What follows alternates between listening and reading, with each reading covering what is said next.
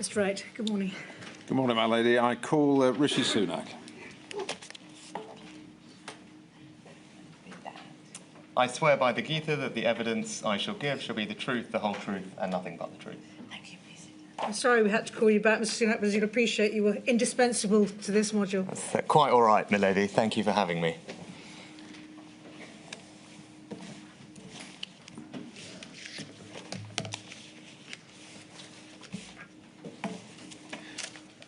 Mr. Sunak, you've provided a statement to this module of the inquiry, and I'm going to give the reference number now for the record, which is INQ 000661483, and you've provided that statement in your capacity as Chancellor of the Exchequer during the pandemic, having been appointed, as the inquiry understands it, on the 13th of February of 2020.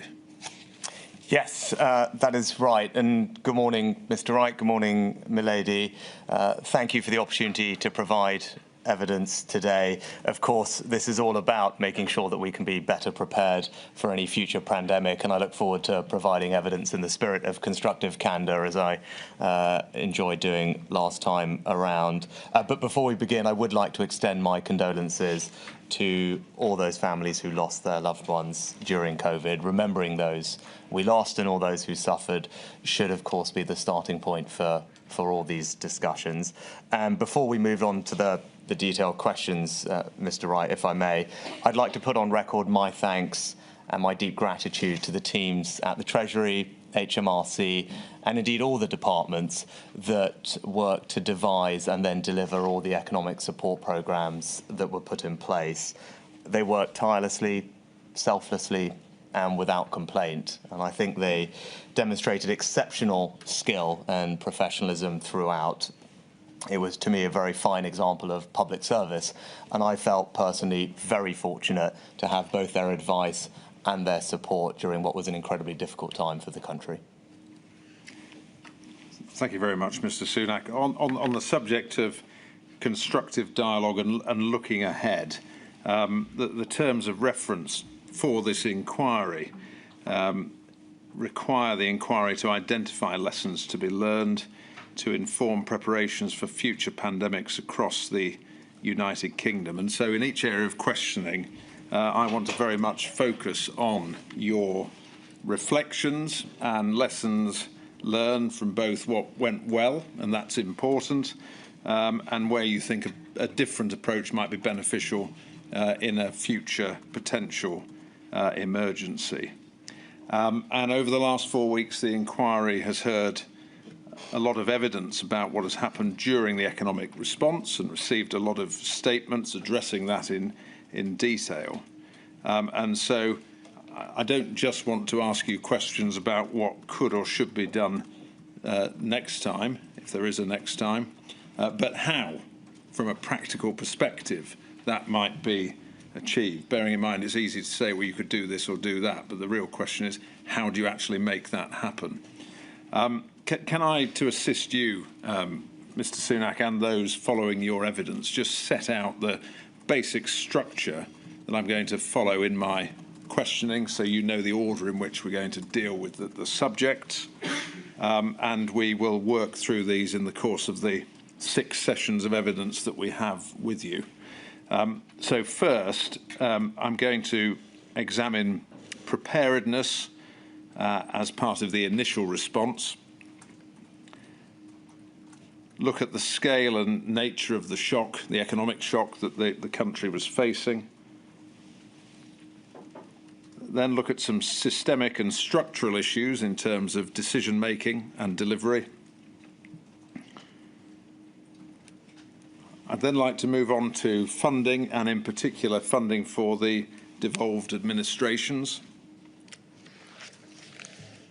And then to explore the policy response, looking at, in particular, the coronavirus job retention scheme, first of all,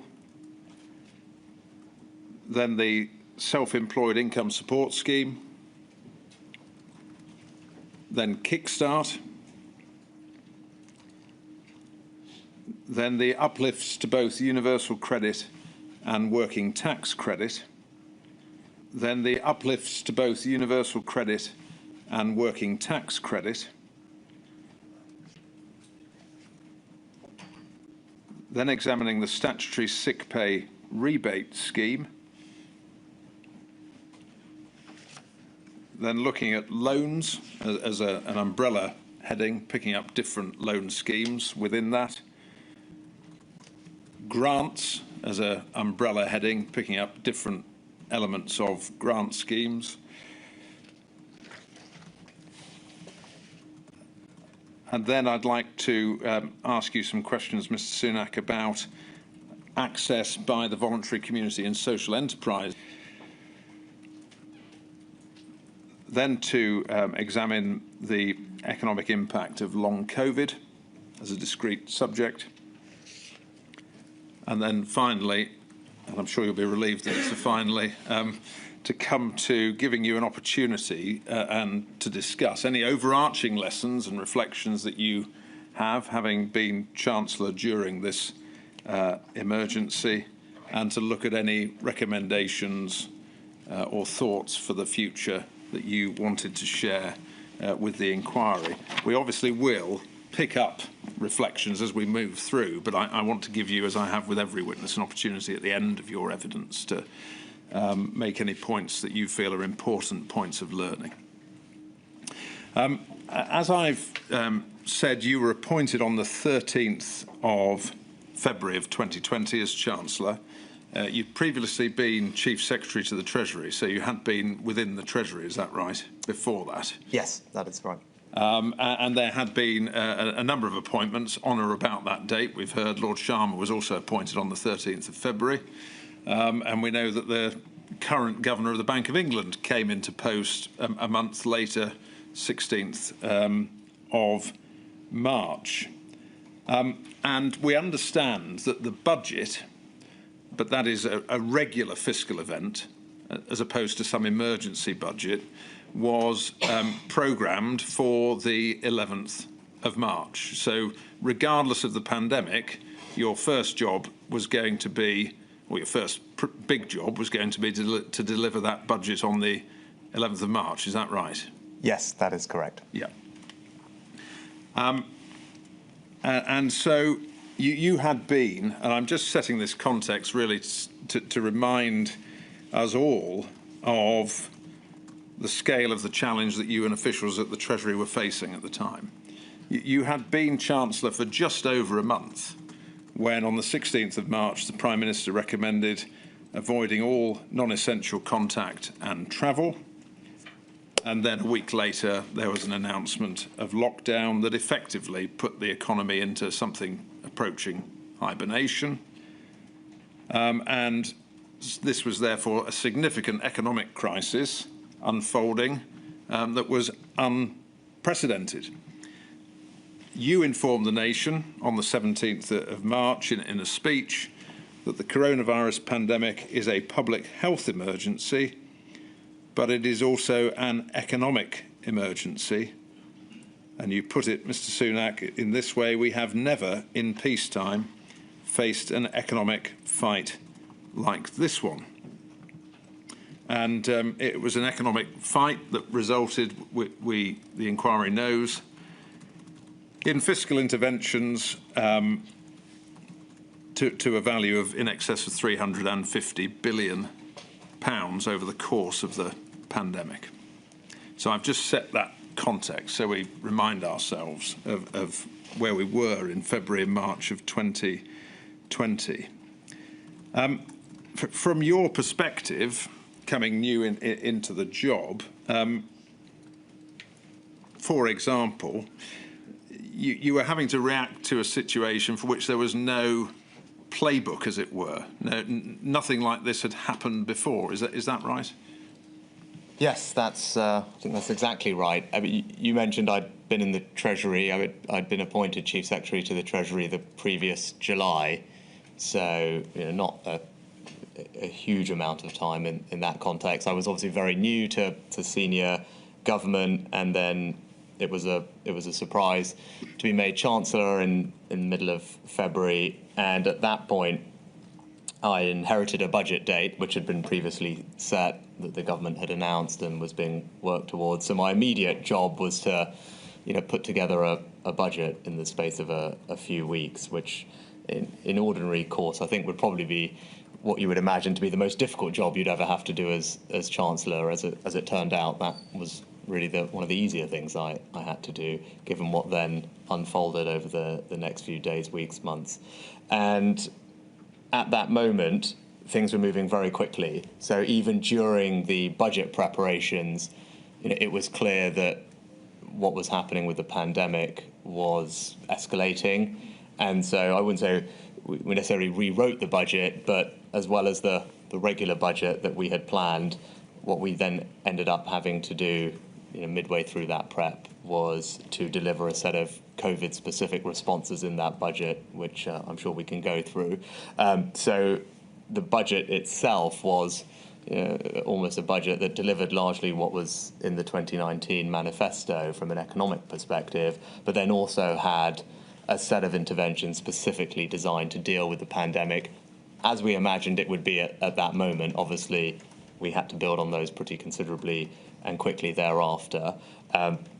So, all that is to say, already the budget contained some things, and then we iterated very quickly thereafter. And to your point, there wasn't a toolkit. No. There was not a playbook that you could pull off the shelf that said, well, this is how you tend to deal with pandemics in the same way that you somewhat have with other economic shocks or financial shocks. So you did have to draw on some things that we had done in the past, and we'll get into that with the specific interventions, but largely listen to the health and medical advice as to what was likely to happen, and then do the best you could at designing economic interventions which would help support the country through that period. Yeah, I mean, these may not be the words you'd use to describe it, but we heard from Sir Charles Roxburgh, who kept a diary, and caveating that in that it was a personal diary that he shared with the inquiry. The way he put it in an entry on the 17th of March was, from his perspective as one of your senior officials looking at what you had to do, he wrote down that you were in a position of having to pull a rabbit out of a hat, is effectively how he was looking at things in terms of the situation in which you found yourself. And really building on that, a lot of the schemes, and we're talking here about fundamental, significant schemes like the coronavirus job retention scheme. As you said, there was no playbook. You were having to devise those at speed. We heard from Dr. Loynig, an advisor, about 55 hours of time to conceptualise and announce the furlough scheme as it became known. And what sort of pressure did that place you and your officials under in terms of the need to deliver at speed? I think taking a step back, maybe actually slightly going back to your previous question, I think there was just an enormous amount of uncertainty. I think that was the number one challenge. We were dealing with something that no one had dealt with before, and there was uncertainty about the scale, the potential duration, the behavioural response, and the wider macroeconomic impact of all of this, both from the MPIs and then how the economy would respond. And that's what made it so tricky in terms of figuring out what to do. And as then you just said, I think speed was paramount, because one thing that was crystal clear that this was happening very quickly and was about to have an extraordinary impact very fast on millions of people, their livelihoods, and millions of businesses as well.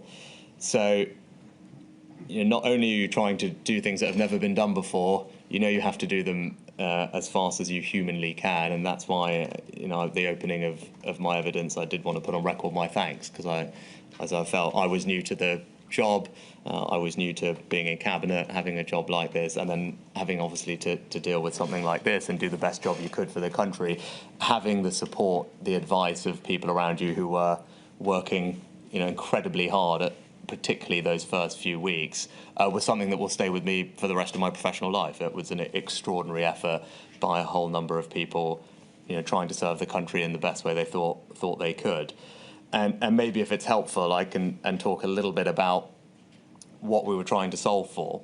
So when we were sitting there in these meetings, and you probably heard a little bit about this from Charles's evidence, our understanding of what the virus would do, or the impact it would have on the economy, what we did know is what we were trying to prevent, and that was what we call economic scarring. We knew that there was going to be an economic shock. Our understanding was that it would be temporary.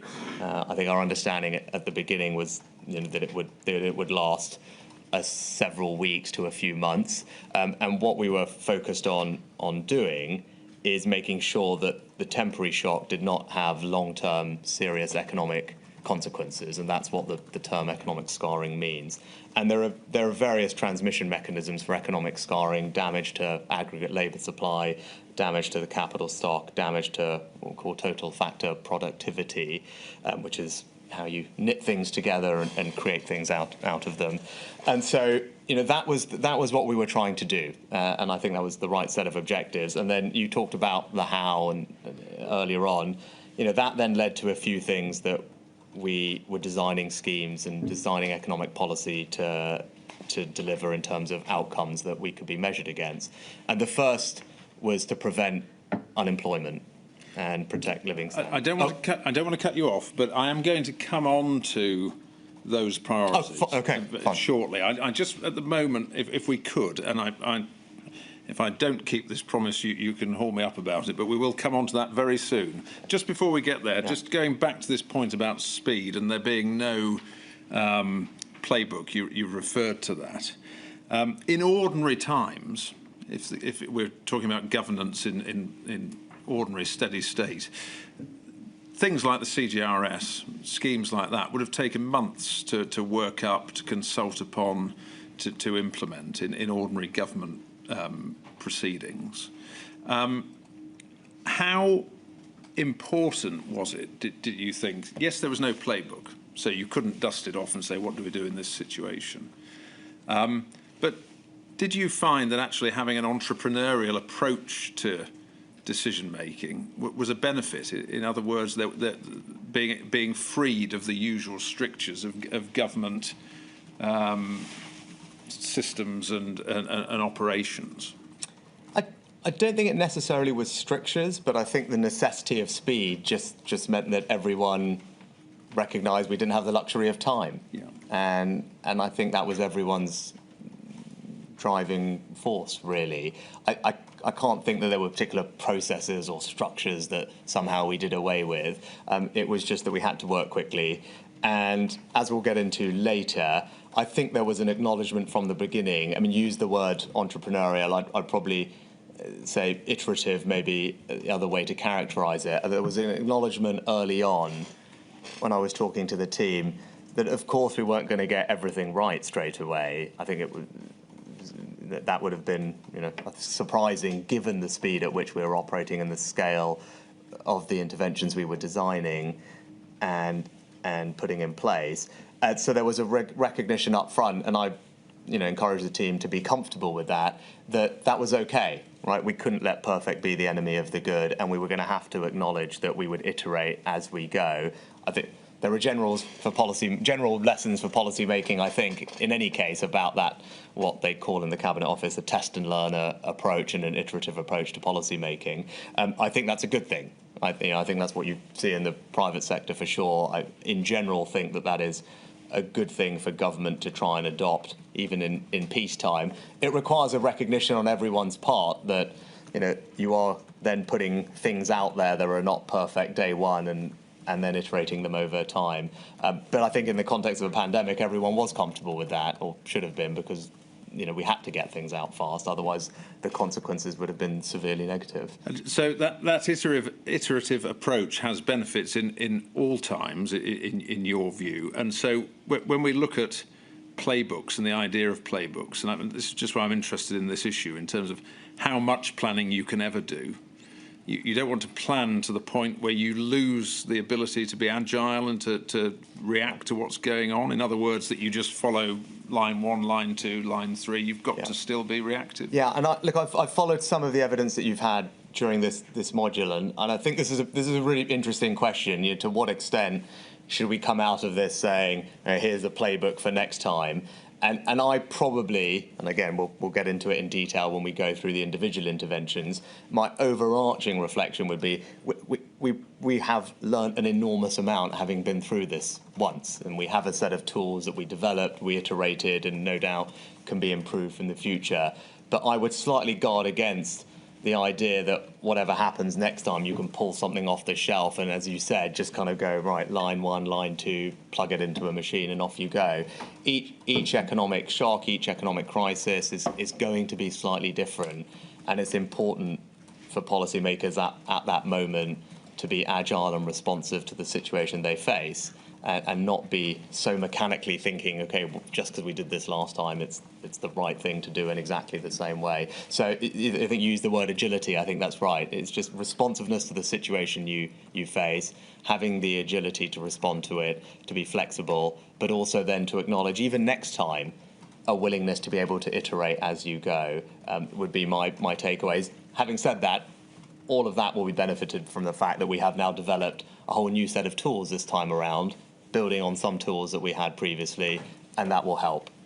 Yeah, we heard some evidence from Dr. Leunig, who his stark evidence was, he was anti-planning, but actually in questioning, I think where he landed was that you can build the architecture now, you can put in place the delivery mechanisms, or, you can get the data streams sorted out, you can do that sort of planning, but then you need to also retain agility in terms of reacting to the particular shock. And is that more or less where you... I would broadly agree with that characterisation. Yeah, okay.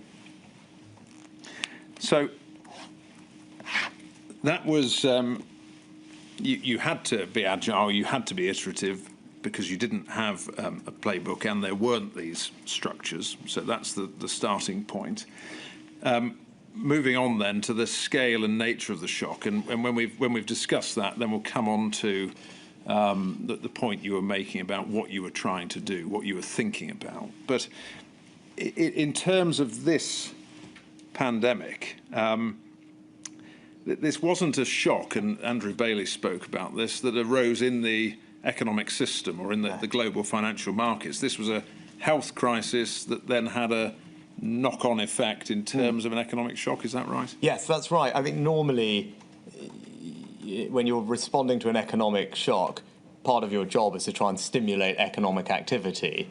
Here we had the almost reverse situation where the government was deliberately suppressing economic activity. So this is why it was unprecedented, at least for modern policymakers, to have to grapple with and to figure out what the right set of economic interventions would be in that context. And how important did you consider it to be to really understand in the Treasury the nature of the shock and the extent to which it was a supply-side shock and it was affecting global supply chains, or a demand shock, or the interrelationship between those things? No, that's exactly what we tried to do, and you'll see it in my evidence and indeed in my evidence in the previous module too. The calls that I had even during those budget preparations with the Chief Medical Officer, Chris Whitty, and the Chief Scientific Advisor, separate from the various Cobras and things we were at, I spoke to them specifically with my team to try and glean as much as I could from them in those early days about what this would look like, so we in the Treasury could then do the best job we could of understanding the impact that would have on the economy, how we should think about it, and then help devise the right type of responses. The first iteration of which you saw in the budget, and then we built on thereafter. Yeah. I mean, ordinarily, as Chancellor of the Exchequer, you set the economic policy direction for the country, and you announce measures in a budget. And so, in a sense, usually the Treasury is in control as much as it can be, or any government department can be. But here, was the Treasury finding it had to be reactive to other events rather than able to control those events, given the nature of the shock?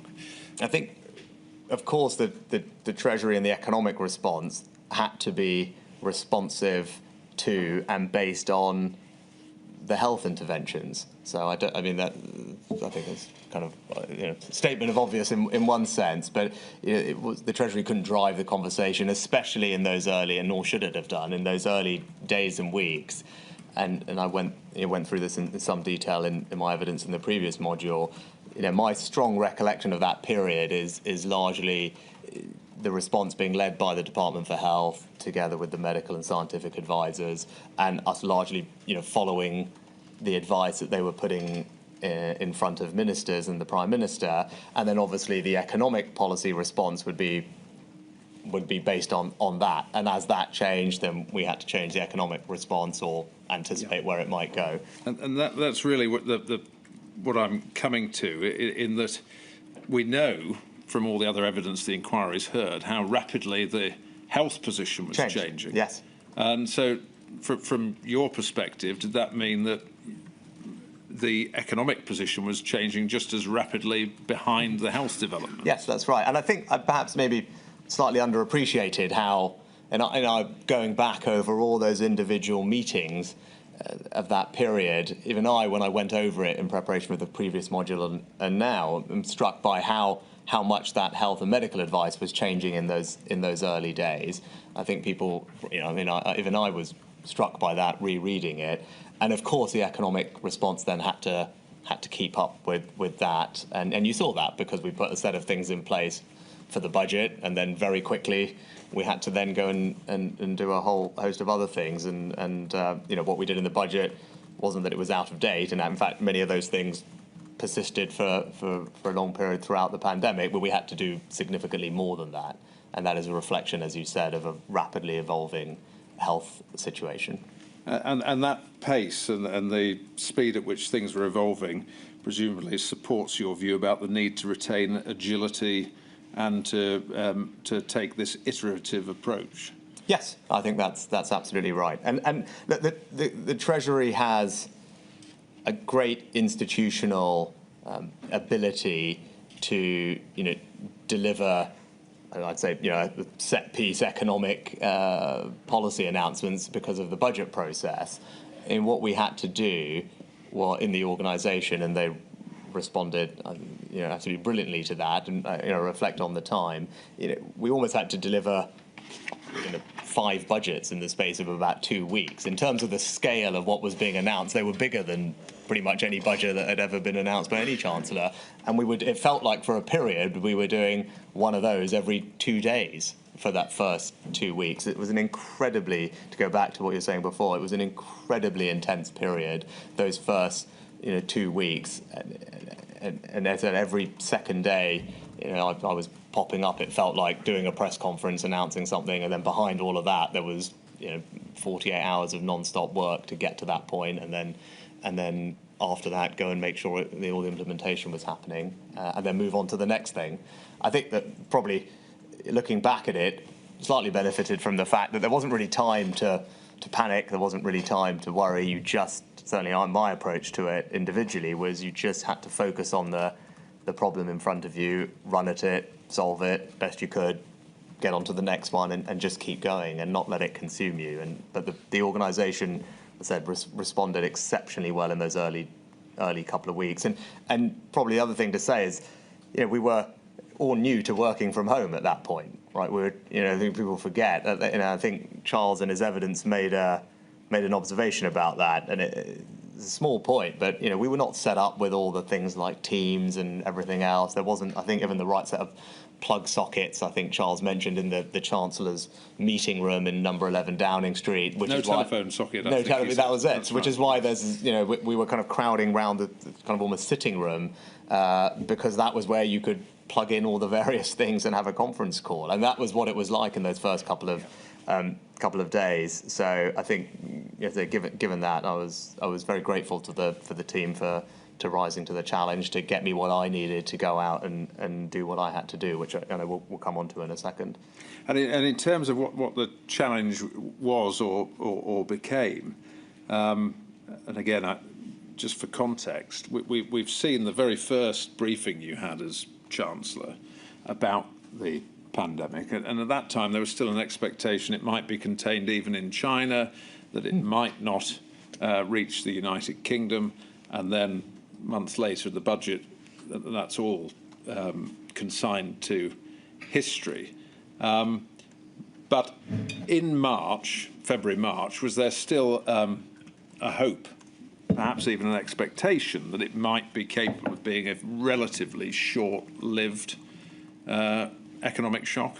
Yeah, you can see that in the evolution of the various minutes coming from the SAGE meetings and the packs that were prepared for ministers in the COBRA meetings. That was very clear. There was a set of things that people were working towards. And I remember clearly at that time, especially in those early conversations, a lot of what the medical and scientific community were advising us was not to go too early, because they were with the various interventions, because they were worried about public, I think, acceptance of them, and they needed to maintain a duration. And so they were quite focused on getting the timing right. And as the quotes are in my evidence about, I think, the chief scientific advisor at one point saying it's important not to go too early because these things need to be maintained for a period of time. And clearly, as you said, things just kept escalating. Things were put in place. Then ultimately, even at the end, that last few days, I think the Prime Minister said to people it was a voluntary social distancing and to avoid hospitality and leisure on the advice from the scientists. And schools were not closed at first. Then the advice was that they should be closed, and that was followed immediately. And then even at that point, there was a belief that voluntary social distancing, together with school closures, if there was, I think the number was 75% compliance, would be sufficient to manage the virus, to deliver the health outcomes. And then 2-3 days after that was said, it was decided that wasn't going to be achievable, which is why you had to move to a full mandatory lockdown. But to your point, the health and scientific advice was changing every couple of days, and that's what characterised that period. And going back to your point, there was a sense that it could be contained at the beginning, and then it would last for a period of time, more than a couple of weeks, but a period of time. And that's what we initially designed the economic interventions to do. And that's why I'm really setting this ground, because you're having to be reactive in the Treasury to health events. But as Chancellor, in terms of setting the economic response to the emergency, the economic response to a short-lived emergency may be very different in terms of its policy and implementation to the economic response to a long-lived emergency. Is that fair? Yes, I think that obviously sounds right. I mean, again, looking back, and I think it's probably better for when we get into the individual interventions.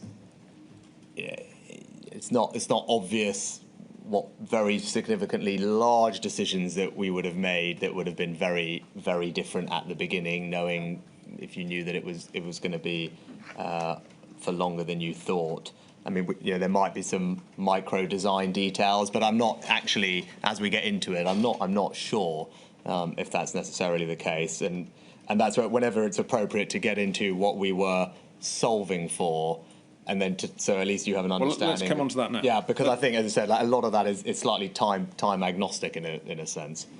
No, understood. So here you are. The health position is worsening. That's having an economic effect. What was it you were having to take into account in terms of what you were trying to prevent, what you were trying to achieve, and why? I mean, I won't repeat what I said about economic scarring, but that essentially is the kind of economic theory underpinning what we were trying to do. And as I said, and just to put it simply, it's to try and make sure that a short-term economic shock doesn't lead to long-term damaging outcomes for the country, the economy, for people and their livelihoods. Can I just pick up on that? Yeah. Does that mean that, so far as it is possible, you want to take interventions that mean that, first of all, the economy can recover quickly and it can recover to the same level or as close to as it was before the emergency? Yes, it's about protecting that potential output of the economy. And then if you go, and what does that mean? Well, it means preventing mass unemployment, because obviously if you have very large-scale unemployment in the short term, there can be permanent damage from that. So, protecting job matches and keeping people connected to their jobs is important. Linked to that is obviously preventing firm failure, both in and of itself and because of the impact on employment, and protecting, as you described, that potential output of the economy. So otherwise healthy, solvent businesses, you wanted to make sure that they would still be there when this finished, to have the recovery and not lose that output.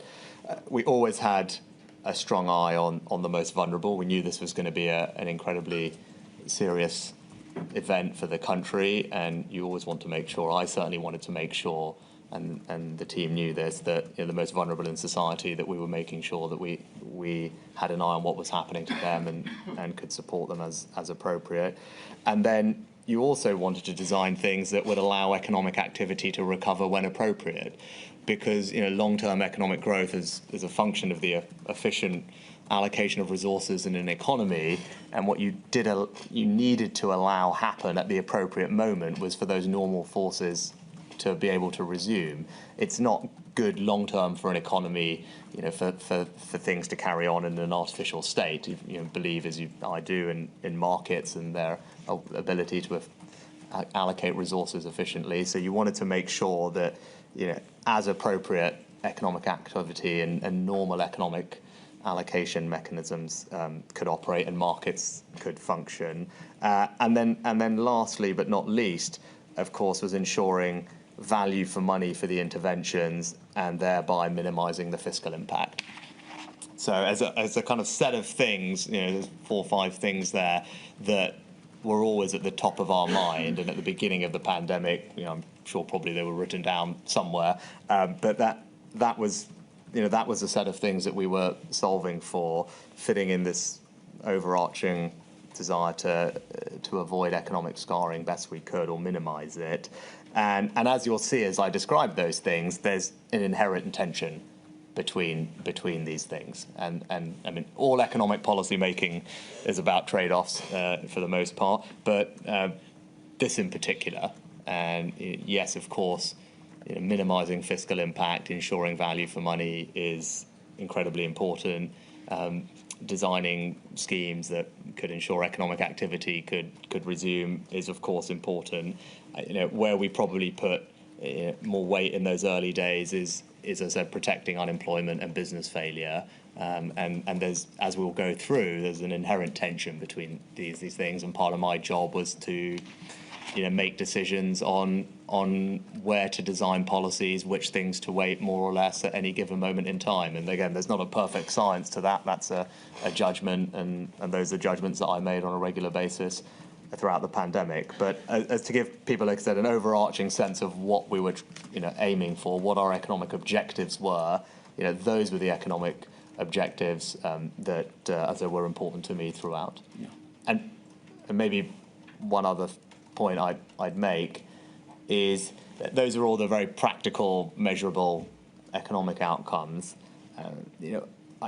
I probably underestimated it at the time, but I had a sense of it, but it became clearer over time. I think there's also an incredibly important job for leaders in a situation like this to provide reassurance, and particularly in the sphere of economic policy. I think one of your expert witnesses, Professor Brewer, I thought made an astute comment about that modern economy, modern society depends, I think he said, enormously on confidence. And uncertainty is a dangerous thing, he said. I think in a crisis like this, there was an enormous amount of anxiety, and rightly so. I think people feared for their jobs, their livelihoods, their families, alongside the health anxieties they had. What it would mean for their economic financial security, what it meant for their family's security, what it meant for their house, their small business they'd built up. Were they going to keep their job? Would they have a job to go back to? Would they be able to make their mortgage or rent payments? And so, my role in part was not just to get all the policy things right, which was it was early on to just provide reassurance to the country that we would get through it, that we would do what we could to help people, and as I said, I think that is probably an underappreciated but an important objective, certainly from the person in charge of the economic policy response. And I tried to do that early on through the various press conferences and the language I used and the interviews I gave. But I think in the future, can't just get the policy bits right. You do have to be able to just communicate and give people the reassurance at what I think was an incredibly anxious time, as I said, for people and their businesses. Well, I referenced the speech you made on the 17th of March, I think, at which you publicly made that sort of statement of standing behind people. But can I just pick up on that in terms of reassurance? Because I think it's a point that Andrew Bailey was making in his evidence as governor when he was talking about the bank having an obligation to act. When I was putting to him the narrative of why not just do nothing and sit back and see how things unfolded. And he spoke about the need, I mean, he put it perhaps slightly more starkly than you have, going beyond reassurance to the need to prevent disorder. And he meant that in a social sense, disorder. But I think he was making the point about the need for the people of this country to understand that their central bank, their Chancellor, was going to stand behind them economically. Is that what you? Yeah, I felt that, and said it's probably we're sitting here five years later, but those early days, those early weeks, that it was. It was, as I said, it was an incredibly unsettling and time for everybody, and we'll get into the, as I said, later on the individual things. But I think someone who provided evidence in one of your sessions, they were talking about the loans and helping small businesses, but I think actually their comment applies more generally, and they said something to the effect of it felt existential, and I think that is actually a generally good description of the overall situation. Is it felt existential, and that's why I think Andrew's comments, which I haven't seen the precise paragraph that you're referring to, I would agree with. I think said obviously Prime Minister providing overall leadership, but those of us in charge of the economic response, part of our job is said not just to get the policies right, is to give everyone in the country that reassurance and confidence that the people in charge know what they're doing and are going to be able to do their best to help get the country through it. I think that is an important economic policy tool, as well as just the right thing to do from those who have that responsibility to lead at that moment. Yeah. It's easy to think about government intervention sometimes in terms of how much money people get from the government, depending on their business or their circumstances. But in terms of household incomes and protecting household incomes, would it be fair to say, when you ran through your priorities, that your priority was to protect household incomes insofar as you could through the preservation of business, preservation of jobs, retention of job matching, and in that way? Yes, I think, and I think in that first press conference or something, I hope always open.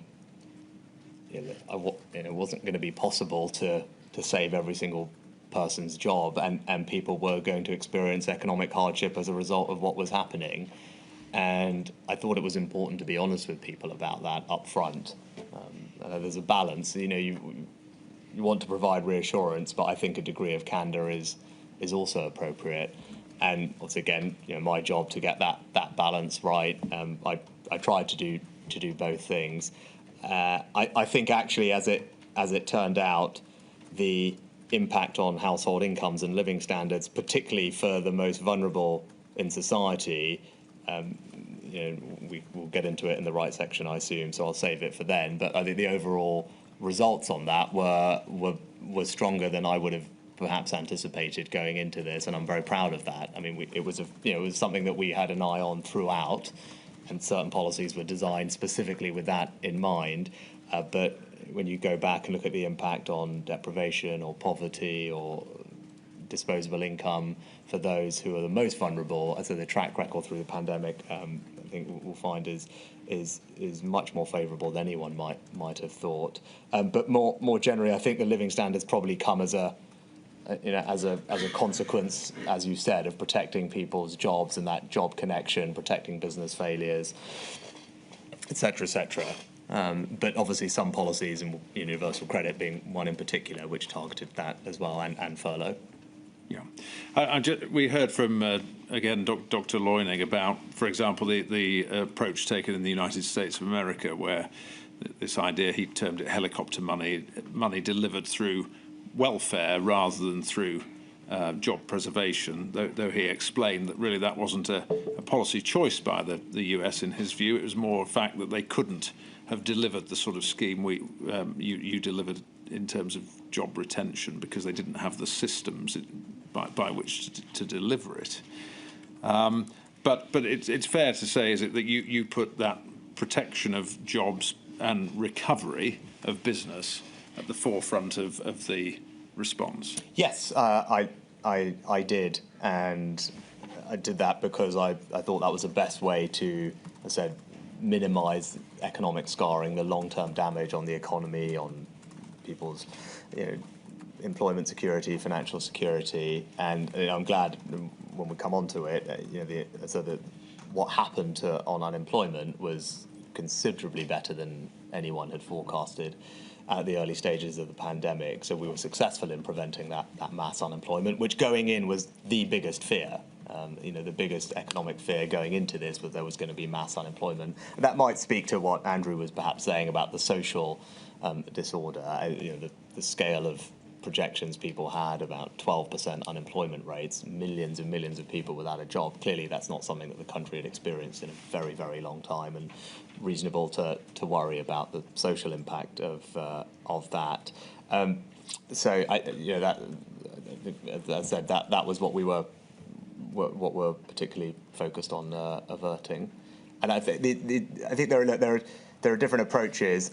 One thing I'd say is it's probably not that binary, in the sense that it's not either or. We did both. Right? We put support through the welfare system, and we created the furlough scheme to protect jobs and job matches, and we did things to help business, and we created hardship funds for people who might have not benefited from those or needed extra help. So you can do a range of things. I think that's the right thing to do. It's not as binary as, well, it's either this approach or that approach, and I think most countries, when you look at it, adopted a mixed set of tools, and particularly with CJRS, when we get to it, I think most countries ultimately decided that was a sensible intervention, and many other countries did something similar.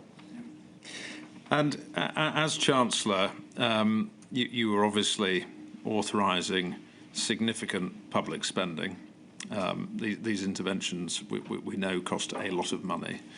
And you, as you've said, we're trying to stand behind the country, if you like, and business and individuals. But were you also having to factor in that, as Chancellor, you would also have to bring all of this to an end when, hopefully, the country recovered? In other words, this wasn't a blank cheque that could just go on forever. So you were having to bring things in, but also you may go from hero to zero, be the person who had to end it because you had to then start, or the country had to start living within its means, effectively. Yes, very, very much that was in my head throughout. I mean, I am, by instinct and experience and everything else, a fiscal conservative, right? That is what I believe. I believe in control government spending and a lower tax burden as a result of that. And I think a lower tax burden comes from control over government spending and borrowing. And so this was obviously atypical in terms of my general view. But I said, I think probably in one of those early interventions, I said, this isn't a time for ideology. I think I might have used that exact phrase or something to that effect in one of those early press conferences. So we had a particular situation that we were confronted with, and that meant, okay, well, I might in general be someone who believes in a smaller state and a lower tax burden, but this was a unique crisis, and it required a particular response where the government did have to intervene and did have to do these things, which I thought would be in the long-term best interest of the country. And you're absolutely right. Of course, I knew that there's no such thing as a free lunch, and that's why where you could target things more appropriately and effectively, so that you were ensuring better value for money, reducing the fiscal impact, you would try and do those, and that happened throughout.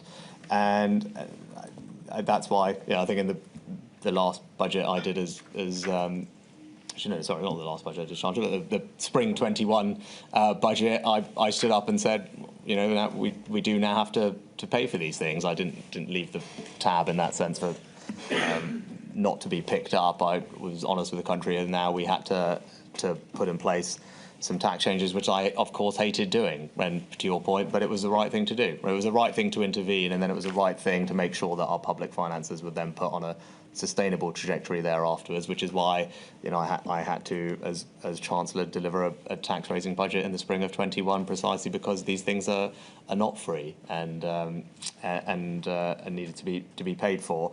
Probably, if just to put it in context, in terms of the scale of the support you mentioned, I think it's interesting looking at it. Probably the best way to measure it is as a percentage of GDP, and actually when you look at the scale of the intervention here, I think the IMF have probably got the best database which looks at countries consistently. We were very much in the middle of the pack, actually, at about 14% of GDP being the total scale of our response, and you had countries that were a bit lower than us, so Canada 13%, France and Italy 12 and 13%, and then you had countries that were more than us: Japan 15%, Australia 17%, Germany 18%, and the US 22%. So in terms of the overall scale, we're kind of in the middle of the pack. So some people might say we should have been at the top end. Some people might say we should have been at the bottom end. But for better or worse, we were roughly about average in terms of the overall quantum of the support. And then that splits, because again, I think it's probably underappreciated. In terms of that quantum that you talked about, depending on how you measure it, about 325 billion, give or take, about half of that is what I would call purely economic support. So things like furlough, self-employment scheme, loans, grants, are things that we're probably going to talk most about over the next day and a half. And then about half of the response, or half of that quantum, actually relates to the health response and the broader public services funding. So the funding for the NHS, for PPE, test and trace, vaccines, social care, education, transport, other public services. So it's not precise, but very roughly the way to think about it is we spent broadly on average compared to most advanced countries, and what we spent was about half purely economic response and half the broader public services response. And that's, I think, is just a good framework for people to have in their heads when they think back over what we did. Well, in fairness, Mr. Sunak, you make a perfectly proper point that this module is looking at the economic response, but there were other things, a lot of other things government was doing in addition to the purely economic response. So, but as you said, all of which ultimately do have a fiscal impact. And it's not just the economic things that have a fiscal impact, or the interventions on public services to support for the NHS. All those have a fiscal impact too. And in the round, of course, that in the long run, needs to be paid for. So I hope that fairly sets the context in which all of the decisions we're going to examine were having to be made, not just in terms of the pressure to stand things up quickly and to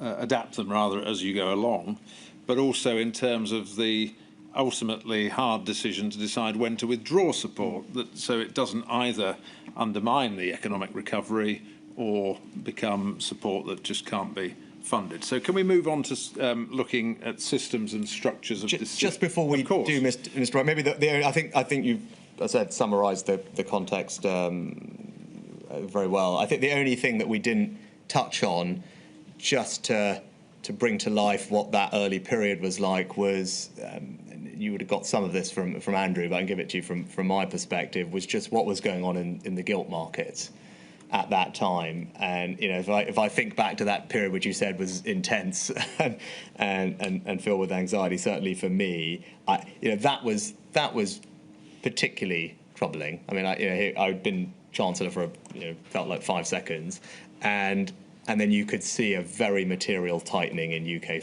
financial conditions. And you had the first thing that happened was bank CDS spreads were widening. The CDS spreads are the kind of, think about them as the insurance premium that people can buy to insure against a bank going bankrupt, right, or defaulting on its debt, right? So that's the kind of way to think about it. So that the price for that insurance, these CDS spreads were widening, which is never a great sign. And then you had, I think, on March the 18th, it was the single biggest one-day change in real yields or something since bank independence. So that happened one day, and then the next day there was another move where there looked like there was a bigger move for UK gilt rates than there were for other places, which again is never great. And then you had a failed gilt auction, and that was the first time we'd had a failed gilt auction since the financial crisis. And so one after another, these things were happening, and I think we've all over the past couple of years seen the importance of the gilt markets to the health of the UK's economy. Obviously, I come from a financial background, so something I have some familiarity with. But that was acutely stressful. In the context of having to do all these other things, I was sitting there, worried about the UK's ability to fund itself. And in the end, we organised with the Bank of England something called the Ways and Means Facility, which I talked about in my evidence, which thankfully we never needed to use, but essentially as a backstop for the government. If it can't raise the money it needs on the bond markets, it can go to the Bank of England instead for a temporary period of time. And it was last used again in the financial crisis, but it's a pretty exceptional measure. Thankfully, we didn't need it. But I think that was all in my head of all the things that I was kind of worried about, as well as all figuring out furlough over here or loans over there and everything else.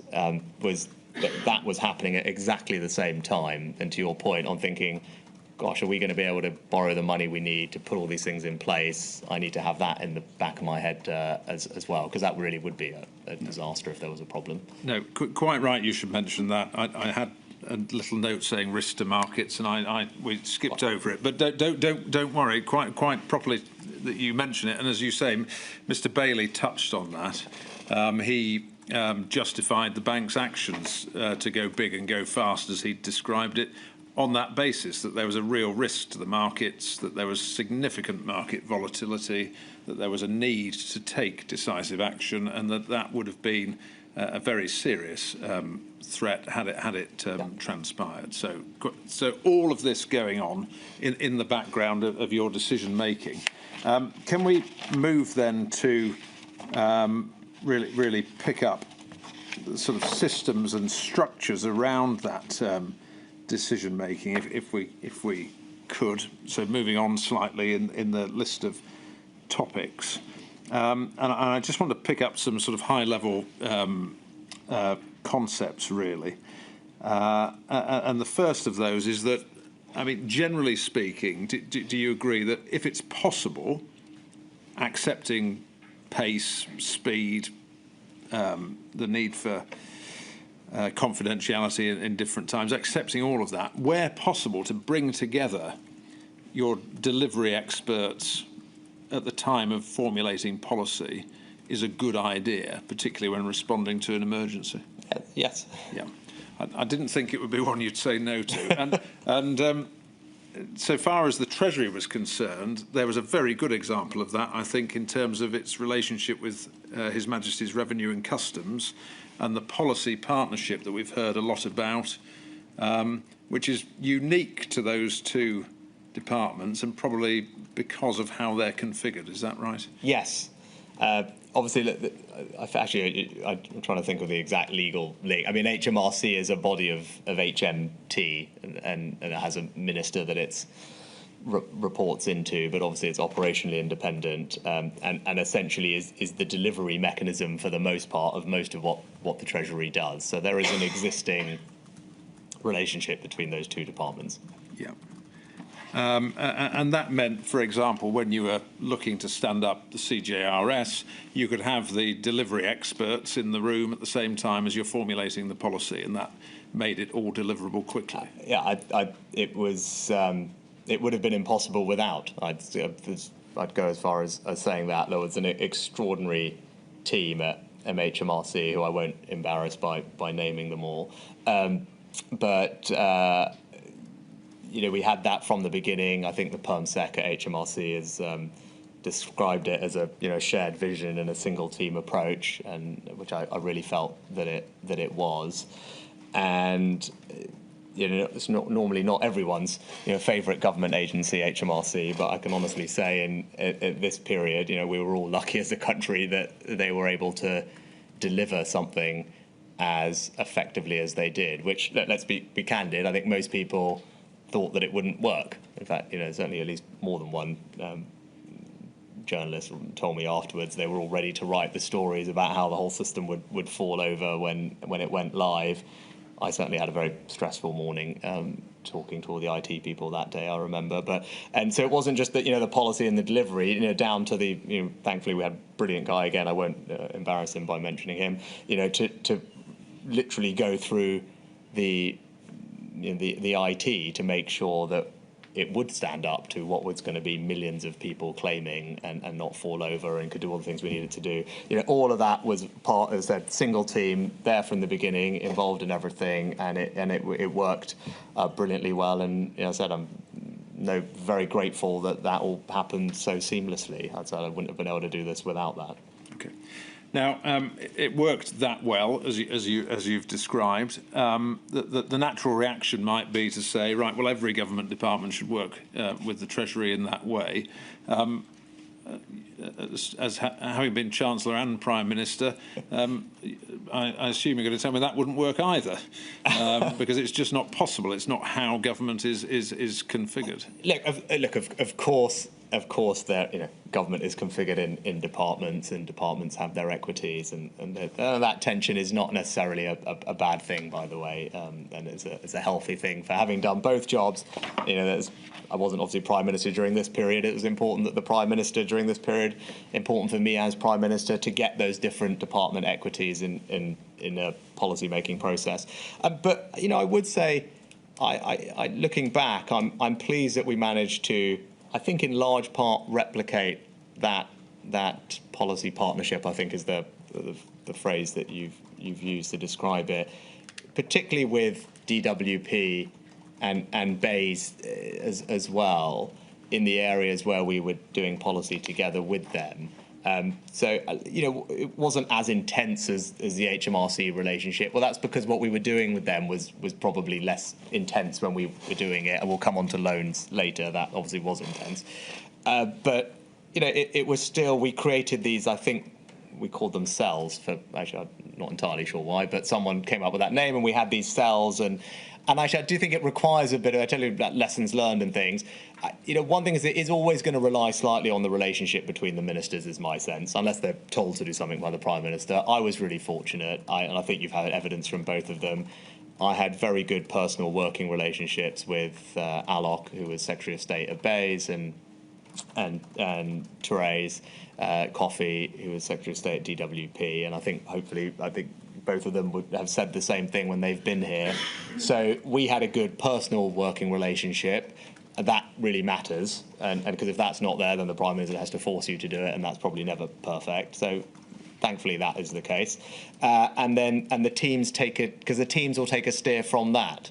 Teams in other departments, they need their Secretary of State to essentially say to them, this is okay, you can go off and have meetings directly with with Rishi as Chancellor, and I don't need to be on every single meeting. You keep me up to date, and I'll talk to Rishi.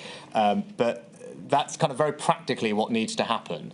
Can I just come in there? Because, I mean, you might say, well, the problem with that is, what if you've got two Secretaries of States who can't stand each other? Well, in which case, as I said, it would require the Prime Minister to lean in. Well, he might not like them either. Well, what I'm really getting at is just leaving it to personality is slightly dangerous, isn't it? Don't you need to bake in that sort of muscle memory of cooperation?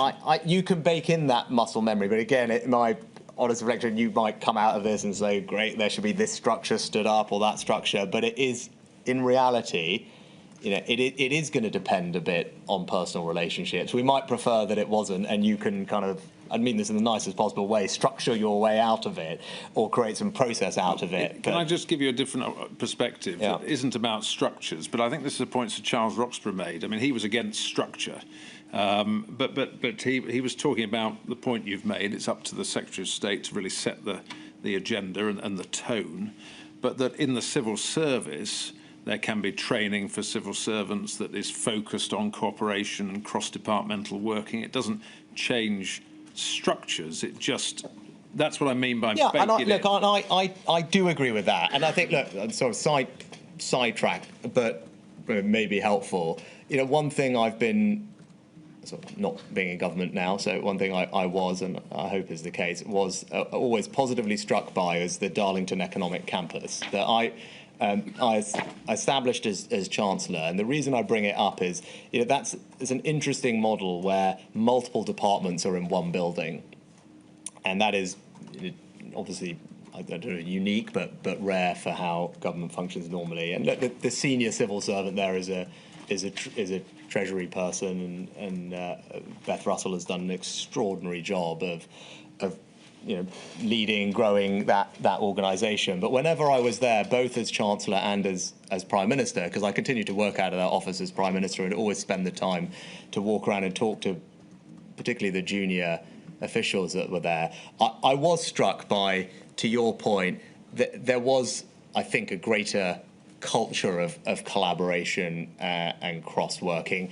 because probably just the physical setup of that building is such that people are there from 5 or 6 different departments, and so they're on the same football team or running club or quiz team or whatever it is, all of which I'm proud that they now have there, which is great. So I think there is something to what you're saying. You can do a good job of trying to just say that this is a good, sensible thing, because obviously it improves policy making in peacetime as well. So of course I agree with that, and am supportive of efforts to foster that collaboration. But in something like this, I would just say, like, you do always need the Secretary of State, because ultimately those civil servants work up to their Secretary of State, and it's important that they do, right? I mean, you do need clear lines of accountability, and so I think it's important for Prime Ministers to be aware of where that might be an issue if they thought it was going to be an issue. Thankfully, in this case, I genuinely don't think it was. I think we worked very well with DWP. That their officials, TIS's officials, would be in the meetings with me. Similar for Alox, and I think both of them have said that they never felt there was any issue there. And those were probably the 2 departments which we worked most closely with outside of HMRC. Can I ask another question about structures and systems, really about consultation? And I just want to pick up on a point that Dan York-Smith made in his evidence, and I'll just read it to you so you know the point he was making. He said, I think in general on everything more consultation is better. I suspect that's not controversial. That more consultation is better? Yeah, consultation is a good thing, was basically his message. Yeah, I mean, yes, but again, let's... Can I give you the but? Can I give you the but? Can I do the but? Oh, you want to do the but? Well, let me tell you what he said, and then you tell me if you agree. He said, but I think the context was that consultation can come with a cost in terms of the time it takes, the people required to do it properly. So we're probably giving the same but. I think the same but. And particularly in the early part of the pandemic, we had to move very, very quickly. And had we done additional consultation, it would have delayed implementation. And was that the trade-off? Of course it is. That's kind of common sense, right? I mean, consultation, all else equal, fine. But things are not all else equal. And we were in a situation, you said you you painted the picture of what we were grappling with in those early days. I don't know if Tim's number is right, but knowing Tim, Dr. Loynick, I'm sure his 55 hours probably is right if Tim's done it. But think about that, 55 hours, great. I mean, you can take an hour to do something else. That's quite a meaningful amount of your time slot to get that thing done, and then you repeat that for everything else that you're doing. So I agree with what Dan said. There is obviously a trade-off. That said, when we go through these things in a bit more detail one by one, I think you'll find, and I think the evidence supports this as well, hearing and reading what everyone else has said, there was a very good degree of engagement with all the relevant people in each sector. I don't just mean industry sector, just whoever the right stakeholders were for a typical intervention, whether it was SAYS, whether it was CJRS, whether it was bounce back loans, whichever it might be, whichever intervention. I think there's a whole body of evidence showing engagement with those people, and in most cases, they were all intimately involved in formulating and drafting the detailed guidance. So it's all very well I stand up and announce something in broad parameters. Ultimately, that has to then get implemented through quite detailed guidance, and all these people were involved in their various different ways in helping to draft that guidance, making sure it was workable, and sure, would some of them have liked more consultation? I'm sure it was ever thus. And would they have liked it a bit sooner? I'm sure. But speed was of the essence, and ultimately, I think we got to the right balance. Well, just in fairness to you, I hope develop that with an example. If you look at SAYS, which went live on the 20th of April, the inquiry knows from your statement that on the 25th of March, so almost a month earlier, you were having calls with the FSB, the IPSE, which is the Self-Employed Employers Group, and the TUC to discuss thinking on the design of SAYS. So this wasn't bringing them in after it had been worked up. This was bringing them in early. Is that the sort of thing you mean, where you were having those conversations? Absolutely. Now, and actually, you mentioned the SAYS example. I remember that vividly because I think even the day before, I remember, well, not the day before, but the last few days as we were getting that policy exactly right. We only had a few days, so it probably might have been the day before. On reflection, but it was also the IOD, the Enterprise Nation Creative Industries Federation, the Private Hire Association for taxi drivers. There were several groups that I remember speaking to in the immediate days before, and the team did, and it was like that on everything, and where we could, where it made sense. Of course, I wanted to hear from the people who were directly affected by this, because ultimately there's no point. I have no interest in standing up and announcing things designed in an ivory tower that don't survive contact with reality. It's going to be self-defeating for me, right? And I not only need these people to make sure I understand about what they need, what will be most helpful, how do their businesses in particular work to make sure we can design these things properly. I want to make sure that they, when you stand up and announce these things, we talked about reassurance and confidence.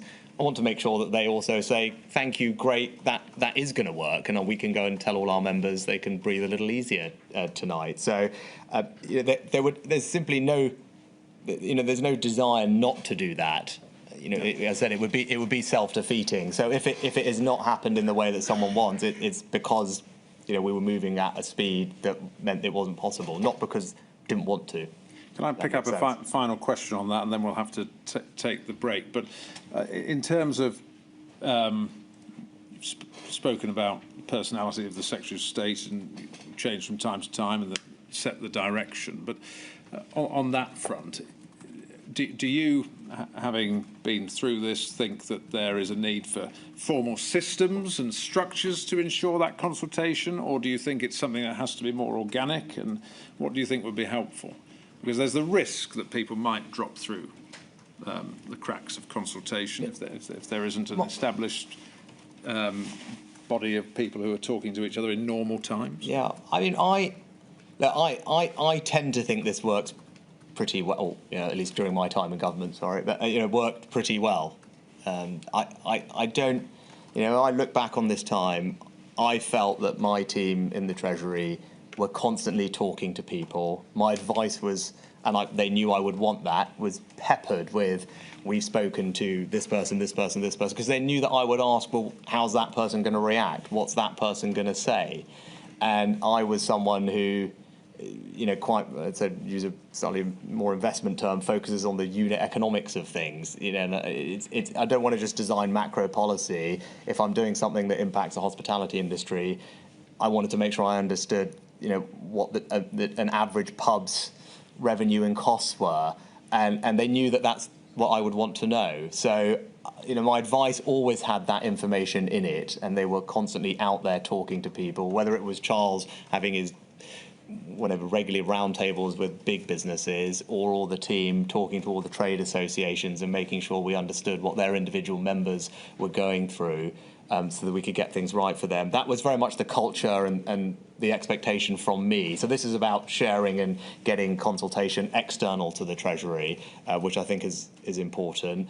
I know there's been some talk about economic, do we have enough economic people? I was always thought the economic analysis I received in the Treasury was superb, and we had a ton of brilliant people there, and they were also very open to going out and getting me other things that they thought would be helpful for me to hear, or where we didn't have the expertise on something, they would seek it, and then we would share that openly around Whitehall, whether it was with Bays, whether it was feeding into the Number 10's weekly dashboard, and that all improved. And the one thing I should say, talk about structures, I think we covered this in Module 2, but clearly the creation of the COVID task force at the centre was a hugely welcome development, because it did kind of systematise and meant that there was good flow of information into one central place that could synthesise. And then I think the Cabinet Office and Treasury ran weekly economy dashboards for the PM. We did meetings for him, monthly updates, etc. I think he, in his evidence, has said he felt the Treasury were open and transparent in sharing what he needed. His private secretary, I think, in evidence, has said exactly the same thing. So that's my general view as to that topic. And I know you've heard people's perspectives on it, but my overall view was, there's a good degree of engagement and consultation. The culture, importantly, is one where they knew that that's what I would have wanted anyway, and all of them would have wanted the same, because we wanted to get our things right. And then, we were very open to sharing that, particularly with Number 10 as they needed it, and the task force, so they had everything they needed to advise the Prime Minister. Okay, thank you.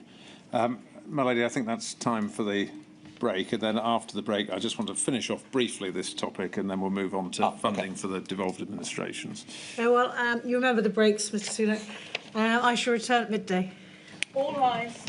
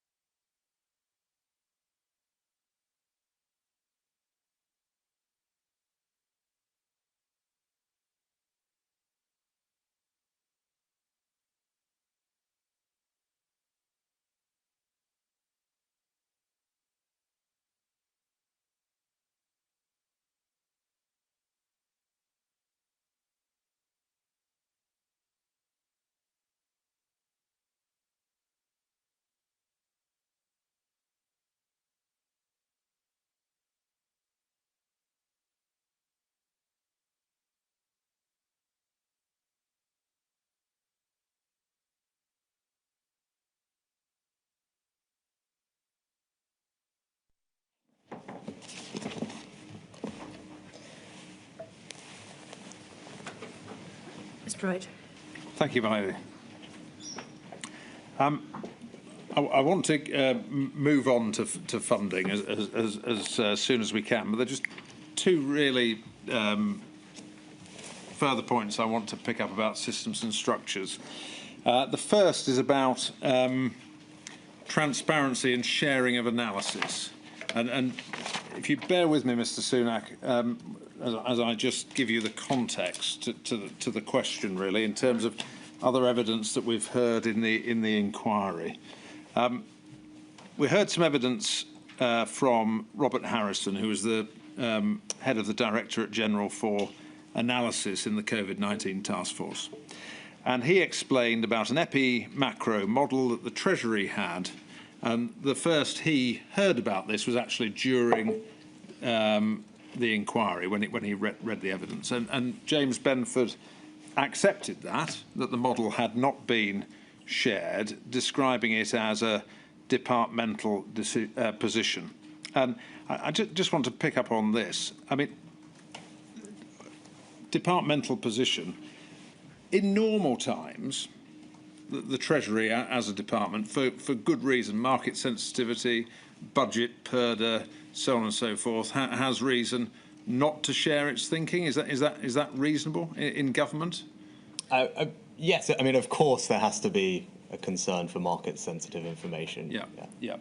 And I'm not suggesting, but I want to check this. I mean, no one came to you and said, "Shall we not share this model with you?" Yeah, I don't. To be perfectly honest, I don't quite know the specific model that you're referring to or he's referring to. There was an enormous amount of modelling done by lots of different people throughout the pandemic, and in any case, the primary responsibility for the modelling would have, the people who were pulling it all together was actually coming centrally from that COVID task force. Well, it was later in November, by November 2020, when Mr. Harrison came to the Directorate General. But I'm just talking about earlier than that. I mean, this model that you're referring to presumably was after that, because I think, in fact, that model was later, and the point was it wasn't being shared. And it's just really this: you talked about, from your perspective, you were somebody who liked to see what people thought about things, to get as much information as you can, and to share information. And I'm just wondering if really, if you'd have been asked about this, would there have been any reason not to share it? So it's tricky just because I don't know the precise model you're referring to. The epi-macro modelling that I do recall having reviewed the notes was the Treasury, I think, I mean, to the extent where they actually had an event or a session with academics from Imperial and LSE from memory that was partially organised by the Royal Economic Society to go through epi-macro modelling, and they'd put together a kind of classic SIR model, which is the epidemiological model, susceptible, infected, recovered, and I can't remember the other that are, together with the NIGEM model, which is the National Institute's general economic model, I think. But I think they actually had a full session on it. I mean, let alone not sharing it, it was done in consultation with a bunch of external academics. So that's all I can remember about the epi-macro modelling. I think in general, there was a lot of sharing of information, as far as I was aware, with the team at the centre, at number 10 in particular. I'm not suggesting, given the number of decisions you were making on a daily basis, that you would have any recollection of this, or that it even come across your desk. But really what I'm getting at is, when we're looking for a future emergency, and you've got, obviously, analysis is important, and sharing data is important, would you encourage as much transparency as possible in terms of data sharing and sharing of modelling, as between departments? I mean, in general, yes, although I would, and I'm glad that was the case, and I touched on this earlier, and I think you've seen from the Prime Minister at the time who said in his evidence that HMT was transparent in sharing economic analysis, and his principal private secretary at number 10, or one of them, also said the same thing. And I think you've heard that from the senior official at Bayes as well. So I think that was happening. What I would say is, there's a difference between a kind of workings and as things are being developed, and I don't think you kind of say, well, okay, here's what we're doing today, what we're doing the next day, as you're trying to figure something out. If you've got something that you think is helpful, sensible, that is going to be relied on for decisions or policy making, sure, and I'm sure it would be, because why would you not want to? If I'm going to go make an argument in a meeting or something about something, I'm going to base that on some analysis. I'll want to be using it in the meeting where we have that decision. But you work on lots of things all the time that don't end up getting to that point where they are useful, reliable.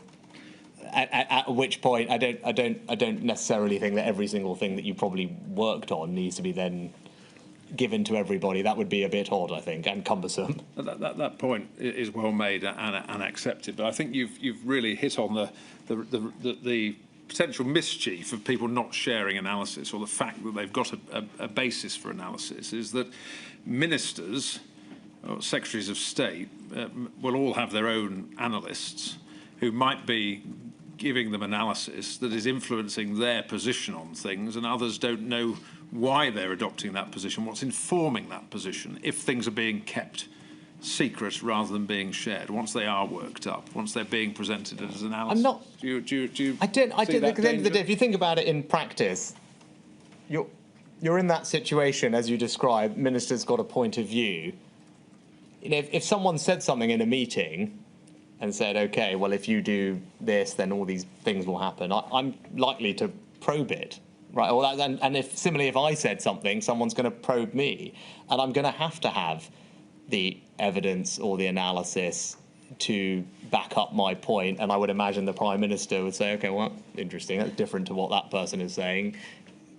I want to see that, or why isn't that in my papers? So I think in practice, it's highly unlikely that anyone could get away with trying to promote some point of view, or indeed make some decision, or the Prime Minister make a decision based on something that they haven't had the data for. So I think in reality, I'm not entirely sure that would be a problem as a general sense. I think there was on modelling in general, my recollection of it, and particularly with the gentleman you mentioned, what I wanted was more the other way, because I'm someone who's comfortable with models, and has spent a career before politics having to build them, interpret them, use them to make decisions. So what I wanted was, and I think actually this is a good reflection for the future, is these models on these big things, can't be black boxes that are then just presented to politicians. And that was certainly my frustration, and we talked about this in module 2. And I remember that gentleman when he was doing the thing, and my strong point of view was, what I wanted was to be able to understand the underlying assumptions that go into the model in the same way I would if I was analysing a company in my old life. It's all very well projecting things to happen in the future, or the model says X, the model says Y. Well, that's a function of the assumptions that have been fed into the model. And as policymakers, ultimately these things are judgments. Right? Those assumptions are judgments, and it should be for the elected politicians to be the ones that ultimately say, well, I want to see a base case where the assumptions are this, this, this, and this. And because on each of those assumptions, there will be reasonable people who can disagree. And that, in my view, there wasn't enough of that earlier. And that's what my pushback, not pushback, but my kind of desire at that point was, look, I don't want to just be presented with a model that says this is what's going to happen. I want to be able to say, well, I've got a different point of view, which I think is reasonable on this aspect, and I want to be able to the assumptions to be iterated, and then I want to see what it is. And I think that is an important lesson in general. Accepting that, though, that is, isn't it, an argument for transparency about the model that you are using. In other words, you can't begin to probe the assumptions unless A, you know about the model, and B, my point exactly is, if anything, there wasn't the transparency the other way. My point was, I was often presented from the centre, or you'd have a model that came out somewhere.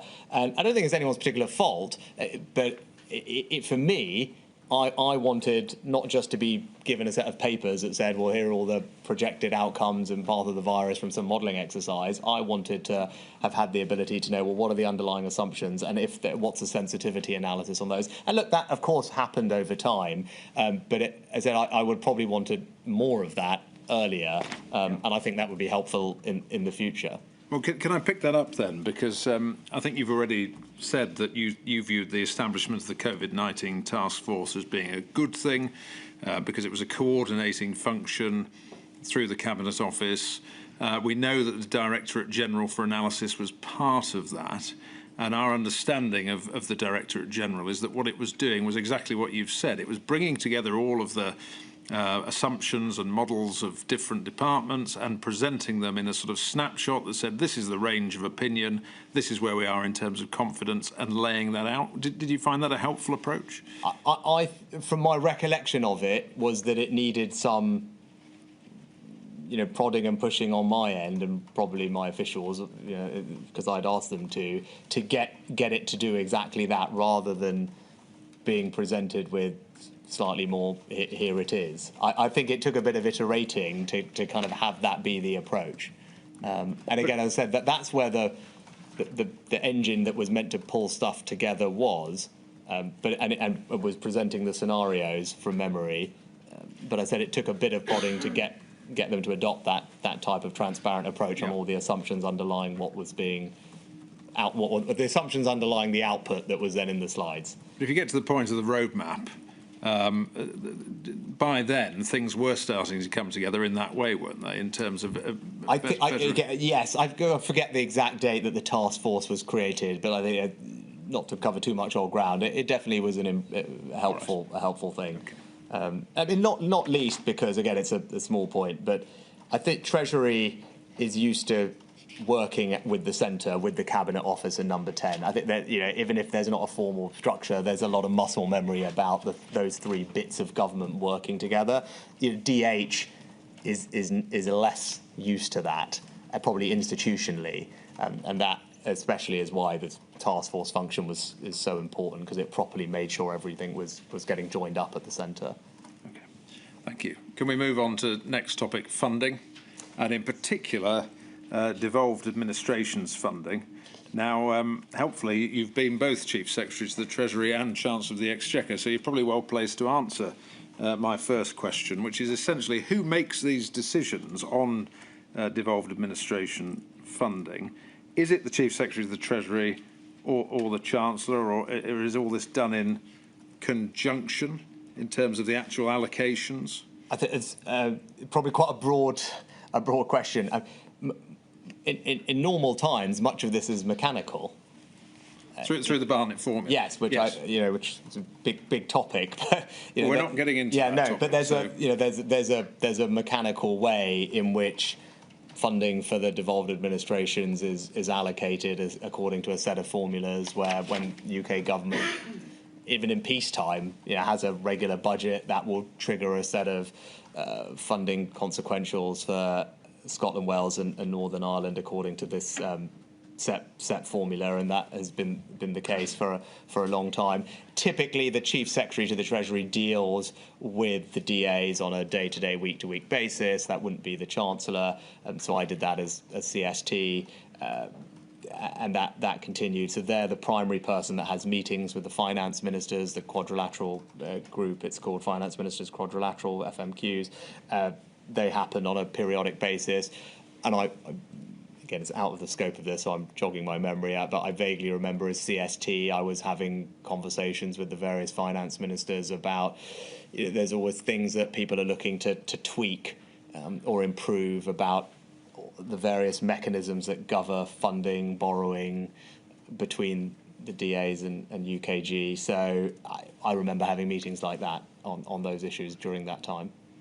Now, we know and we've heard evidence about how the usual funding frameworks were developed during the pandemic, the introduction of the Barnett Guarantee for the devolved administrations. I don't want to spend time with you going over ground we've covered with Mr. Barclay and others, but I just want to, given you've done both jobs, just pick up your view about a future framework, please, if we can.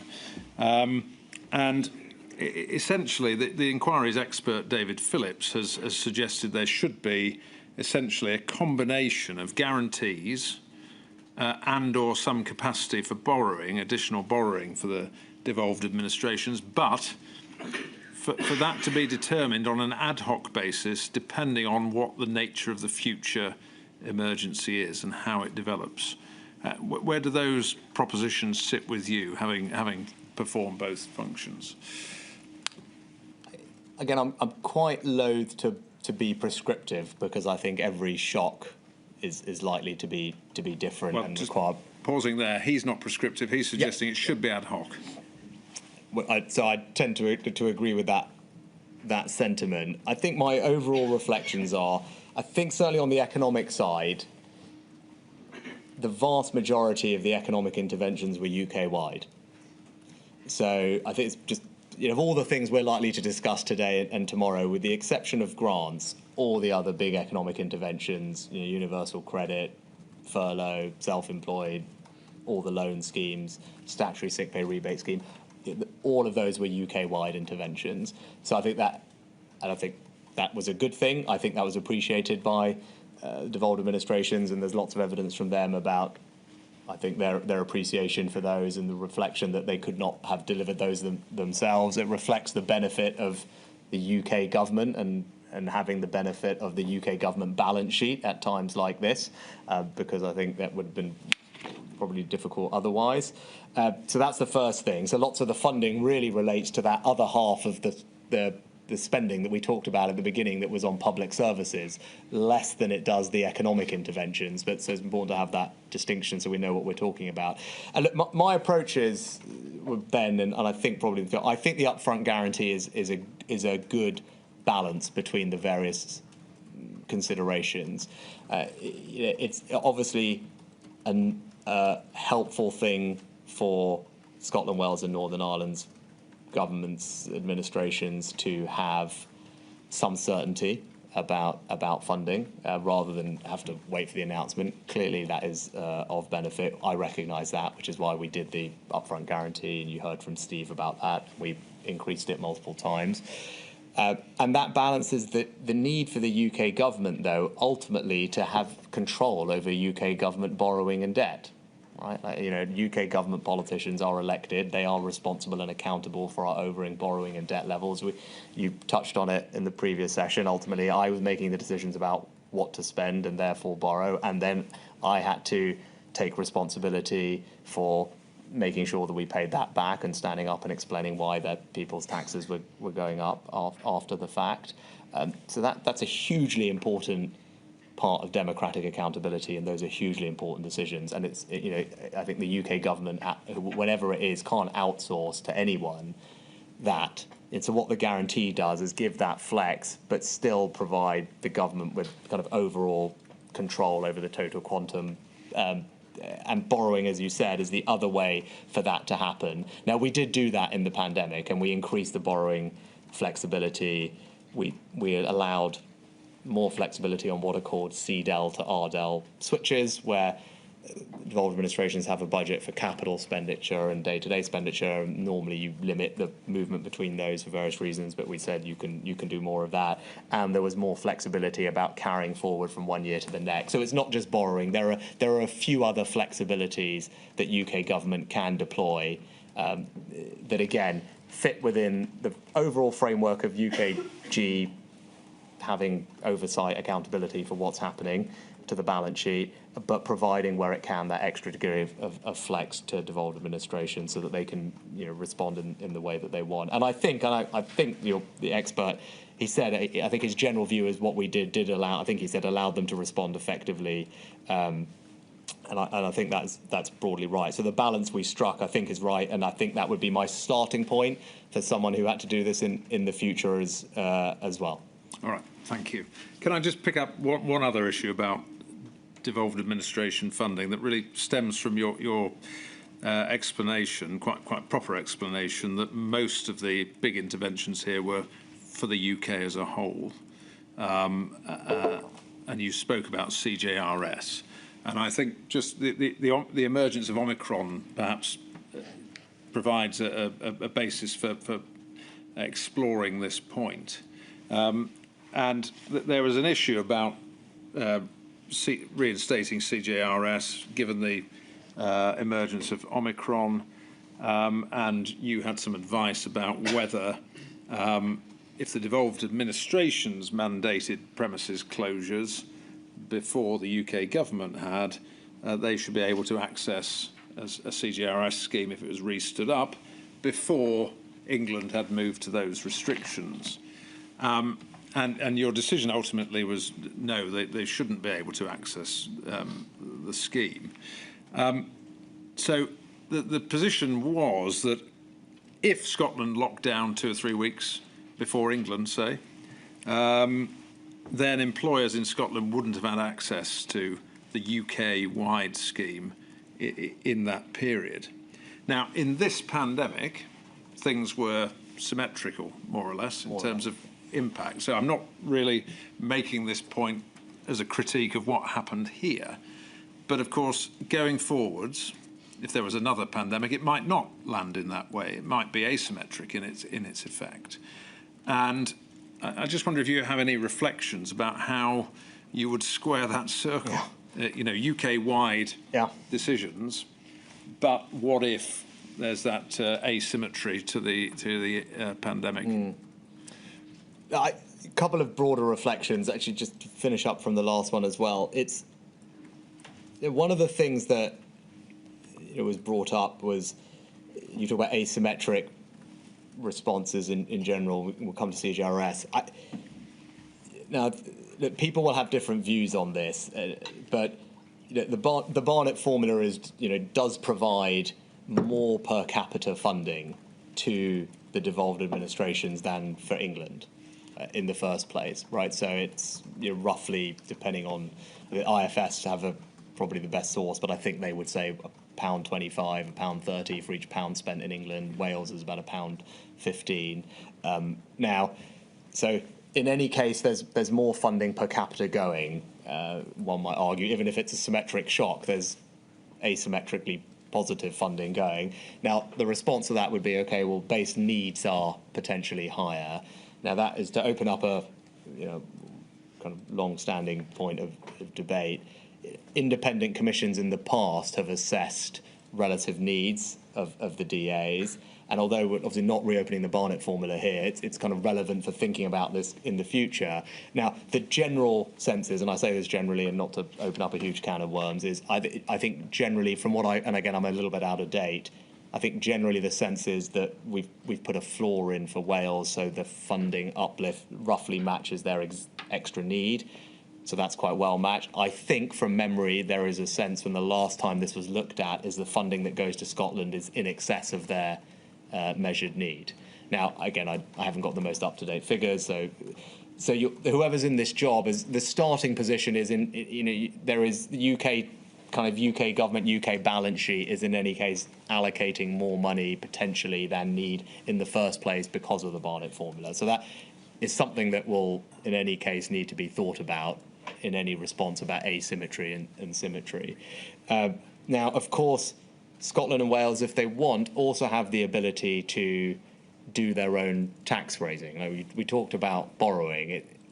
This goes to the heart of this thing. Now, I, as UK Chancellor, had to stand up and, as you said, make all these difficult decisions about raising taxes to pay for the pandemic support because I thought that was the right thing to do to get our public finances back in order. I obviously didn't love doing that. You obviously, there's a political price that comes with these things. It is what it is. That was the right thing to do. I wanted to do it.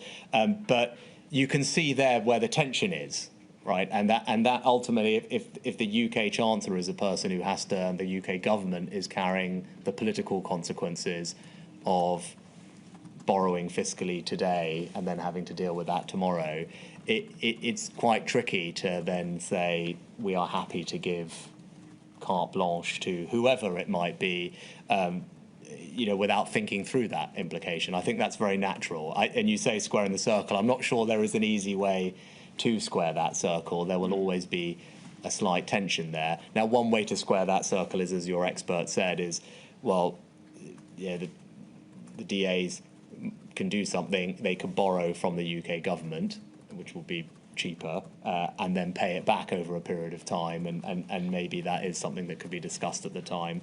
Now that maybe is an option. It's still, that would all have to be worked out. But I think that would, that was not something that, when I recall this period, it never felt like that. That wasn't, I think, something that was put to me. It was more just, this should just be done, not we are happy to pay for this because we want to do something differently and this will be paid. It was a different type of conversation, and I think in the future, whoever is having to deal with this will have to just think through that question. So I don't want to, for a moment, put words into your mouth, but really, I think you seem to be saying, retain flexibility, retain an ad hoc ability to respond to the particular emergency, with a number of factors on the table, but you're making the point there's a lot lying behind this that also needs to be factored in. Yes, I think that's a good summary. And look, the UK government always has the ability to do things asymmetrically, and has done in lots of different, whether there's a bespoke case of a business in distress or something else. The UK government has always done that in all DAs and can do. I'd slightly differentiate between things that potentially are very open-ended, open-ended financial commitments that other people are making, that the UK government is, that would, that's anyone in any walk of life would treat those slightly differently to something that has a fixed cost. Right. Okay. Thank you very much. Can we move on then to the coronavirus job retention scheme as a topic, now moving into particular schemes, and just by way of context, the Treasury HMRC final evaluation concluded it was good value for money, with a positive net benefit to society of £50 billion. The economic output would have been 1.8% lower in 2021 without the scheme. It saved 4 million employments, and 20% of employers who use the scheme, so it's about 250,000, would have closed permanently without the scheme. And I just want to give that context for the questions that follow. And in fairness, I'll just ask that this is put up, INQ 000 588 209. This is from the inquiry's listening exercise, Every Story Matters, page 107. This was about the extension, but it's making the point. I think the extension was a lifeline. It gave me peace of mind knowing I had some income coming in. So there has been generally positive evidence received by the inquiry about the scheme. Now, I think you mentioned this earlier, Mr. Sunak, but there's also evidence from our expert, Mike Brewer, that as a scheme, it also worked well in terms of reducing what could have been an increase in inequality because of its preservation of jobs. So we take all of that on board. Can I ask you about engagement? I think there was heavy consultation between the Treasury and the Trades Union Congress, is that right? About this scheme and standing it up, and with business indeed? Yes, not just the TUC who, we had, probably somewhat surprisingly, but we had a very good, close working relationship with Francis and with Kate throughout the pandemic, particularly at this phase, but also with the CBI, and obviously those were the two big organisations representing business, representing union labour. But beyond that, we were constantly talking to lots of other business groups as well, whether it was the BCC, the FSB, and in particular on furlough. I think the engagement, there was a lot of engagement, which I put in the evidence, but it's important, with all the various bodies of accounting and taxation, all of whom have acronyms that I don't immediately spring to mind, but Institute of Chartered Accountants and other things like that, because there was a lot of technical detail to get right.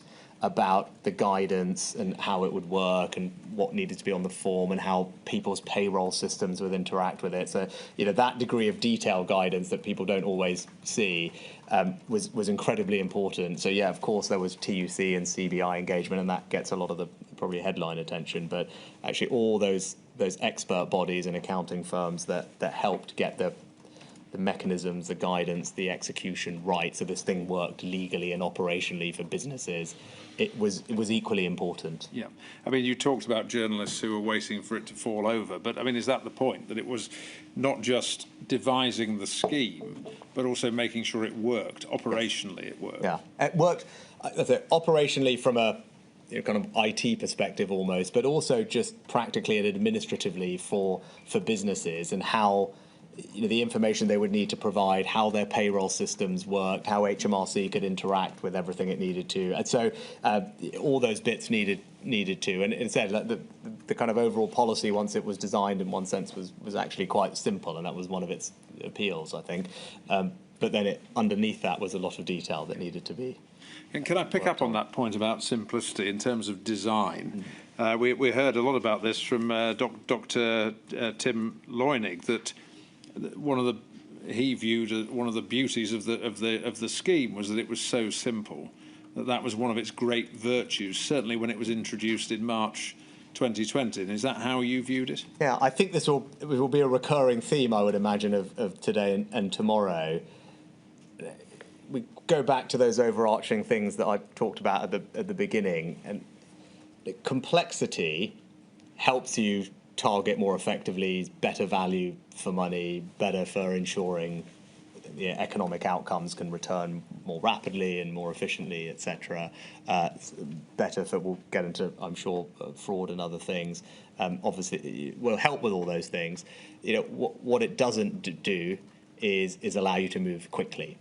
And it is very much the enemy of speed. And as we've talked about, speed was of the essence at this time. But the other thing that simplicity has and universality has is to help you with what I talked about at the beginning about the overall reassurance, and actually to be able to stand up and say, this is what the government is going to do, whether it's on this or the other things that we'll come to later, which people can just easily understand and has a simplicity and a universality about them, I think is probably underappreciated benefits for providing the overall kind of macro reassurance and confidence to the country, as well as operationally just being quicker and easier to deliver at pace.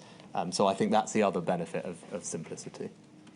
And does that, in a way, minimise the danger that you announce something and then people go to it and find they actually don't qualify, they actually can't apply because there are all these rules and yes, I think that obviously the simpler you can make it, as I said, as anyone can easily understand, then the better. And what you really wouldn't want to do is have too many situations where people hear one thing and then actually it's very different. So that's why that tends towards universality. If you're trying to have a big moment, talk to the country, give them a degree of reassurance.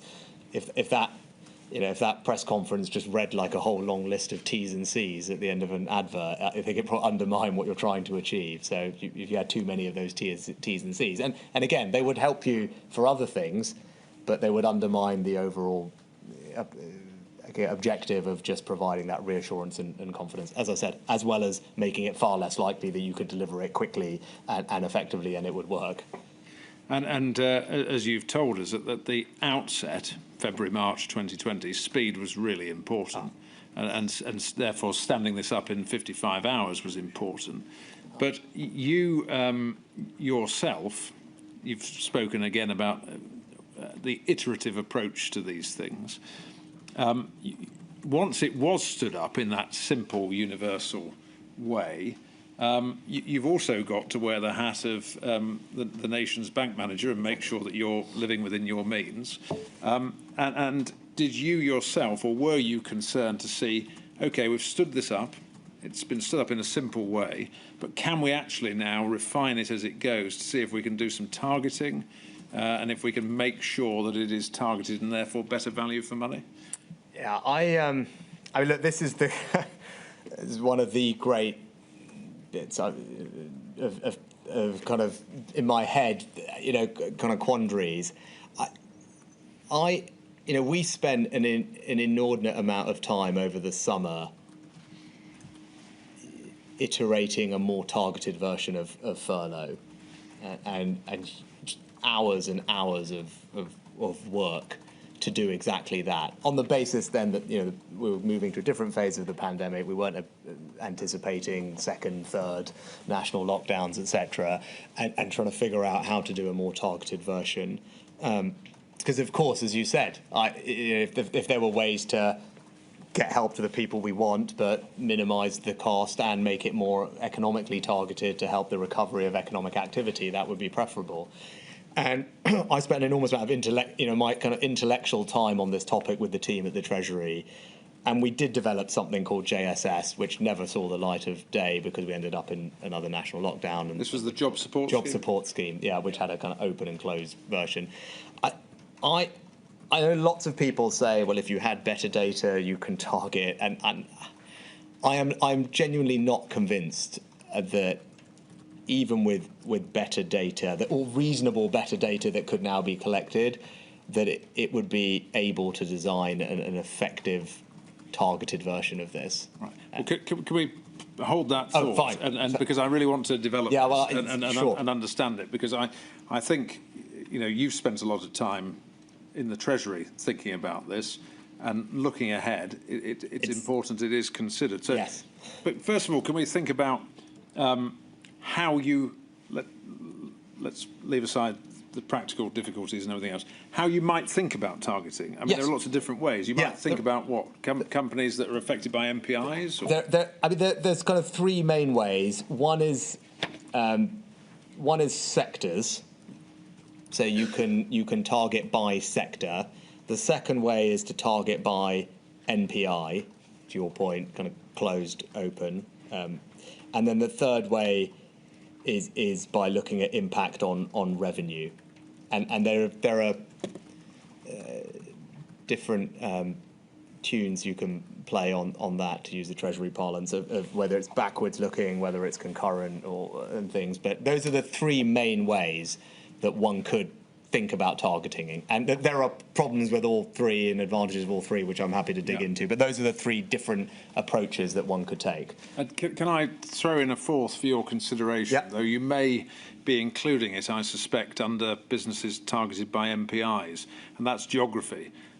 Yes, I'm including that in because obviously and I mean, this was the big module 2 discussion. I said, like, all of the geographic stuff in reflection did not feel like that was something that would necessarily be repeated, I don't think. But in any case, that is, yes, I put that in the MPI bucket. Yeah. Exactly. And so if I was going to say a fourth, it's slightly different. But those are the three, what I call targetings. What we ended up doing is a form of targeting, but it's not quite targeting, which is what we did do is what we call tapering, which is changing the generosity of the support. So our answer to this question, having concluded, or my answer to the question, having concluded that there wasn't a way of targeting that I felt comfortable with, that I thought was right, we ended up doing what I called tapering, which is where we raised the cost to employers in a universal way of participating in the scheme,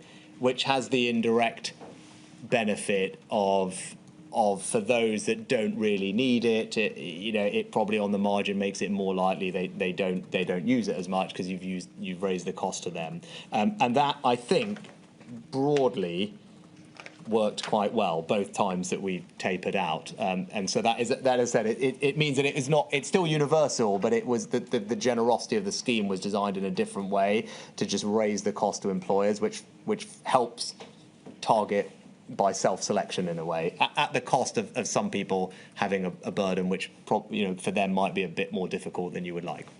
So let's just pick that up, and then we'll look at the other three principal ways that you sort of looked at, and I think have settled on saying you reject. But this first point about tapering, I think this was a point that Dr. Leunig made in reaction to the suggestion it wasn't targeted. He said, well, no, it is targeted. Furlough was always targeted.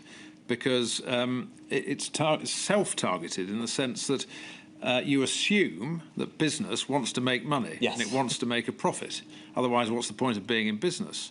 So it's in the interests of employers to bring their staff back when they can and they can be profitable. Therefore, it is self-targeted in effect, yes. I mean, look, obviously, you are. I think Tim would agree with this. He's right. What you are doing is introducing something that alters the pure behavioural response of a business, because you know there's this other thing that you are doing, and on the margin that probably means that someone where the business could have absorbed a cost reasonably and just dealt with a bit of reduced demand, some of that cost is now shifted onto the taxpayer balance sheet. The business is maybe not as productive as it otherwise might have been. That is the inevitable consequence of it. But he's not wrong. Of course, it is self-targeting in that case. Yeah, and I suppose it might depend on what the nature of your business is in terms of whether you are more or less inclined to bring people back. If you're talking about a manufacturing sort of model, you need people in the factory to make widgets. Therefore, you bring them back when you can make money out of it. Yeah, okay. All right. So let's leave that there in terms of the extent to which it was targeted, and you've spoken about tapering. But let's look at the other options, because I really want to be forward-looking here. Yes, yeah. Because next time someone else might say, well, could we target a scheme? Targeting by sector, why was that considered and or rejected as a prospect? And I think, just to clarify, we said previously, I don't reject them. That's probably too strong a word. There is a reasonable case for all of these, and it won't be me doing it in the future. So whoever is there might choose reasonably to do something different, and fair enough. I don't think that's an unreasonable proposition. My reflection is, I think someone in the same situation as me, even in the future, will probably end up doing the same thing, but for the reasons we'll go into. But I'm not saying it's necessarily a bad idea. I just think the benefits of it are probably not outweighed by the costs. And indeed, you've heard other people use that phrase. That's where I'd probably personally end up on it. Not to say that someone couldn't reasonably take a different point of view. So, do you want to start with sector? Yeah, I think that the government doesn't have a database that has every business attached to a sector in the first instance. Now, you could probably develop that. Sector is quite broad. Then you need subsector, third sector, etc. That all gets a bit cumbersome. So we didn't have anything like that. So even it would have all been self-declaration anyway. And then you need to figure out, well, how are the MPIs impacting each sector? And say this sector is in, that sector is not in. And sure, easy, restaurants closed, great. Well, if your sector is hospitality, subsector is restaurant, tick. Okay, you're the person who provides the uniforms for the people who work in the restaurant. You know, so your subsector is something else, right? You know, textiles, or and then your subsector is whatever it is. Are you in? Are you out? Trying to figure all of that out is incredibly complicated in a modern economy. And then no one's going to be binary. I mean, the restaurant is 100% zero. Lots of other things. Well, part of my business is serving this sector. Part of it's serving another sector. Part of this sector is impacted. Part of it's not. So I just don't know if you could ever accurately figure out, well, these sectors suffer enough economic impact from the MPI so that these sectors tick, tick, tick, these sectors no, no, no. And then even if you've got a firms operate in different sectors, and then you'll end up with all these problems of, well, half my business is my workwear example, half my business is serving this manufacturing uniforms, they're all still operating, half my business is serving the restaurant industry, they're all shut. Am I in? Am I out? Have we captured them even in the first place because we're focused up here on hospitality? So look, that's the thing with sectors. So even if you have the data, which we don't, it's not obvious to me that you would end up knowing and getting it. You could clearly do a job. You would spend all your time talking to all the businesses that were not included, is my sense. And it's just the complexity of doing that for 1 million businesses, I just think in reality is probably not one that would work. And it sounds like that the answer to that is not in better data because of this sort of supply chain issue, the interrelationship between all these different businesses. That's my sense. As I said, look, we don't have the data, or we didn't have the data then, so someone can decide whether it's worth doing it. My instinct is, even with the data, that's probably not what a policymaker in the future would do. But again, reasonable people could disagree on that point, and that would be fine. Financial impact? Again, for us, there's no way to check, right? So we had no way to. So for us doing it at the time, at the beginning, we didn't have a way to check, so it would all be self-declaration. What we did have was only for VAT-rated businesses, which have to provide that information. But just pausing there, Mr. Sunak, we've heard some evidence, I think, that the threshold is about somewhere in the 90,000s, yeah, 95, I think, from memory, yeah. So a lot of businesses who lots of small businesses were not registered for VAT. I think 40-something, that seems a high number, but a large chunk of the businesses that use furlough were not VAT registered, I think. So again, you had no way to verify anyway on that data. We'll probably get into it on some of the future things. Now, look, in general, I think it would be a good thing for the government to have more regular income data. We'll get onto it for self-employed and for businesses. That is now happening through making tax digital. So again, not everybody loves that, but that's a good starting point for having more regular revenue data collected. So you would probably have some of that. The issue is there's two different things. One is if it's backwards looking, or is it contemporaneous with what's happening and then picked up in the future, it can create some quite odd behavioural incentives. So you're saying we're going to give you support if your revenue is low, and then you'd have to think through whether economically that is a sensible thing. Now, clearly for some people it's fine because you've shut them down, the revenue is zero, nothing you can do about it. But for the people who could, if they innovated or iterated, you'd want them to produce. And I take Tim's point. Tim would agree with this. We saw this improve over the pandemic. Right at the beginning, everyone just hunkered down, shut down, and we then spent time saying, well, hang on, actually the rules allow you to do this type of activity, or you can shift your business from doing sit-in to delivery and takeout. Like, you want that type of economic activity to happen, and so having things that kind of reward almost not having that revenue would behaviourally worry me a little bit. And then if you were setting thresholds, which ultimately we did for SAYS, you inevitably get the question, well, how much revenue decline is enough to qualify for the thing? Which again, you'll just have to pick a thing. It won't be perfect, and people have revenue declines for MPI related reasons. Some people have revenue declines for non-MPI related reasons, so it's not perfect anyway. But I think, and operationally, doing all of that would be fiddly. Verifying it would be fiddly, and then the behavioural reaction to it would be something to think about. Again, none of this is in. You could do a version of this. Yeah. It would not be an unreasonable approach to take. Like, these are not binary yes or no things. Again, it's complex and it's imperfect.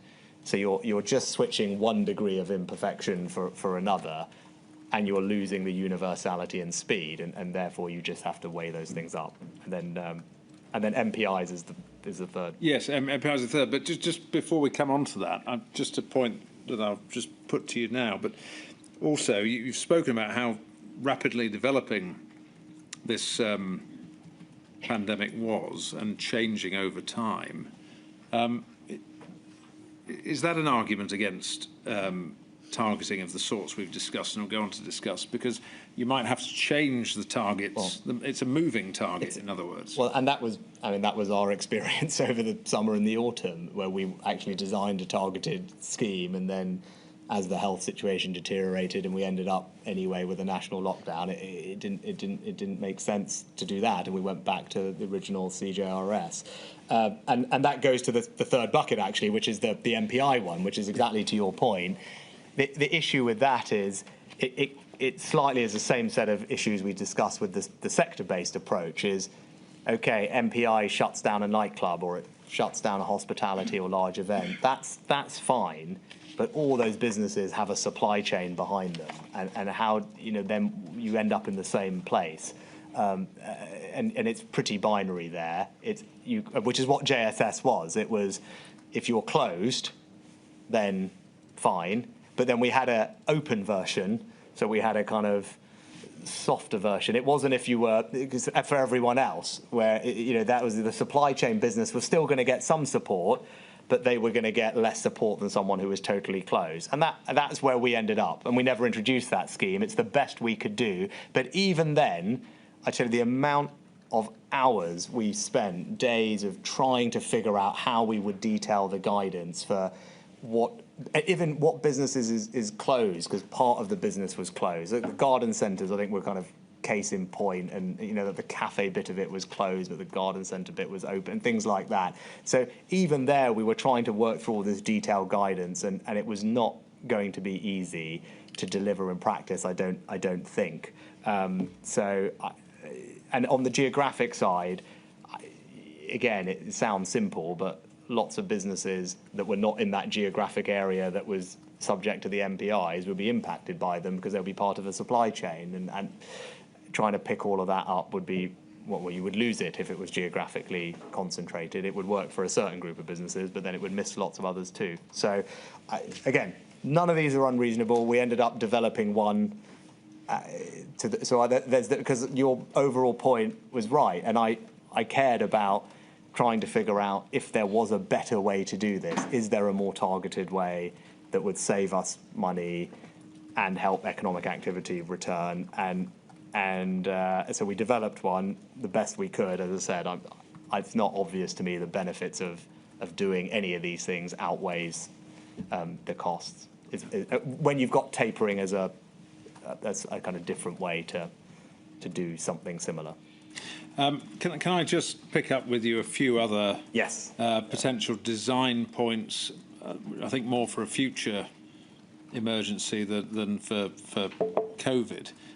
They've emerged in the evidence, and just would appreciate your reflections on them. One came from Dr. Tim Loynig again, which was the proposition that you should publish from the outset a list of recipients of the furlough. I think that is not unreasonable. We did that later on. I think in November we introduced that, and I think next time around you could do that from the beginning. I'm trying to think why people might not like that, but I think we did it in general because at least employees then knew, and this is one way of combating fraud. Which in any case in the overall scheme, fraud was much lower than people thought, and in line with other government programmes developed in peacetime. But again, the employees, notifying employees that they've been furloughed, them seeing the employer, it all just helps with that to make sure that there isn't fraud there. So that would be not an unreasonable thing to do from the beginning. And is there another point that it might discourage companies that don't really need the money at all? They're just making... Yes, and I think Tim spoke about this. There were obviously a set of companies that made a decision that they were going to pay the money back because things turned out better for them than they thought it would be, and it's enormously to their credit that they did that. And saying, lots of people want to have a go at business lots of the times. Those businesses that did that deserve praise and gratitude. They didn't have to do that. Lots didn't, but they did, and as you said, country's bank manager, I'm grateful that they did. Having part-time furlough from the outset in a future emergency? I think, again, reasonable people could disagree on this. It's quite hard to police, and I think the nervousness would be, does it incentivise people to, on the margin, have less economic activity than they probably could or should? And I think that is it's just a choice and a trade-off. It was, I think the first lockdown in any case was so binary that it didn't make a massive difference. I don't think in this case. Maybe that would be different in the future. It was easier to implement it later and not worry about what I worried about, because at that point you had a fixed population. So it applied to everyone who had been furloughed already. So you knew that you were not on the margin, making it more likely that someone would kind of put their employees down to part-time when really they should just have to manage that in their business cost and not send that cost to the taxpayer. So it was an easier thing to do later. It was a big ask from business, especially FSB, I think, were particularly vocal about it, and it worked well, and it really helped get economic activity back up. I don't have a strong point of view on whether it could or should be done from the beginning. I don't think it made a big difference in this instance, and again, it's a trade-off, really. This was an idea that emerged from the evidence of Kate Bell on behalf of the TUC, the proposition that employers should be required to provide training to employees during the period of furlough to prevent de-skilling of the workforce. How does that... I'll give you an example. If you're a baker, or to use Dr. Loynig's example, you're a patissier and you're making shoe buns, I think was his example. You can't do that, but you might do some health and safety training or training about hygiene in the kitchen. Or if you're a barrister, you can't go to court, but you might do your CPD points. What do you say about that sort of... I'd have to... I know that sounds fine. I mean, it depends how much of a burden on the employer it was, is my instinctive answer, and we're getting into kind of the micro policy development. So I think the whole point is here, the businesses were under, and lots of them small businesses, were under enormous stress. We all thought, well, we worried that they were about to go out of business, and the whole point about this thing was to ensure that they didn't have to lay off all their employees, because we wanted to protect that job match and protect that business. So if you're saying to that small restaurant or cafe that shut down, by the way, you still have to pay your rent, and we're going to help you with some grants over there and a loan over there, but you've still got a lot of costs that you're grappling with, and you're not operating, and we've done the furlough thing, but you have to now spend, that would be an extra cost effectively that you're putting on the business, and I think you would just have to think through that. If the whole point is you're worried about the business going out of business, then you probably say, let me keep you alive rather than figure out if any extra costs. In principle, clearly, if you've got the time, it feels like a sensible thing to do. I think there has been some survey evidence that suggests that something like 40% of people, it was in your evidence somewhere, or maybe it's in my evidence, I think something like 40% of people did actually undertake some type of training whilst they were furloughed. And obviously now with all the AI tools that we have, it's quite easy for people to do lots of things online and free, and they'd have the time to do that. I'm not sure about putting an obligation on the business necessarily would serve the ultimate aim of trying to protect the business and the job. The scheme allowed people to take on work for another employer. So if you were furloughed, you could work for another business. Do you think... I mean, which presumably is a good thing in terms of churn in the labour market. People might find a different job they're actually better at or better suited to, and they could move on. Do you think that was well enough publicised, this ability to work elsewhere? To be perfectly honest, I don't have a strong recollection of that particular policy and how we communicated it or how it worked or how well taken up it was. You have to forgive me. No, not at all. Can I just pick up one other thought that's emerged, and then we'll take the lunch break. This came from Dr. Brewer, one of the inquiry's experts, and has been picked up in the evidence. The idea that you could have a right to request furlough, and the point Dr. Brewer was making was that whether an employee was furloughed or not was a decision for their employer. So they may not want to lose their job. They may not want to be made redundant. If they were made redundant, then they fell into universal credit and welfare, and comparatively that could be quite a significant fall in income. Not their fault is the point he was making. So that there should be a right for them not to demand that they're kept on, but to at least request through a process that they be kept on through furlough. I think that is... I'd have to think a little bit more about that. I mean, probably instinctively... I'm not sure that's what I would do, not least because, especially if you're going to put, as we did, the tapering requirements on employers, where they would have to contribute more, then having someone kind of be able to force their employers, because then you are effectively forcing them to keep you on, not full-time, but at a cost. That seems a bit tricky, right? Those two things then work against each other. And I think ultimately it's, the employer's the one that is making the decisions about their workforce, the government forcing them to make those decisions. That doesn't strike me as being quite the right approach. And as I said, would make any type of employer contributions and tapering much harder to defend, and make it more likely then that people are just let go, which I think it would not be the outcome that we wanted. Thank you. Well, Mr. Sunak, I'll leave it there. After the lunch break, what I want to pick up on CJRS is the approach in the autumn of 2020 when JSS was shelved and furlough was extended. So we'll pick that up as an issue after lunch, if we may, my lady. And we're not very far behind my plan, so we're slightly behind, but that's my fault, not yours. But we'll make it up this afternoon. Thank you very much. I shall return at 2 o'clock. All rise.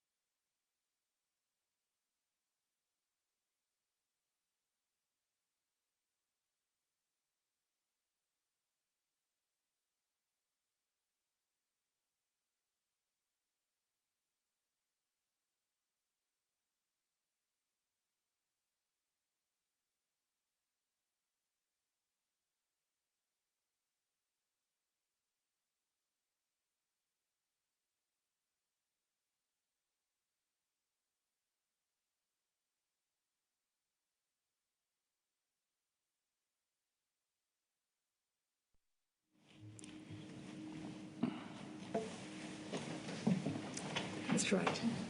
Lady. Mr. Sunak, can we pick up, as I said we would, the position in the autumn of 2020 with the decision to extend the job retention scheme and not to implement the job support scheme, open and closed? We understand that the furlough scheme, job retention scheme, was due to end on the 31st of October 2020, to give some context, and was then going to be replaced by the job support scheme as part of the winding down of furlough, essentially. That was the economic planning, if you like, working up the job support scheme whilst looking to end the job retention scheme. But in terms of the health picture, I think, as your statement acknowledges, in that autumn, so September, early September onwards, there were various contingencies being worked up in Whitehall in terms of the health position. Is that right? One of which was the potential towards a further national lockdown if infection rates continue to increase. Yes, I think that's a fair summary. We went into the design process for JSS on the basis of the initial roadmap exit plan that had been developed, and then I think the tiering system that was put in place. So JSS was very much designed for that world. I think, as I alluded to in the statement, we always knew that there was uncertainty around the potential spread and path of the virus. So I'm sure during that period, and there were discussions we had, knowing that might be an option, that would have to be brought back if it went a particular way. So that was always there, and then ultimately, as the health situation deteriorated and the tiering system went, and we went back to a national lockdown, it obviously made more sense just to bring CGRS back. Yes, thank you. Or we'll not bring it back, but just to extend it. I was just going to correct myself as well. Extend it and not introduce JSS as planned. Because I think the direction to HMRC to extend came on the day it was due to end, which was the 31st of October. Yeah, that's which I think, because that was also from memory. I'm just trying to check. I mean, I think it was that also the day that it was decided we would change the health restrictions and enter another lockdown, from memory. Around is that it was the things were linked. Yes, in that sense. Yes, that's right. The two things were coming together. But in terms of timing, I mean, it's obviously not ideal from a business planning perspective to think one thing may happen and then be told another was going to happen at short notice.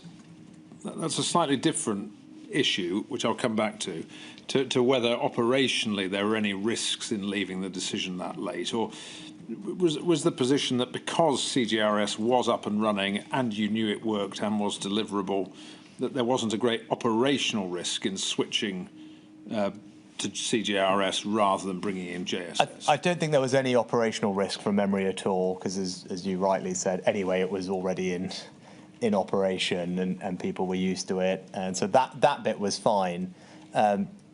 If anything, there would have been operational risk about whatever when you do something new. So in that sense, I have no memory that was an issue at all. Obviously, it was far from ideal that the situation had deteriorated so quickly, and that meant that we had to change what we were doing. But that was very much in response to the deteriorating health situation, which was obviously not something that we were in control over.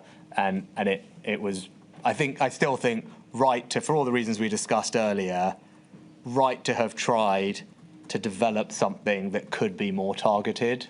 And I still said, I think that was the right thing to have done and to spend time on. And if we hadn't ended up in that health scenario, would have introduced. And I'm sure it would not have been perfect either, but I think that was a worthwhile thing to have pursued. But as the health situation then deteriorated very quickly, it made sense to stick with CGRS, and that was it, really. There's not much more I can probably add to that. No, and so from the Treasury's perspective, the health situation is determining the economic response. Yes. We've already covered that ground, but Does this also go back to the other responsibility you had as Chancellor, which is not to spend money where you don't need to spend it? It's all about withdrawing or reducing support when that's appropriate as well. Yeah, of course. And that it goes right back to the beginning and, all those different economic objectives we have. Of course, value for money, minimising fiscal cost and allowing that effective recovery of the economy so that resources are allocated efficiently, to use a slightly more wonky phrase. That is also an important set of considerations, and it makes sense to weight those considerations, especially as you're out of the worst of the health situation and then can start to iterate policy in that direction. And that's what the plan was, and then obviously the health situation deteriorated, and therefore we had to adjust on the economic support side. But as I said, I don't think it was wrong to have planned for JSS and to have done the work on it and be prepared to implement it had the health situation carried on as originally expected. That was also the right thing to do, and if this happened again in the future, I think someone should look to do that as well at the appropriate time. Now, I accept that this next question I want to put to you is that might be characterised as you could be criticised for ending something too soon. You could be criticised for something going on too long. This is the perfection of judgment about timing. But when you look back over CJRS, it was stood up again or continued 31st October 2020 and then eventually ended.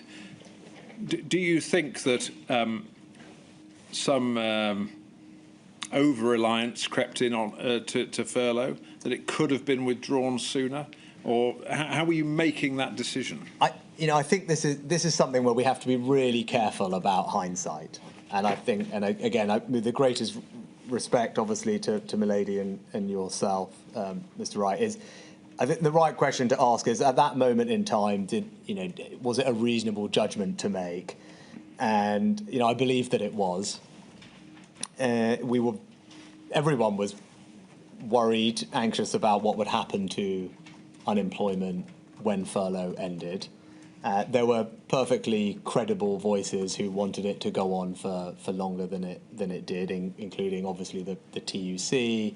I think at least one, if not two or three, of the devolved administrations, finance ministers and leaders. I think at the then opposition, now government, members of, and beyond. So there clearly was a debate to be had about it.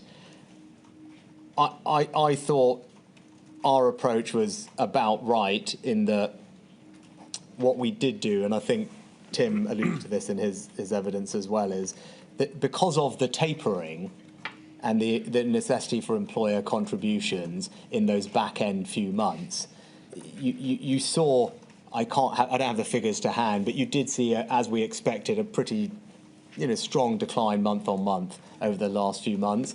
And what we're really talking about when someone asks this question is probably a matter of 2 months, because the restrictions really only ended fully in July, at the end of July, and this went on for 2 more months. So I think we're talking about 2 months where the fiscal cost, I think if you look at it, and I'm sorry I don't have the figures to hand, but the fiscal cost for those last 2 months was probably very small because the numbers were low and the employer contributions were higher. So, was it a reasonable judgment to do what we did? I think it was. I think there's nothing that you can, and hindsight, as we said, sure, when it ended, there was not a big spike in unemployment that people feared, and it was fine. So maybe that argues for being able to have done something sooner. I don't. If this thing happens again, it's not obvious to me that there's some learning from that period that would make it easier for someone in my position to make that balance any better than they will have at the time to weigh up these various things, right? There'll be a public debate, there'll be people saying both things, they'll be looking at all the different bits of data, as I was, about the decline in people on furlough, the resumption of economic activity, it's all these things, taking all these inputs and just having to make a judgment. And as I said, because of the employer contributions, the cost was lower, and that was a good thing. And I think, in the round, we're talking about 2 months. It's not obvious to me that there's a specific learning, as I said, that would help someone next time around fine-tune it by a month better. Yeah. But again, reasonable people could disagree. I mean, the fact there wasn't a big spike in unemployment, I mean, turning it on its head might be seen as a good thing. In other words, if this was meant to preserve jobs, yes, then the fact lots of people haven't been made unemployed when it ends might suggest a positive. No, but I think the point that some people would make is because there wasn't, therefore you may have been able to do it earlier. That is the logic. As I said, it's not logic that I necessarily disagree with, but I think there's no way to test the counterfactual. And my point is, I don't think anyone would really say it should have ended whilst there were still restrictions, and they only finished at the end of July. So I think what we're talking about here is a matter of 2 months. And I said, could it have ended 2 months? We'll never quite know what would have happened if we did end it at the end of July. I think in the scheme of things, it was a reasonable judgment to make. I certainly don't want to apply any sort of perfect hindsight to these sort of judgments, Mr. Sunak, and I didn't mean to imply. No, and I wasn't implying that you were, but I think it's just But just to take that a bit further, I suppose one of the questions might be: is it possible to, in a future emergency, or would it have been possible in this emergency, to devise criteria that were published, known, that when these things happen, it will end? Because that would be another way of looking at the end of something, to say, well, when these factors are all aligned, then we will bring it to an end. I can certainly appreciate the appeal of something like that, the kind of mechanical thing. Having sat in the chair and had to make the decision, I'm not sure it can be reduced to here are 3 formulas, and if X is 5 and A equals 2, then yes, it goes on, and if they're less than that, it stays. It's a subjective judgment based on a range of different variables, which I'm not entirely sure could be reduced to a mechanical formula. Is my sense of it. Again, we did have a version of that. Obviously, the Prime Minister put those tests in place for thinking about exit from roadmap. But again, they were part quantitative, part qualitative assessments. So it's not as if from the outside someone could have perfect certainty about what it would mean. They could have reasonable understanding, but they were not mechanical formulas even there. So again, we're down to talking about a couple of months. Could we have... could there have been some set of things we talked about? We would have ended it a month or 2 earlier. I don't know. And I think things, again, you're monitoring this data, Mr. Wright, day by day as things were reopening. There were 4 or 5 week gaps between each thing. So something had to open, or we reduced, released some restrictions. Then you needed to see how the economy reacted. Were businesses reopening? Were they bringing people back? How were people going out and doing those activities again and spending money? You had to watch that happen in real time. So I'm not entirely sure if you could have done it far in advance anyway, is the other thing, because this stuff was changing in front of your eyes by the day.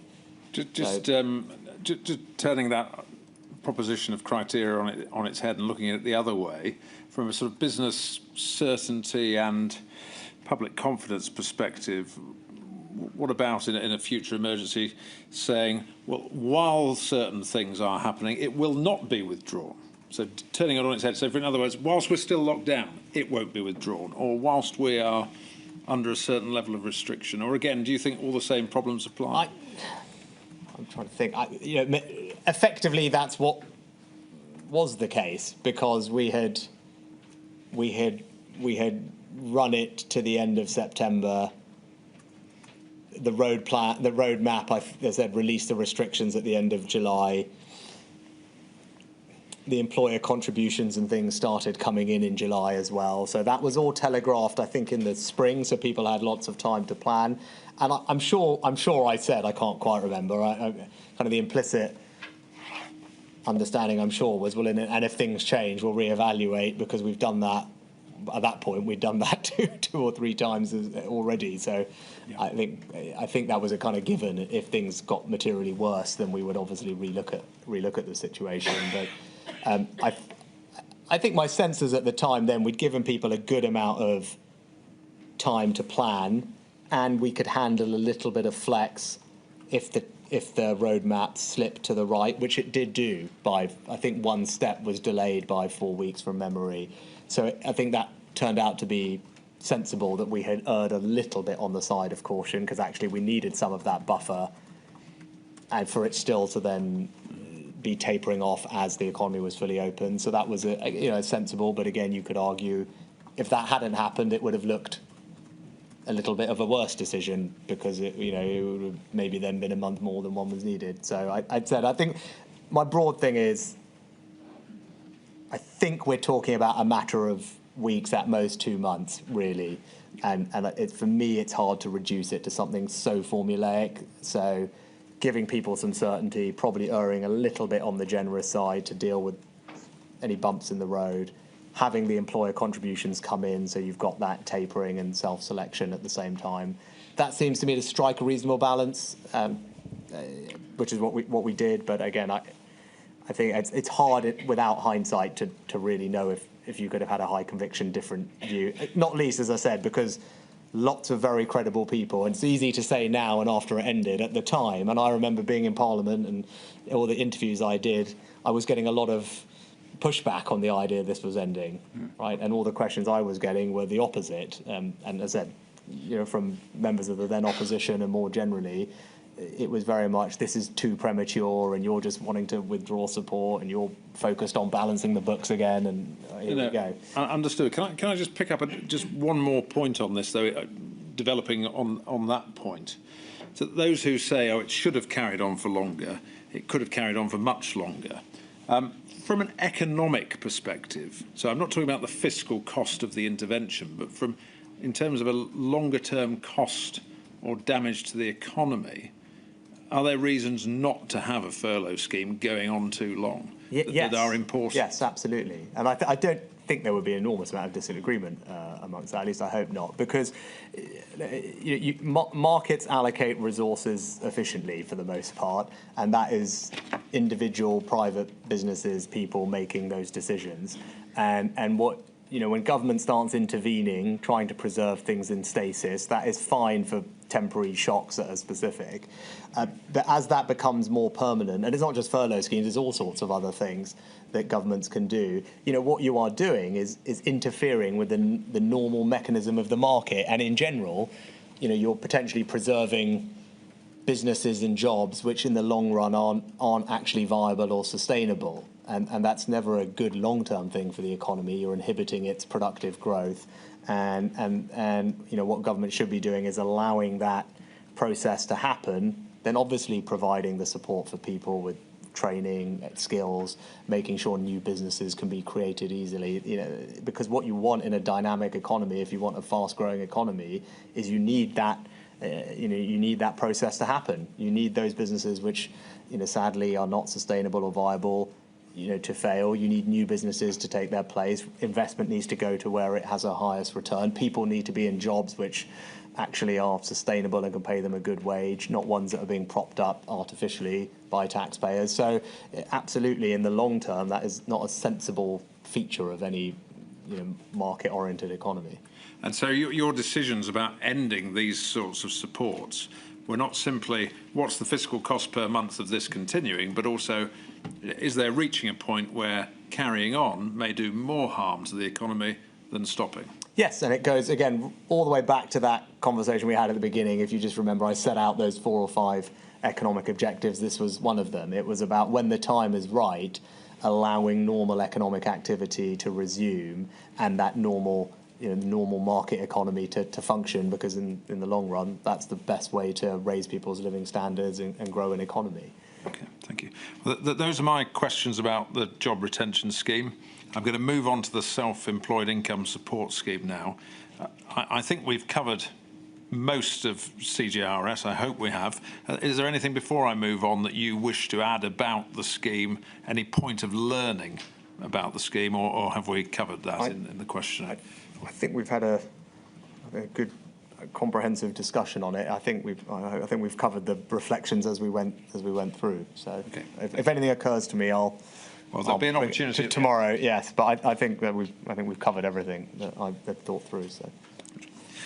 So self-employed income support scheme, and again, I'll just give some high-level statistics from the evaluation that was conducted into that scheme, just to put this into context. So this was an income replacement scheme for self-employed people. The total benefits created by the scheme were estimated to be £19.3 billion, with an accompanying social cost of £5.1 billion. Payments were made quickly post-launch. There was an application date of 13th of May. By the 25th of May 2020, so 12 days later, 88% of claims have been paid out, and 99.4% of self-employed income support scheme claims were paid within the government's own target of 6 working days from the application. So that's just to give some sense of the scale and the assessment of how the scheme landed. I'll ask the question in the way that I'm sorry to keep coming back to Dr. Loynig. He's obviously made an impression, but I'll ask the question really founded in the way he put it, and so we can have your response to this. That there was an extent he felt that this scheme was really a trade-off between an economic case for support and a moral political case for support, because this was a very vocal political group lobbying for support, whereas morally, perhaps, I don't know if morally is the right word, but that's how he put it, not as deserving as the job support provided through CJRS. What was your rationale for the scheme, and why do you say it was necessary and important, Mr. Sunak? I think, taking a step back, it was at its most simple level, you know, the government stopping people from working and doing what they wanted to do, and therefore having some responsibility to, you know, support them through that period.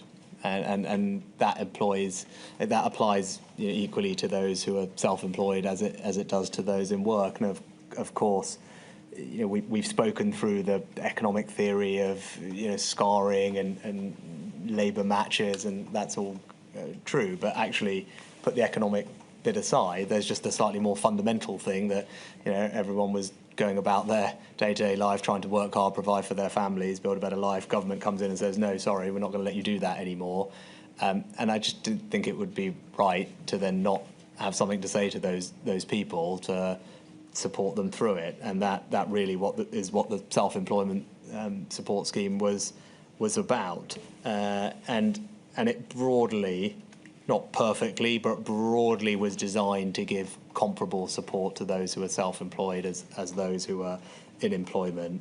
I think Tim, in his evidence, also said that he thought it was perfectly reasonable to him as an economist that the self-employed and employed should, in some loose sense, have the same level of support, and this is the kind of closest that we could do, and that was what he said, and I think that's right in a nutshell, and we can get into the design of it, but that was the kind of thesis behind doing it from my perspective. Can I interrupt? Sorry. Of course, Melody. Doesn't the economic scarring argument apply to the self-employed too? Because an awful lot of self-employed people, I confess I have an interest here, having been self-employed for a long time, but don't a lot of put me to one side. Don't a lot of self-employed people contribute to the economy? Don't you have the economic scarring argument that can apply to a lot of self-employed businesses? Not to make Tim. I think if Tim was here, he might say the difference, milady, and I'm going to try and make his argument for him, not mine, but I think he would say that the difference is that nothing stops you as a self-employed individual doing what you want to do thereafter, whereas if you're employed and you lose your job, you can't automatically just go back to doing what you were doing before. That, I think, is not to put words in his mouth, but he might have said something to that effect when he was here. That's why he might say that they are different. I tend to broadly sympathise with your perspective on it. At the end of the day, these are people who we wanted to make sure that they were still able to be economically productive and active when possible, and therefore providing some support to them would make that more likely. I think the TUC provided some good evidence on this point, and I think Kate was quite good on this particular point. That I think she gave the example of a self-employed salon or hairstylist or beautician who would have had a bunch of things, may have even had paid rent in somewhere, and if they had not been supported, all of that would have gone. Would have had to sell all of that, broken all those relationships with wherever she was, those client relationships, etc., and therefore would not as easily be able to bounce back. And it's effectively like having been let go in a company. So I think Kate would give you the example of something that very much is in line with what you said, and that was my general sense. Now, I think Tim would say that's perfectly fair. It probably doesn't apply to everyone in quite the same way as it did with people in jobs. But I hope I've given you as fair as I can.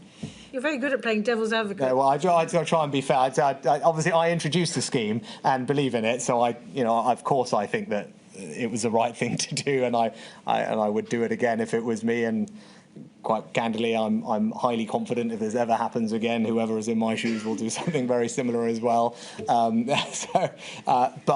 But I'm just at least trying for the sake of you having the full set of arguments. But I thought Kate's evidence on this was quite compelling as bringing it to life how someone who is self-employed actually would have the same scarring type of impact that you would have from someone who is employed. Yeah. Thank you. Thank you. And as with the job retention scheme, what was speed of delivery and simplicity an important feature of the scheme? Yes, as simplicity, especially, and I think we haven't touched on it, but just actually your last question of the last session. There's an enormous amount of operational pressure that's put on HMRC at this moment in time, and then we'll come on to universal credit this afternoon and with DWP systems. And I think it's easy to kind of abstract that away, particularly for people who are not used to having to deliver things on the front line. And the scale of these things is enormous. You have to remember that 10 million people were furloughed. Right? 1 million businesses were interacting with the HMRC CGRS system, and then 10 million people were getting the rebates through. On SAYS, 3 million people, right? Again, so there's not just a kind of simplicity for speed, a simplicity for communications and reassurance, which we've touched on. There's also a simplicity because what you don't want is for the organisation to be overwhelmed, for the systems to be break down. They only have the capacity to do so much. And actually, even in peacetime, that is the case. As Chancellor afterwards, when you're sitting down with HMRC and you're figuring out here are the various upgrades we can make to the tax system, if we invest here, what systems can we do? It's not as if you can do everything at once. And I had those conversations with them on making tax digital. There's well, you want us to design this over here, you want us to do that over there, and this, that. Well, thanks, Chancellor, actually. Well, we can't do all of that at once. Please tell us which order you want to do it in. And that's not unfair. And obviously at this period, that was also the reflection. And they would constantly rightly say, look, we can handle this. If you want us to do this, this, and this, it's going to take you that much longer, or we just simply are going to get overwhelmed and then things won't work properly. So that aspect of it, I think, is worth highlighting. Yeah, you could have promised all sorts of support, but if it was utterly undeliverable, then it wouldn't have been support at all. It would have just been an empty promise. Exactly, and then that obviously damages confidence and reassurance and all the rest of it. So and again, you have to trust. I mean, of course, you probably heard this from other people giving evidence. I always was on the pushy end and demanding end, whether it's with my officials in the Treasury or with HMRC. What's the quickest timeline? Why can't you do more? Why can't we do it faster? But ultimately, you don't want the things to fall over. I think that would be a disaster. So, and if you look at simplicity as between CJRS and SAYS. In CJRS, this was administered through the PAYE system, which gave you a monthly snapshot of employment, real-time information. So that's pretty good data, and it's regular. But under the self-employed income support scheme, you were looking at income tax self-assessment, and there's a time lag, isn't there, in terms Yeah. of filing. And so did that present an immediate challenge in terms of deliverability? Yeah, well, it presented, well, in one sense, it made things very easy because there was no other way that you could do this other than relying on the ITSA system, the income tax self-assessment system. It was the only database that we had in government at HMRC that told us who was self-employed, how much had they earned, right? So that there was no alternative. So in that sense, that was clarifying and made things simple. But then that meant that came with a set of constraints. Notably, the data, as you alluded to, Mr. Wright, is quite out of date. And that's a feature of our self-employment assessment system where you filed your tax return the following January after the tax year ends. So lots of people who were newly self-employed in the most immediate preceding tax year to the onset of the pandemic had not yet filed a tax return, and we had no way of knowing who they were, how much they earned, and it was therefore not possible to bring them into the system at the outset without taking on what I considered to be unacceptable, risk on fraud. And then as soon as we passed the deadline for that, we were able to bring them in. But that's why the ITSA system was used. And as I said, in one sense, it was very good because it was an accurate database of people and their incomes. The flip side was it was the data in it was out of date, and I'm sure we can talk about what that would look like in the future. Well, can we pick up about the data point now, and then we'll come on to the point you've just made about appetite for risk and fraud. In terms of the future and data, and you've mentioned this already, making tax digital, and you said that this is something HMRC was working on, and it's now working much further through the system. Can you just explain what it is and how it will change potentially these sorts of judgments for a chancellor in the future? Yes, I think we are, and I have to confess I'm not sure where the new government is with the roadmap, but before I left the Treasury, we put in place, together with the ministerial team, a new roadmap for making tax digital, partly so that in the future this type of situation would not happen. And what that means is HMRC will be able to collect more income data, same data more regularly. Quarterly returns? Quarterly returns, exactly. Yeah. And I say, forgive me for not remembering the precise details of who that applies to when, but the broad principle is the system will be much more up to date with what's happening in people's lives than it was when I was doing this, and that will make this easier. Fair to say, before the pandemic, when things like that had been mooted, I don't think everyone was jumping up and down and being super excited about doing that, because people would prefer to have the time and do it later, and all the impact it might have on people's cash flow and taxes. But the pandemic showed why it would be beneficial, at least from this perspective, to have that quarterly tax information from making tax digital. Yeah. So. Okay, you didn't have the luxury of that. You had income tax self-assessment, and you've explained why, therefore, the newly self-employed weren't eligible in the early cohorts of this support.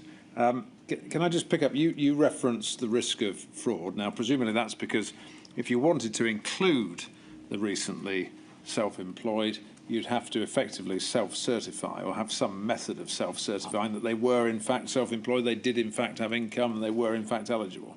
The whole thing would be completely just as you described. Yeah. So that's the first point. Is there not also, and we picked this up with Sir James Hara in his evidence, there was also and this touches on something you said earlier about the pressure HMRC was under. Not only would there have to be self-certification, but there'd have to be a manual process of checking and accreditation, which goes hand in hand with that. And that goes to the point I was talking about earlier, just the operational demands on HMRC. Any time that HMRC have to start doing any degree of manual verification of anything or spot checking of any kind of scale, clearly the resource implications are significant, which is why when ITSA is great because it can all be done largely digitally, and that means that there isn't a huge human component to that bit. So that Jim's absolutely right to make that point. And you see that in other areas. Now, you make some exceptions for some very small groups of people with a particular case, and I think women on maternity leave and things like that on CJRS, we made some very specific manual flexibilities because we felt that that group of people really should not be disadvantaged in any way. And it was a small enough group of people that we could manage a manual workaround. But to Jim's point on this, that would have been a huge undertaking. Now we know that in the devolved administrations, support schemes were stood up to support the newly self-employed who weren't eligible for the UK-wide self-employed income support scheme. For example, the newly self-employed hardship fund in Scotland. And I asked Kate Forbes about this when she gave evidence, and I put it to her, was it really a question of that the Scottish government had a greater appetite for risk than the UK government? It was willing to take the risk of self-certification. But did you consider exploring that and engaging with the devolved administration to see if there's any learning there, or had you made a decision that the risks and the processing obstacles were too great?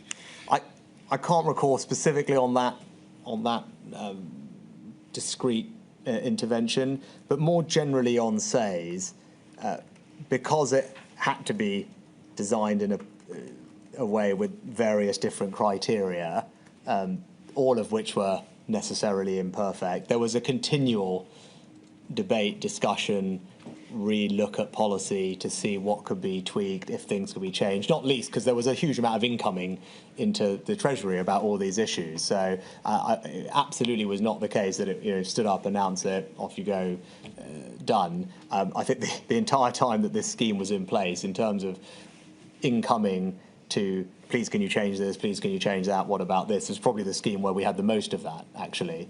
And that goes to our earlier question on targeting on CJRS.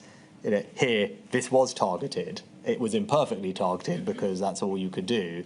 And then you spend a huge amount of time with all the people who are not captured and feel that they should be, and then trying to figure out if you can tweak the design. And so that's kind of interesting observation on that. But I can't remember on that specific one, but as a general point, I would say that there was constant looking at all aspects of this to see if there are things that could be tweaked, changed, iterated as we went through, because by its design it was certainly more imperfect than CGRS was. Yeah.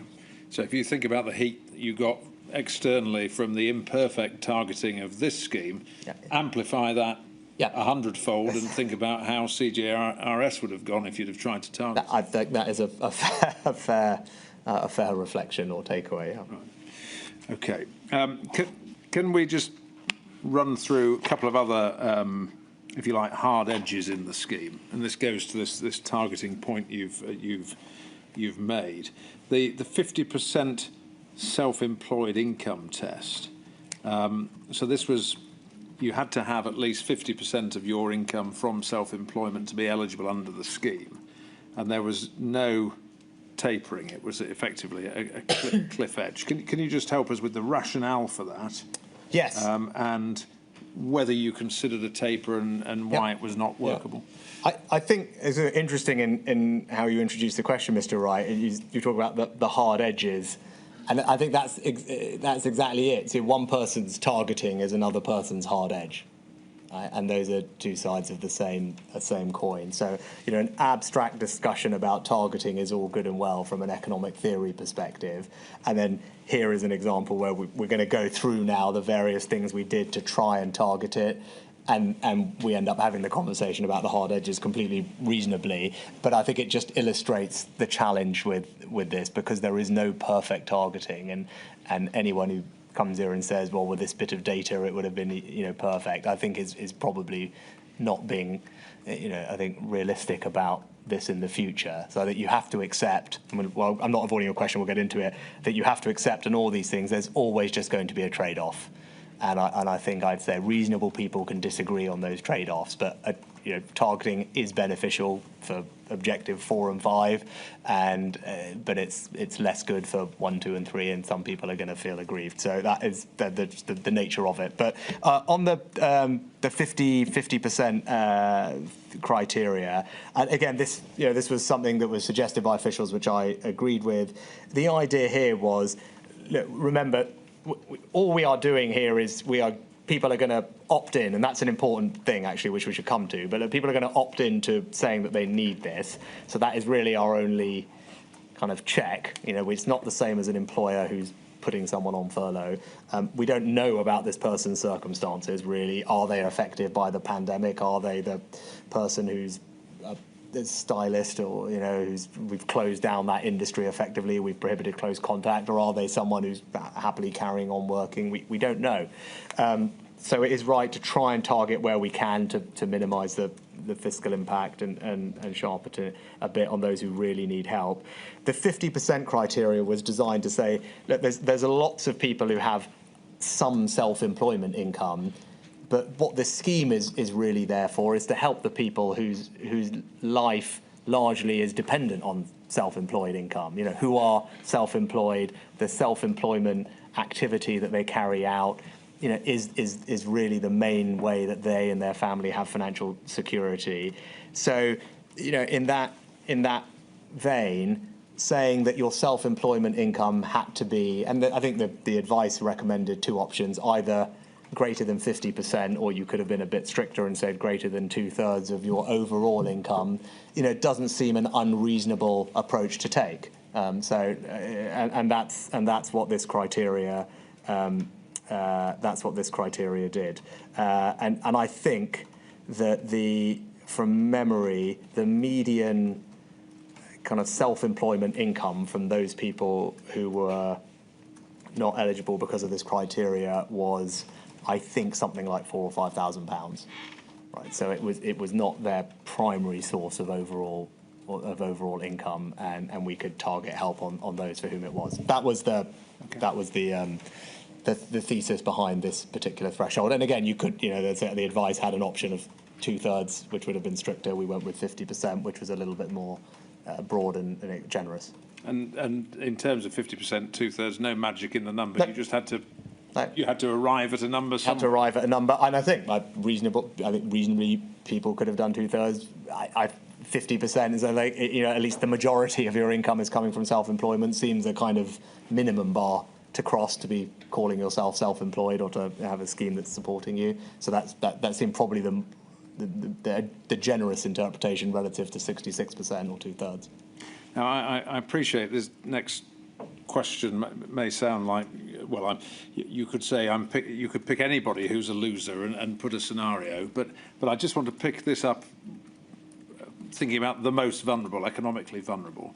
For those who, say, had a low-paid job and a small pot of self-employed income on top of that self-employed income might be what made the difference between the wage that they earned in their job and being able to provide for their family. Yeah. What they would fall in the gap in the scheme, but what would your reaction to that be in terms of how you can design out of that, how anyone can design out of Well, I mean, they can't. So you will, I'm 100% sure, with everything that we did, as big and as comprehensive as it was, and we talked about the scale, you will always be able to find individual people who, for whatever reason, don't quite meet the exact criteria because of their particular circumstances.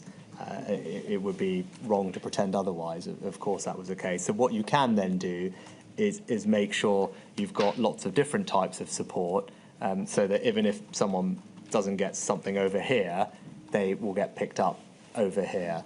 And that's why we'll come on to universal credit later this afternoon. Probably the person that you're describing would be eligible for universal credit and would have benefited from the changes we made there.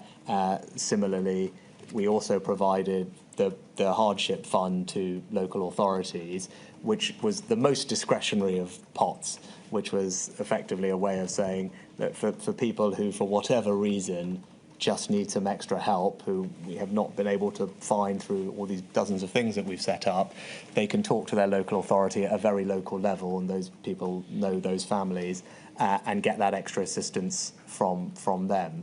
And so that was and then we topped that up a couple of different times through the pandemic, so there was always funding there. And I could go on, but straight away, those are two other things that probably would have helped the person that you're describing. So I think your principal point is, whilst I am in my questioning focusing on one scheme at a time and looking at that scheme in isolation and identifying gaps in it, you would say this is one of many schemes that government was introducing, and you have to look at the panoply of support in different ways that was available, not just look at a hard edge in Scheme A rather than... Yeah. Okay. Yeah. Having said that, can we just pick up one other hard edge, if you like, which is the other untapered hard edge of the £50,000 income criteria. So earn £50,001, no support, earn £49,999 support. And in particular, I'm just interested in the consideration given to a taper, because there'd been a taper in the high-earning child benefit charge. And if you did consider it, why you didn't, and the rationale, please. Yeah. So I think first, again, we're trying to target this thing on those who most need it, and 50k just being as it was then, the threshold for higher rate tax. So what first thing is this did not mean that many people as a percentage were ineligible. I think the number was 4 or 5%.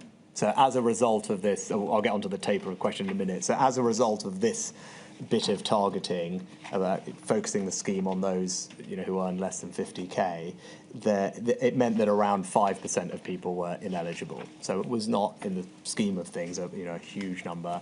And the average income of those people was, I think, £200,000. Just again. Now, that's me sitting in the Treasury looking at the macro statistics. You absolutely could find someone who £50,001. I'm confident of that. But in aggregate, we're talking about 4 to 5% of people, average income of about £200,000. So that's the backdrop. So why? And so given that, why? Also then why not a taper? Look, tapers are complex. I mean, anyone who's trying to sit there and with that HICBIC taper will tell you that. And in this particular instance, there were two reasons we didn't do it. One is, as you heard from Jim Harrow, the Perm Sec at HMRC, it would have delayed implementation significantly by a matter of several weeks, I think, from memory, but he's been clear about that. So a taper would have delayed implementation because of the complexity of it. And generally you do tapers because there's a behavioural impact of them, and you're trying to not have economic behaviour be distorted by a cliff edge, and that's the rationale for doing tapers generally.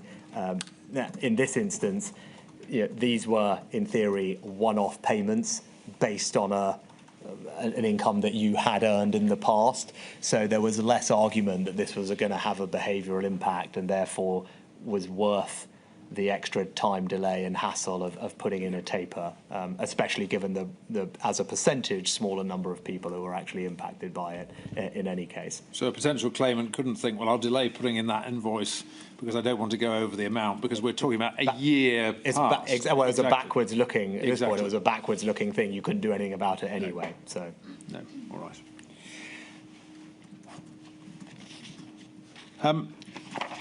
Just want to pick up, I suppose, looking at this the other way, the other argument, there are elements that were too generous in the sense that, and this is a point that Dr. Brewer picked up in his report, that you could say that the lack of conditionality, it being a condition that you have lost income to a significant extent, meant that some self-employed people who didn't really need the support were being given it, and that got tightened up over time, didn't it, in terms of the yes, the certification. And again, I didn't see one. I'm not sure that I've seen a way that you could have done that during this. I mean, we had the long conversation on targeting and CGRS, which I won't repeat, but there really is no way to do that during. What we did do and could do, because I don't disagree with the premise at all. Of course, I'd rather really focus this on people who most need it. Of course, I would prefer to do that. When we could, we did. And you saw, but that really took until 2021, because by then you'd had, a kind of year of the pandemic. And what you were able to do then for the last two grants, I think it was, in the summer and autumn of 2021, you were able to say, well, we had a pandemic last year, spring 20 to spring 21. So now we're going to separate these grants out, and it's going to be a function of how much your revenue declined, your income declined or trading profits declined in the last year. So as soon as we could inject some degree of targeting, we did, and I think that was sensible. So we had two levels of grant depending on your turnover, income, or income decline. Again, reasonable people would disagree potentially on where you set those thresholds, but principle I agree with. When we could do it, we did do it, but I don't know how you could have done that during the previous year very easily. The only thing I have heard, and I think this is probably something for people to think about in the future, is I think actually maybe Dr. Brewer mentioned this, was whether one might want to consider a clawback if turnover didn't ultimately fall down. So in that 2021 year, you could say we're going to give these SAYS grants. If it turns out next year when you file your tax return that you're fine, then we'll have that grant back. Claw it back through self-assessment. You can claw it back through self-assessment. Now, I think you need some extra legal powers to do that from memory, because I think we looked at it the following year. I think you need primary legislation from memory, but you need. I think that would require legislation. There's obviously an operational complexity to that the next year, which HMRC would be best placed to answer as to how feasible that is, and it would obviously have a behavioural impact on the margin, because people would then be figuring out, well, I might not bother working because I'd rather have the grant. And again, someone would have to model that out. It's not a crazy idea, and I think someone would want to work through all of that to see if it was feasible or practical. But absent that, I haven't seen a way that you could do the targeting in real time in that first year of the pandemic.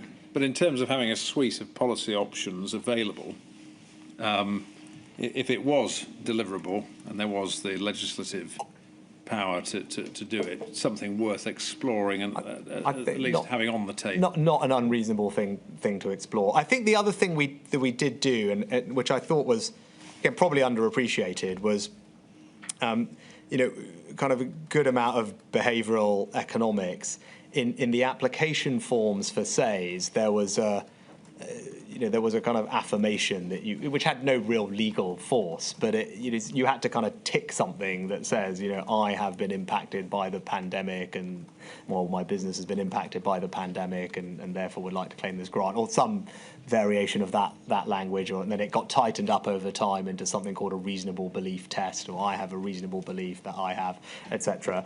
And I said I don't think it had legal force. But it had quite a good behavioural force to just, on the margin, hopefully make people think, should I really be claiming this? And actually, interestingly, I was just checking the numbers before today, given that anyone could have got this thing, right? There was no real way, there was no reason they shouldn't get it, even if they were working, in reality. The first grant had an application rate of take-up rate of 77%. So even in that first grant, with very little of this, a quarter of the people self-selected in not claiming it when they could have, then that went down to 69%, 65%, 58%, and by the last grant it was 38%. So just kind of interestingly, even when people were able to claim, that was good affirmation of human behaviour. It's quite good actually. That nudge, I'm sure, making people tick that box, would have contributed to people actually not taking it if they didn't really need it, which is a good thing. And those numbers tell a story of an improving economy through the pandemic as well, and people adjusting. But I think the nudge is worth worth bearing.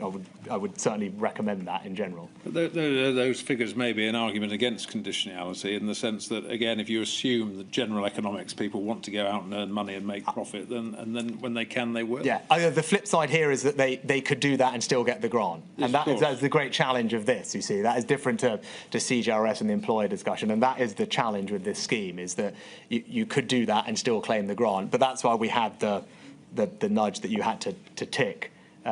Which in theory should help with that, and then later on, and we had the other criteria, and then obviously when we had the revenue information, I think we called it a financial impact test, FIT test or FID or something like that, which we introduced. I know this is fairly granular, but I just want to pick it up briefly on the sort of the fraud front. We understand there was an issue about being able to check across between SAYS and universal credit to see if people were claiming both, and that was really a data issue. Yes, I saw that in the evidence that you supplied to me last week. I must say, it's not something that I recall.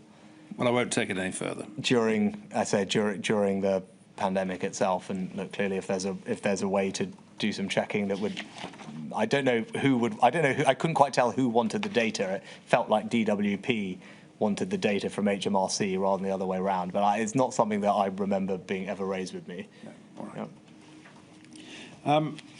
One other particular group I just want to pick up on, just for your reflections really, but this is company owner managers, so those who essentially own companies and choose to pay themselves through dividends rather than drawing a salary, so they're receiving their income in a different way. I mean, really, did the decision not to do something for that group come down to, well, if they chose to manage their tax affairs in that way, that was a matter for them, or what's your rationale? No, that it's not that. We actually, much like JSS, and as I was saying about this scheme, this was something that we kept coming back to look at different ways, and the team probably got tired of me going over this again, and every time they thought I'd just said fine, I'd come back to it a month later because someone had said something to me, or I'd thought of some new idea, or someone had pitched some new idea to me about how we might fix this issue. So it was not a desire not to. I mean, we spent a lot of time, and I think that HMT evidence will show that we spent a lot of time and effort trying to figure out if there was a solution here. I mean, look, in a nutshell, the system, the tax system, can't distinguish between dividends that people receive as a return on capital and dividends that people are receiving effectively as a form of labour income, right? We have no way of knowing, looking at the HMRC system, what those, the dividend is dividend. Could be dividend from someone who's doing absolutely no work as a nice equity portfolio and is clipping a dividend, and great, and over here it's someone who's a company owner manager, and that is effectively their income every year, and we have no way to differentiate between those two things, and that is the challenge. And we looked at all sorts of ways of trying to do it. There's a closed company director tick box on forms. We went through that, but not everyone ticks it, and not the right people that do tick it even do necessarily fill it in properly. The timing of dividends is obviously very much in the gift of the director, so it's not as predictable. We looked at whether you could use accountants, but they still don't eliminate the need effectively for self-certification, with obviously all the fraud that comes with that. And there really was no one actually knew how many people this was. So what we did know is that about 3.3 million people file tax returns that have dividend income in there. But I think broadly, most people thought the number of company owner managers in the classic sense of it probably was around about 700,000. And that's where you can start to see the issue. So if you just took all the dividend income and said, well, do a version of SAYS for dividend income, I think 3 out of every 4 grants that you would have handed out would have gone to people who actually dividends were just a return on their savings, not not their labour income, and that is a very, very tricky thing to resolve. I think your expert, Dr. Brewer, looked at this, and I think he agreed that it was in his words, very difficult to establish something, and there would be very large forward risk in doing something. But we did look at it multiple times, believe you me, and just couldn't quite find a way through. So this wasn't a decision not to support a group. It was a decision very much that you would have looked at something if you couldn't find a way of doing it in a deliverable way that minimised unacceptable levels of fraud and so on. Yeah. And by the sound of it, you've come at this every which way, and there still isn't an obvious solution that presents itself. No, I don't think that there is really. No. As my reflection on it. Again, someone in the future might decide to do something different. But I mean, you clearly could. I mean, you could clearly just look at everyone who had dividend income in a tax return and send them an equivalent of a SAYS grant calibrated. You would do that with the 3/4 of grants by volume and more by pounds going to people who you were not really trying to help. So you could accept that, but I don't. To me, that would not seem like the right judgment to make. Thank you very much. I'm going to move on now from the self-employed scheme into Kickstart.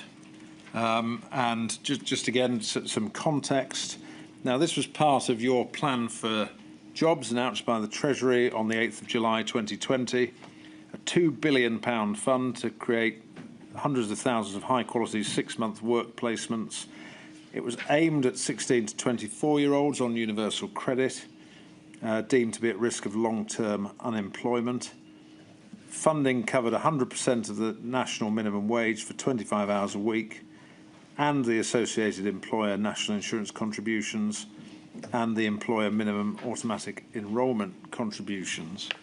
And in terms of assessment, the evaluation found the majority of leavers at 7 and 10 months, that's 63 and 66%, who are in work, said that the skills and experience they gained have been important in helping them find work. And you've spoken already, Mr. Sunak, about your desire to support employment and jobs in the pandemic and putting that at the forefront.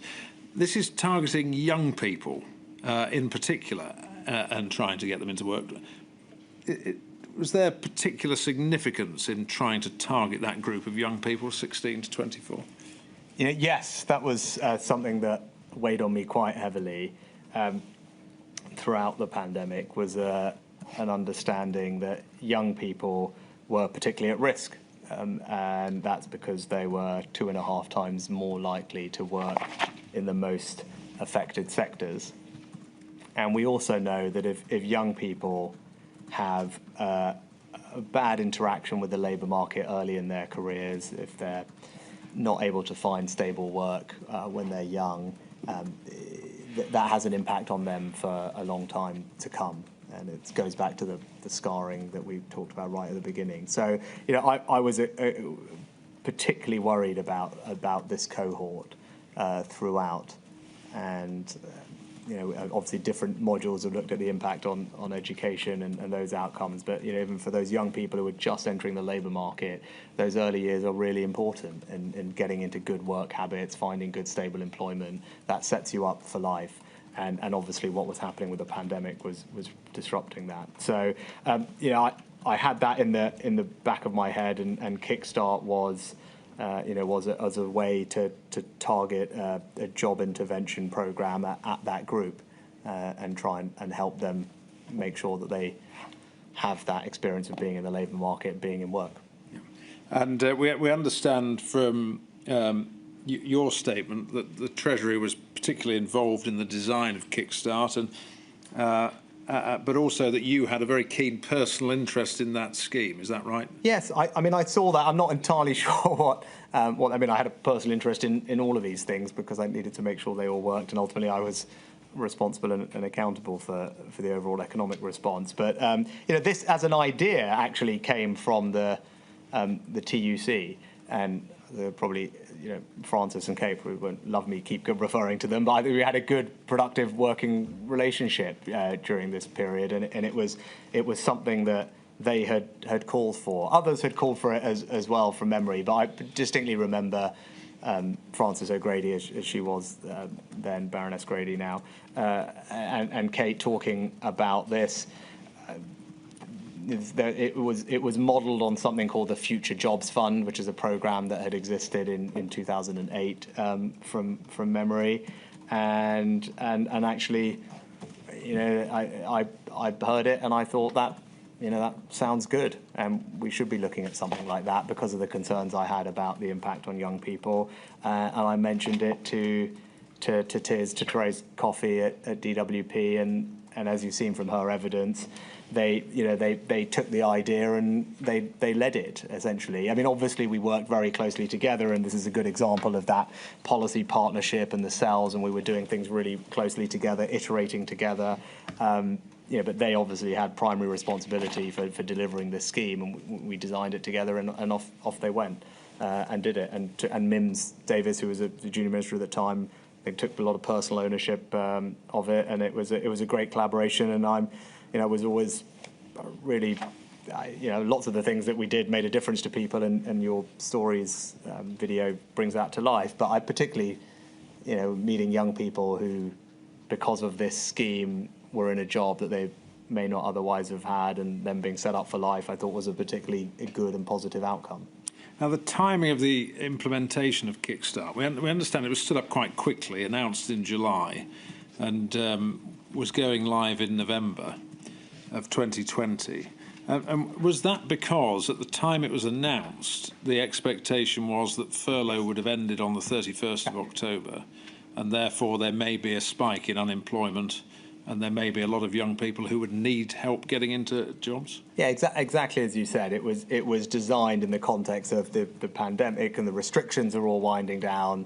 The support schemes are winding down. We're going to focus now on jobs and creating new jobs and getting people into jobs. And this is an intervention that would be targeted particularly at young people. Yeah. Of course, had you known what you came to find out in November, the timing suddenly looks different come November when we're going back into lockdown and you're extending furlough. And did you find that frustrating, really, that the scheme had been stood up very quickly? And you might know what it means, but it was described as a minimum viable product. In other words, it was stood up as, it could do what it said on the tin, but it wasn't particularly well worked or long worked up. Yeah, of all the things that were frustrating to me during this period, I mean, that particular one probably was not that high on the list, but of course it was frustrating because it meant that this thing was not up and running in the way that we would have imagined when we announced it. That said, it's good that we've done the work, good that we got it up and running, and this point about minimum viable product, this really is proof of the test and learn iterative approach to policy making. And this is the thing. It's like we were saying, one person's targeting is another person's hard edge. That again, people like the sound of test and learn iterative policy making. Then what that means is what you put out there straight away is by definition not going to be perfect, most likely. But you're prioritising getting it out there.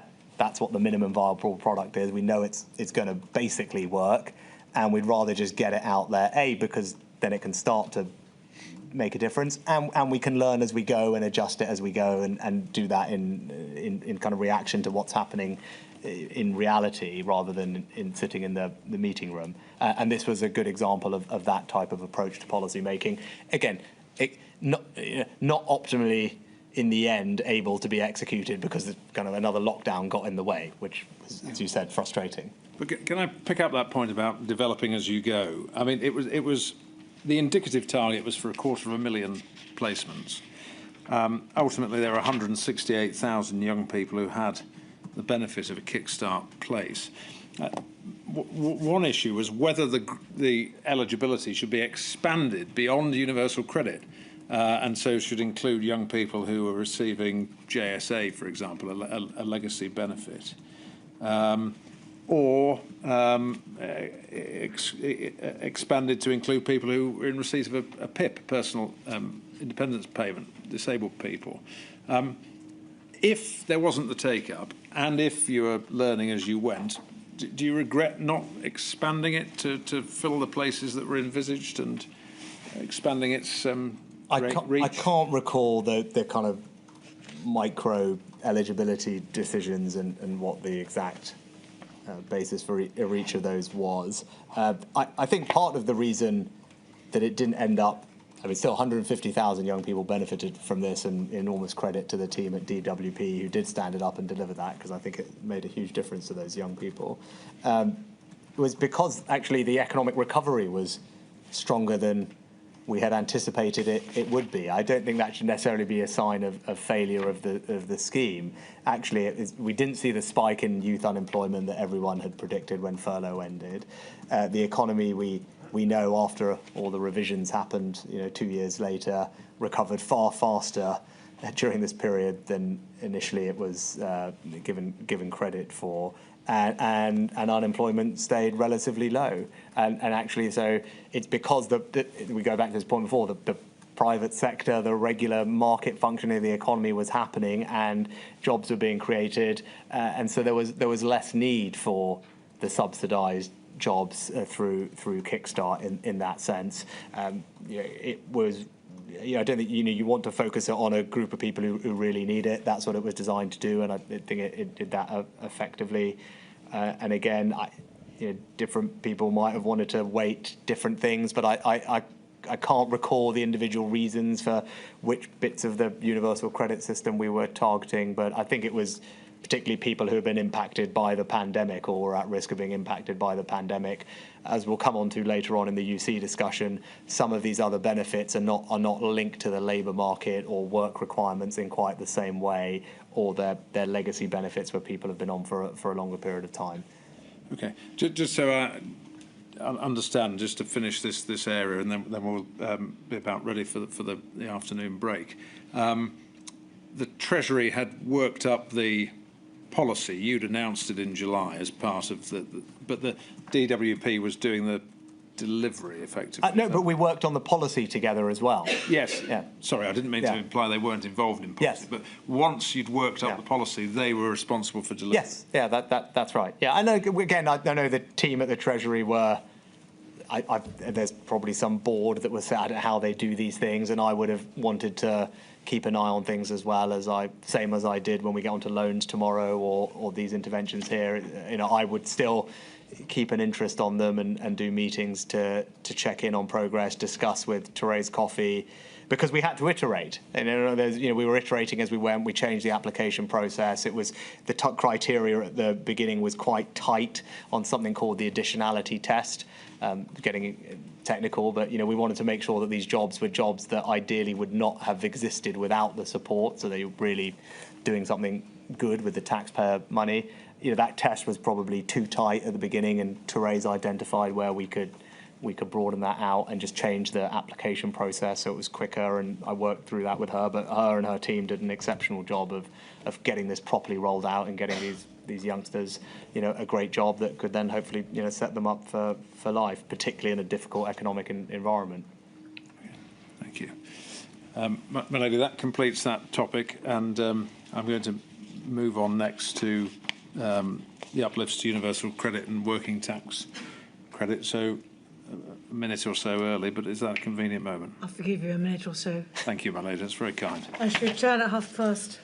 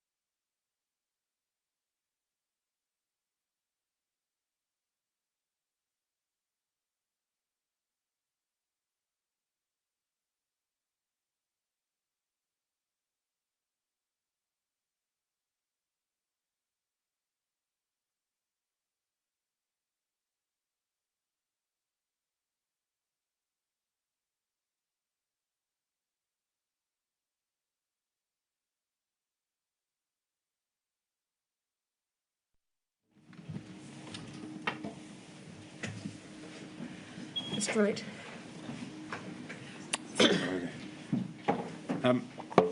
Mr. Sunak, I'd like to turn in this final session for today to the subject of the uplift of £20 that was applied to universal credit and to working tax credit. This was announced on the 20th of March of 2020, implemented from the 6th of April 2020, and then there was an extension to the initial 12-month uplift that was formally agreed at a trilateral meeting on the 26th of February 2021, with the extension being announced on the 3rd of March 2021, and the uplift ending on the 6th of October 2021. So that's just to give some context. The idea, as a starting point, that there should be an uplift to those benefits, did that originate in the Treasury and with you? I can't honestly recall. I would imagine the Treasury were talking already to DWP about various things. I think we'll come on to it later. The statutory sick pay, for example, those conversations were already happening. I remember them happening quite vividly on statutory sick pay, because there were also legislative aspects of that we needed to implement. So I can't say that it necessarily came from the Treasury versus DWP or some conversation between them. I know you had a lot of things crossing your desk. I don't want it to be a memory test. Let me just put up INQ 000588230. This is the statement of Will Quince, who was the Minister in the DWP, paragraph 17. His recollection was that a commission came from you as Chancellor on around the 17th of March to the DWP to explore an increase. So it certainly seems to have been Treasury to DWP, according to Mr. Quince's recollection. Yeah, well, I'll trust Will's recollection. I was fine. Yes.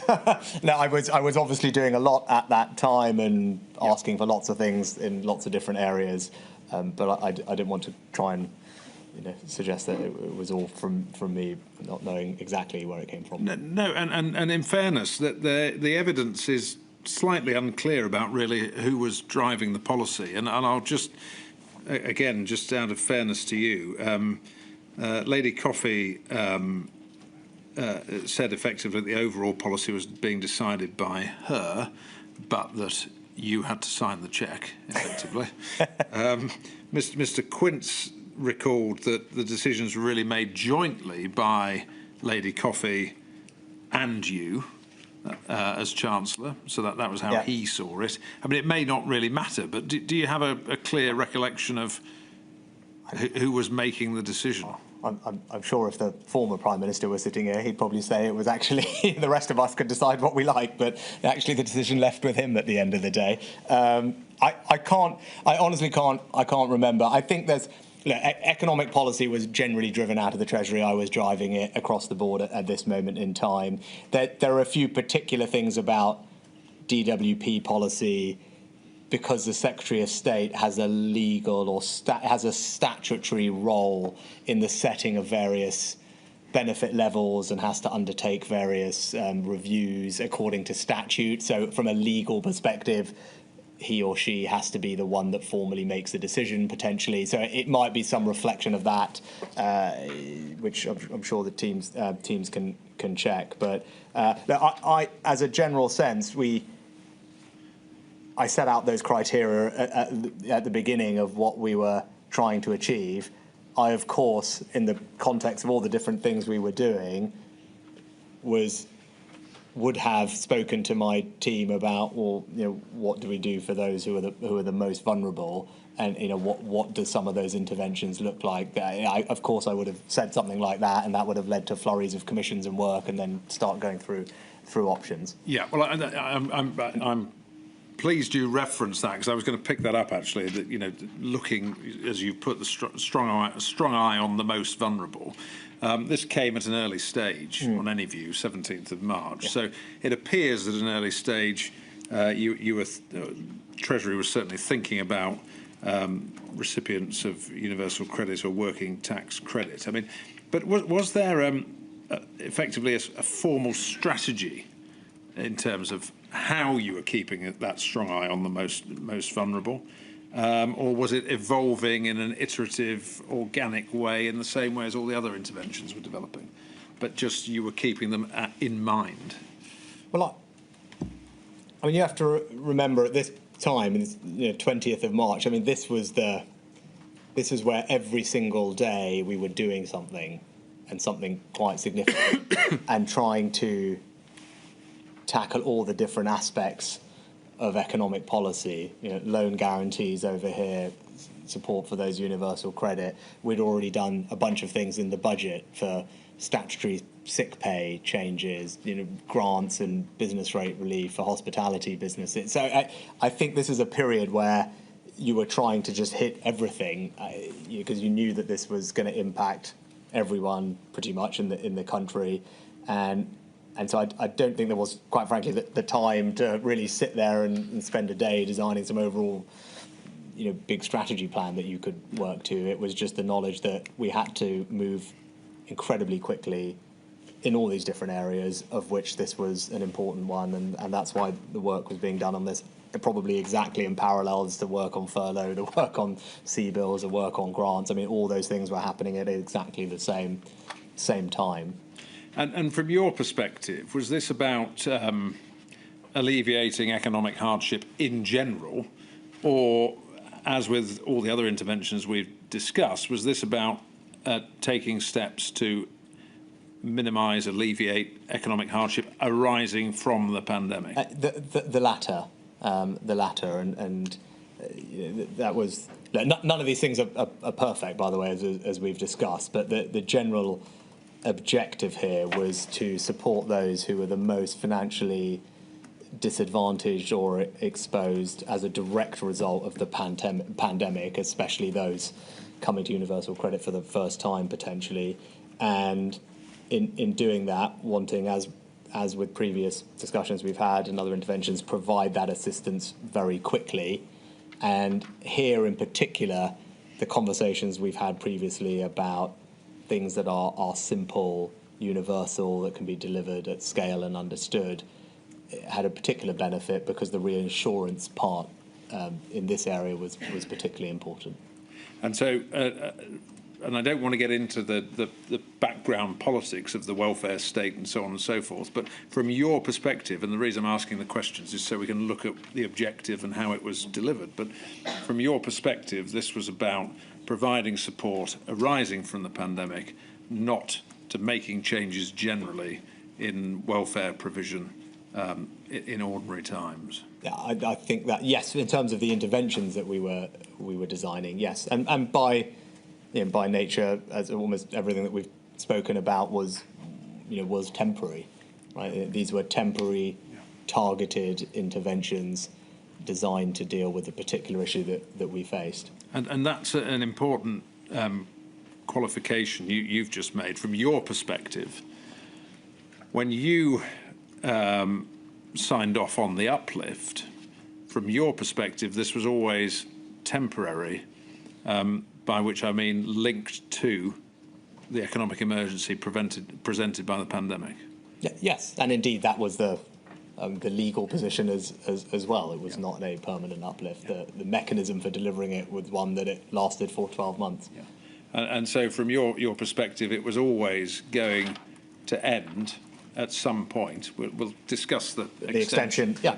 But it was always going to end, and there shouldn't ever have been confusion about whether it was or wasn't going to end at some point because it was pandemic-related support. Yes. And I think you can contrast it to something else we did, which I think we announced at the budget, which was also in the welfare system, and that was a permanent change, and that was a significant increase to local housing allowance, the LHA, which was, from memory, about a £1 billion increase to the welfare bill that benefited over 1.5 million people, and increasing the level of that benefit, that was a permanent. It happened to come in at the same time as these things, so obviously as a marginal change was particularly beneficial during this pandemic period, but there was no suggestion that was going to be unwound.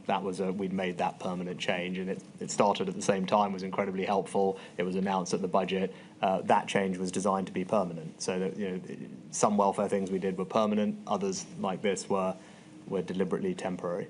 And so you're making the point there again, as you did with self-employed income support, it's necessary to look at all changes that were made, not just yes, one thing at a time. Yes, right. That's a very important point. And actually, you've jogged my memory, because one of the other interventions that was particularly helpful for self-employed was time to pay, which I should have mentioned in the previous session we had, which was announced at the budget, but this gave self-employed people and businesses more generally, but particularly valuable to self-employed people, an ability to delay their tax payments. Yeah. And that actually was taken up by lots of people. We extended it. We made it particularly much more easy to access, generous terms, and we know made a difference to people. And it's just another example of something else that was there, which particularly actually ended up helping those who are self-employed. But your broader point is absolutely right. There are so many different things going on at the same time. I just want to focus initially about the objective of the uplift. And I preface these questions. It may seem at times that there's an element of semantics, but it is important to identify from your perspective what the objective was, because we've heard evidence from others about what they thought the objective was, and I just want to establish from your perspective why you were doing this. The way you put it in your statement, and I'll ask for it to be put up on the screen so we can see it. It's INQ 00661483, and it's page 267 of Mr. Sunak's statement, please, paragraph 1005. There we are. And you say the government's objective was to support those most financially exposed or disadvantaged as a direct result of the pandemic. It was determined that this was best achieved through the two benefits, which were both means-tested benefits and available where an individual suffered a reduction to their income as a result of reduced hours or unemployment, which created or further exacerbated low income. And the first point to note there is the point you've made in your evidence, that this was, so far as you were concerned, Mr. Sunak, to support those exposed to disadvantage as a direct result of the pandemic. Yes. Yeah. Yes. Now, I suppose that can mean lots of different things, because you might be disadvantaged as a result of the pandemic, or financially exposed because the costs go up, for example. So you may not have lost any income, but you may find that it costs more to be at home because you've suddenly got to pay to heat your house all day, or you've got to educate your kids at home. But I don't get the impression that that's what you mean by financially exposed. Do you mean people who had lost income or employment and therefore were claiming universal credit? Or did you mean people who generally found themselves financially impacted? But yeah, I mean, this was, as you described, and it says in the bottom of the highlighted bit, I mean, this is where people had an impact on their ability to work. And that would then either because their hours were reduced or reduced to zero, or made it less hard for them to get a job because of the various restrictions in place. And that's what this was geared to, which is what then led to the design of this particular policy, and we'll get into why we did it the way we did, and as this says, why we chose the particular basis for the uplift that we did, because it's, as we'll get into, linked to those employment outcomes and that work, and targeting people for whom earnings are a significant proportion of their overall income. And because it's that income that is facing the biggest change because of the pandemic and the fact that it was shutting down the economy, and therefore people couldn't work or couldn't find a job or had their hours reduced, and that was the bit that it was trying to get at. That said, a general increase in the standard allowance, does just have the obvious benefit of in general putting more money into the welfare system in a very broad-based way. It has a macroeconomic benefit of being a pretty effective fiscal stimulus in normal times, because the multiplier on that type of spending is typically very high. So there are other benefits or consequences of doing that have a more general application, but this is what we were trying to get at by doing it. Right. So the objective was to support incomes of those who either lost their job or seen a decline in income as a direct result of the pandemic. That's why it's focused on universal credit, which is a work-related yes. benefit.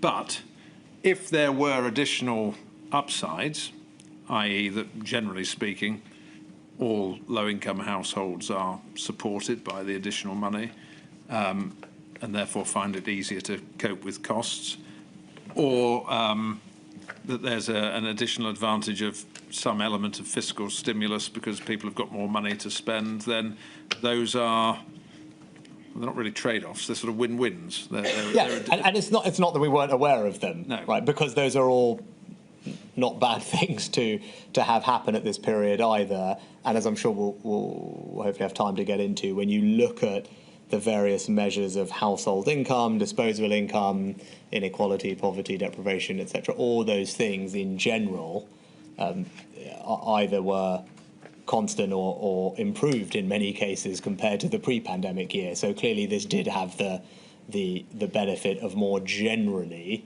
supporting lots of vulnerable people, which was something that we obviously knew going into it that it would do. Yeah. So it was nice that it was able to do both things.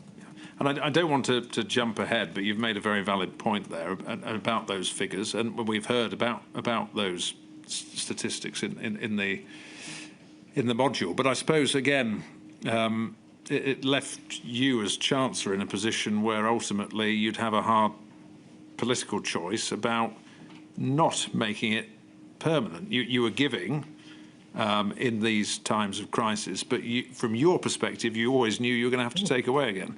Which would have that negative effect on those households. Yes, although at that point that the temporary support ended, but by definition we were trying to time that with the removal of all the things that had created the negative shock in the first place. So we were just back to a status quo ante in some sense. So shock comes.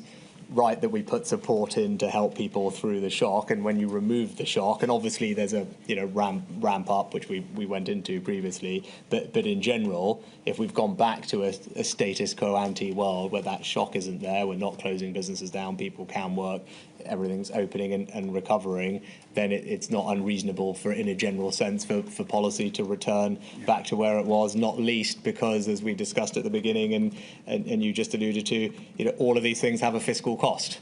And, it was my job to make sure that we could manage that. And obviously that has an impact on future taxes, which I had to deal with, and that, I don't think anyone wants to, pay a great deal more tax. So in the back of your head, and there's a limit to how much we can borrow. So all of these things are reasonable things for people to think about as things return to normal. And I don't want to get into the sort of raw politics of it and what lies behind the welfare system, but your position, as you said earlier, you're a fiscal conservative, and your view was we'll give the support while the pandemic was there. When it ends, it will be withdrawn because it's there to support during the pandemic, and we return to normal state. That's very much my approach, and that is what we did, I think, across the suite of interventions, whether it's CJRS, SAYS, we'll get on to loans and grants tomorrow, but actually here, actually slightly kind of different to all the others, where there are no real legacies of the pandemic intervention. This is the one area where there actually is, in a sense, a permanent change, and that was because we're jumping ahead to the ending of this, but whilst the temporary uplift in universal credit ended, what I did at the end was permanently change the way the welfare and tax system interact by changing what's called the UC taper rate. And what that does is essentially reduce the rate at which your benefits are withdrawn as you earn more money. So effectively, it acts like a tax cut for those who are moving into more work from welfare. And that's something that lots of people had called for. I thought that was a sensible thing to do as a permanent change to our tax and welfare system. Obviously, it costs money. That was a decision I made. I think it cost £2 billion or something. And from memory at the time, it helped 2 million people. And that was, as said, unlike all the others in this area, there was a permanent change to the area of policy. It was not the same as a permanent uplift in universal credit, but it was a change to the universal credit system, but done in a way that particularly increased the incentive and therefore the reward for people who were moving into employment from welfare and making sure that they could keep more of the money that they were earning, which I thought was a good, sensible thing to do. And again, not getting into the sort of the politics of this, but this aligns with what you said earlier about believing in supporting people through jobs and work and employment and providing support in that way. Yes, and particularly as the economy was open and growing, and my general view is, and actually the Prime Minister's view at the end of the day, it was also the Prime Minister's view that, and I believe it, the Prime Minister at the time believed it, I believe it now, actually supporting people into work and giving people the security and dignity of a good job, and then allowing them to keep far more of their hard-earned money rather than the state taking it in taxes is in general a good thing. And the kind of effective tax rate for people who are moving off universal credit into work was quite high. I think it was 60% or higher. Think about that as a marginal tax rate, and it is quite high. And what I was able to do at the end is reduce that somewhat, quite meaningfully, which again supports an objective of helping people into work, which is long-term the best route to financial security for them, and to help them help them keep more of their money, move into work, provide financial security and resilience for them and their families, and also hopefully have an impact on reducing poverty levels as well. Well, I think we've dealt with, from your perspective, the policy objective seems to have been clear. Temporary measure aimed at the pandemic will be withdrawn at the end, and then you've talked about the other changes you made. Can I pick up then against that background with the fact that the uplift, or a decision was made that the uplift would not apply to legacy benefit claimants, so it would only apply to working tax credits or universal credit. And can you help us, from your perspective, why that decision was made? Was it made for operational reasons? We've heard a lot about the old IT system, and it took 5 months, I think it was said, to plumb in every year any changes in the levels of benefit, and the whole thing would fall over. Or was it taken not to apply it to legacy benefits because that would be inconsistent with the overall objective, as you've identified it, of the uplift, i.e. to compensate those who were newly unemployed or seen a reduction because of the pandemic? I think first and foremost, it just simply wasn't possible operationally. I think as a again, I can't remember the exact conversations at the time, and we should get into it. Also would not have as cleanly supported the policy objective, but in a sense, we can have that academic discussion and go through why, but it just simply operationally was not doable. And I think you've got evidence from the officials at DWP and the bits that stood out to me, which I remember. I mean, the whole point about universal credit was it's this new system. The old system is very creaky, very old, and it's simply not possible as one of them said. I forget whether it was a DG at DWP or the Director of Universal Credit. But I think it was Neil Cooling. You had two different ones, but I think one of them said it's just simply not possible to digitally uprate mid-year. But I think that the bit that stood with me from Neil is where he said the risk of system failure was too great to go ahead with a change. That was advice at the time, and there was a risk that benefits just stopped altogether. So, that's from the people. Again, this is, I'm not the one on the front line of grappling with these things, and I haven't worked in that department. But the very strong opinion of all the people who have to do this and make sure everyone on those systems gets the support that they're entitled to, we're all saying that this simply isn't possible, and you risk trying to do anything here and the whole thing might just collapse entirely. So first and foremost, I just think that they were so unequivocal about that we should get into the policy discussion in a second. I'm very happy to have that, but I think I just would be there was no ambiguity.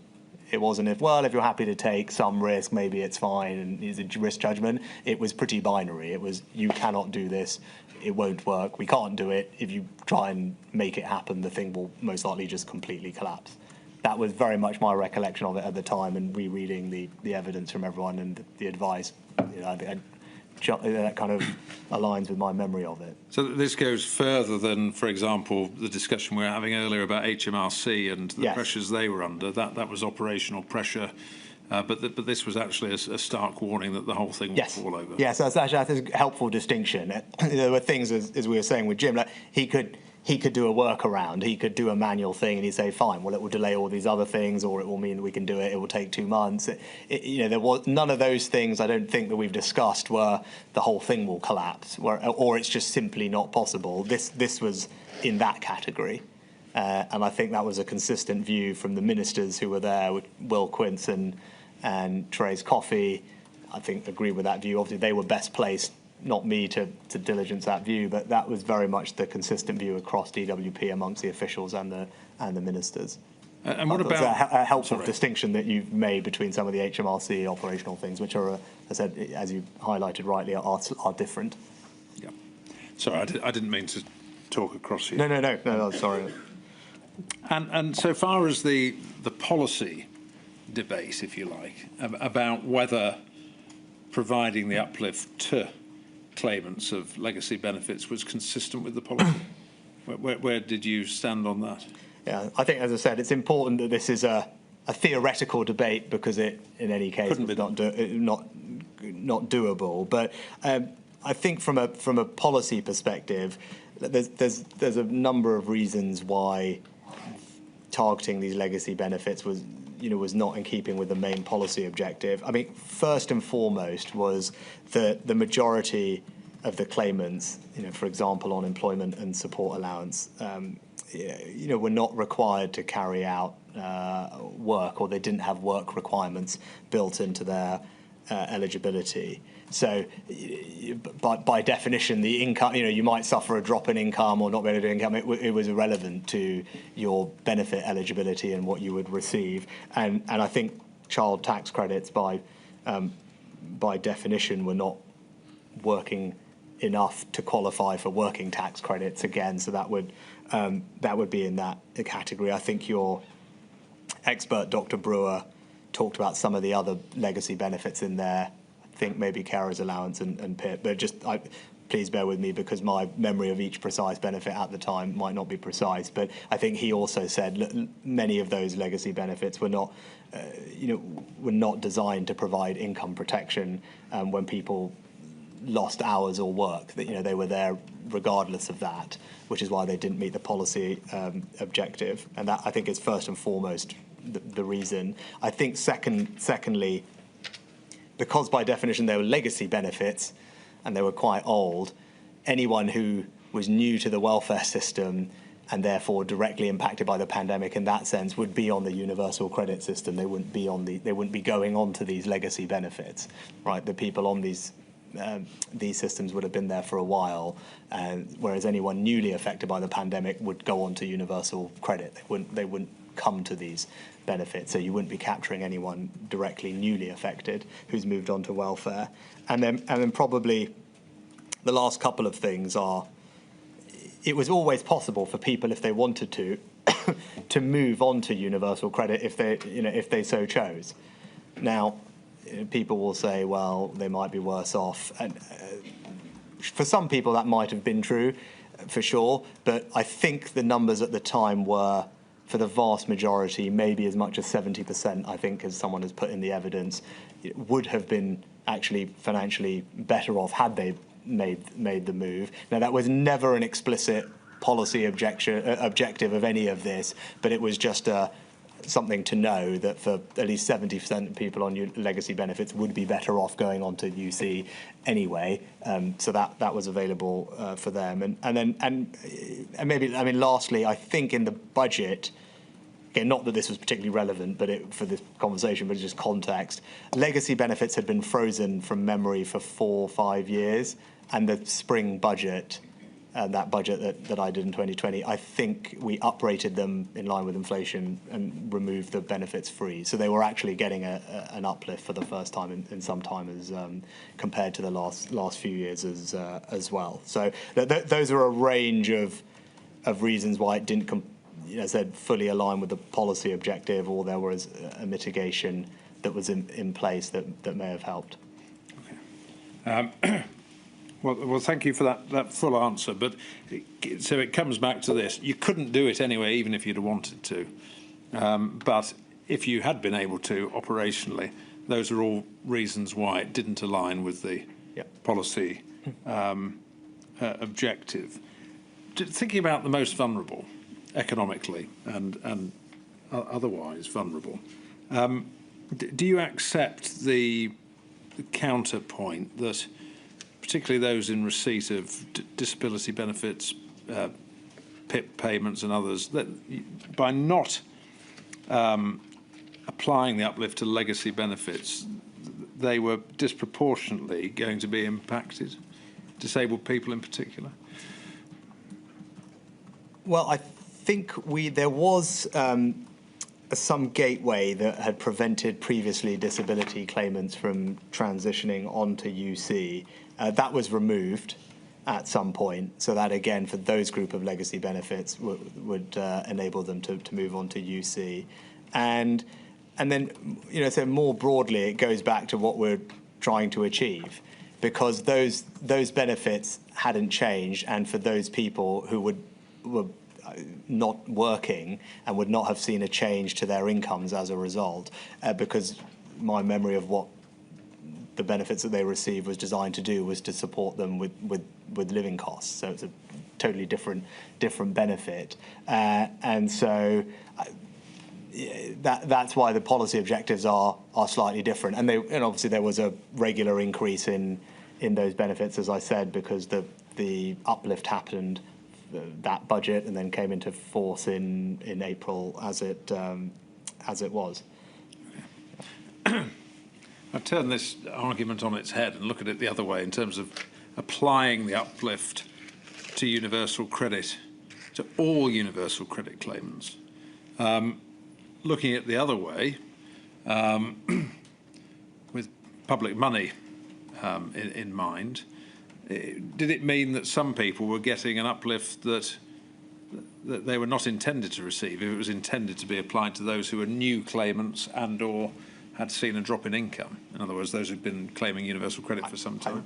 But by obviously by definition, yes, because same as we've discussed in all of these things, that's the downside in universality. Was there a way of avoiding that, though, and targeting, therefore, only new claimants? And the reason I ask is, if the objective is to support people who've lost their income because they've lost their job and therefore they're having to have recourse to benefit, if you could have only helped those people, you might have been able to help them proportionately more.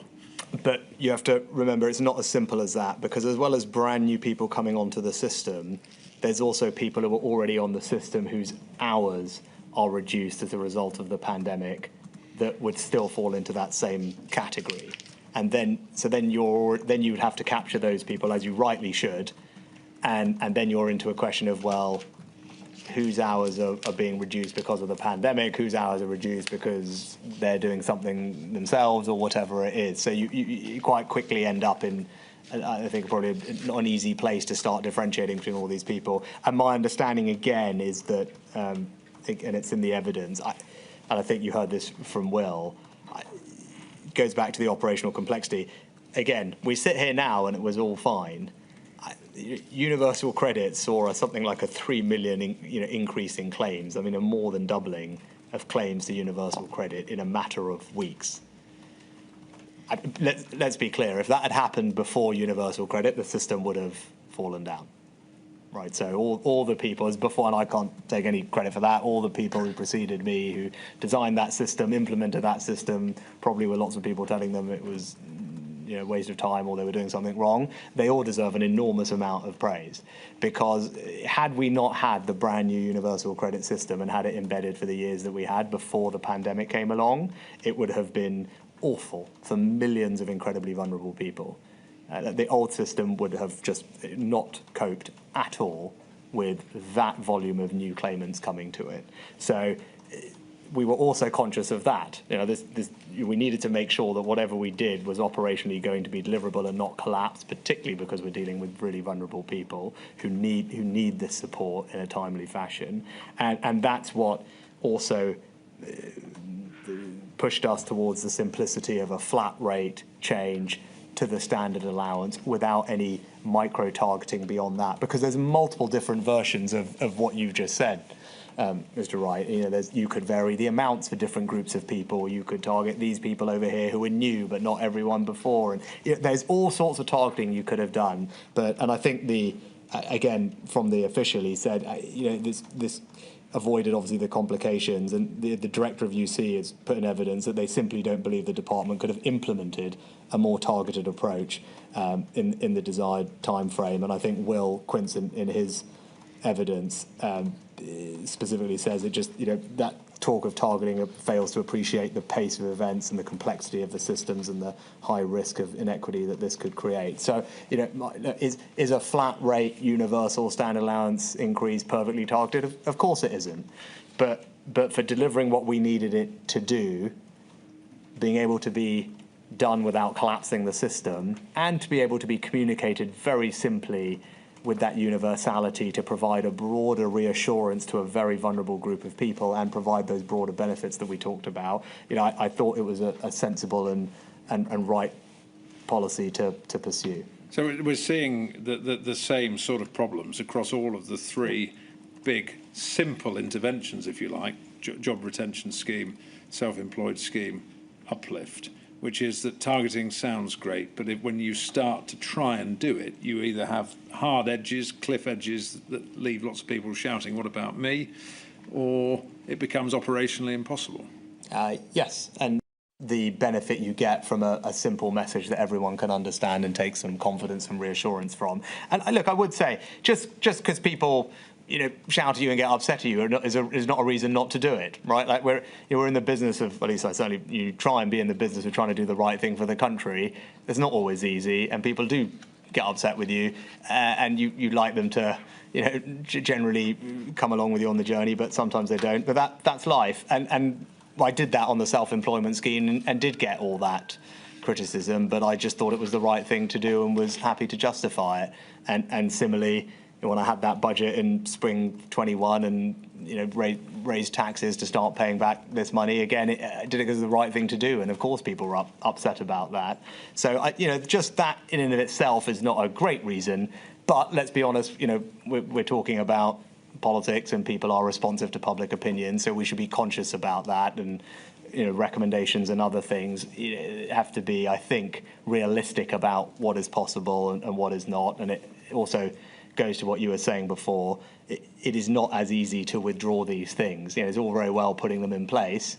When you say, okay, that temporary thing is finished and now we're not going to do this anymore, or now we have to start paying it back, it's not as if everyone says, well, you know what, you did tell us that and it's all fine. Of course they don't, right? And you wish it was so. But that said, like on this particular thing, I actually think there wasn't an appropriate targeting that could have been done. It wasn't that people would have been upset with you or not. I just didn't think it was the right thing to do for what this intervention was, or it would have risked an enormous amount of complexity, which would have then undermined the policy objective. I'm going to come on now to look at the extension. Yes, because just before that, Mr. Wright, I just want to finish off on legacy, because obviously we're forward-looking as well. I know, obviously, Milady, and you will want to think about forward. This debate on the legacy, in any case, is one where it is firmly in the rear-view mirror, because the transition, I think, will be completed by next spring from memory. So, this is one where, look, I did what I did, and together with the other ministers will take responsibility and accountability for that. It wasn't possible in any case. So I don't think there's, it said there's an academic discussion, but this thankfully won't be relevant in the future if it ever comes up again, because everyone will be on the universal credit system. Yeah, with its enhanced IT capability. With it, and we now know it can cope with something that is, as I said, I'm glad I remember that, because I really would say all the people who did that deserve a lot of thanks, because it was, I think it went from 2.5 million claimants to 5.7, 5.8 in a matter of weeks. I've never, no one ever. This is going back to our previous thing. We've got 3 million people claiming for SAYS. We've got 1 million businesses, 10 million people at HMRC. We've got an extra, 3+ million people accessing the universal credit system. These are huge numbers that we're talking about, and happening in days and weeks. Did that also feed into your assessment as to whether to provide a flat rate or to change the rate depending on the composition of households? Because that was certainly discussed. And the decision, and again, I think would do the same again, was the flat rate, for all the reasons that we've just discussed, did exactly what we needed it to do. Simple, easy to communicate, and easy to stand up. And deliverable. Right. Yeah. So when it came to the extension of the uplift, I mean, these benefits were uprated for a year until 2021. That's the end point unless something is done. It's not a question of withdrawing it. It's been a 1 year uprating. Yes. But there became a discussion about the extension, and the discussion presumably became necessary because of the health position in the nation and restrictions continuing and so on and so forth. There was some disagreement, wasn't there, between DWP and Treasury as to how, A, whether there should be an extension, B, if there was an extension, how it should be configured. The Secretary of State for DWP was arguing for splitting it, reducing the one part to £10, then £10 for a child.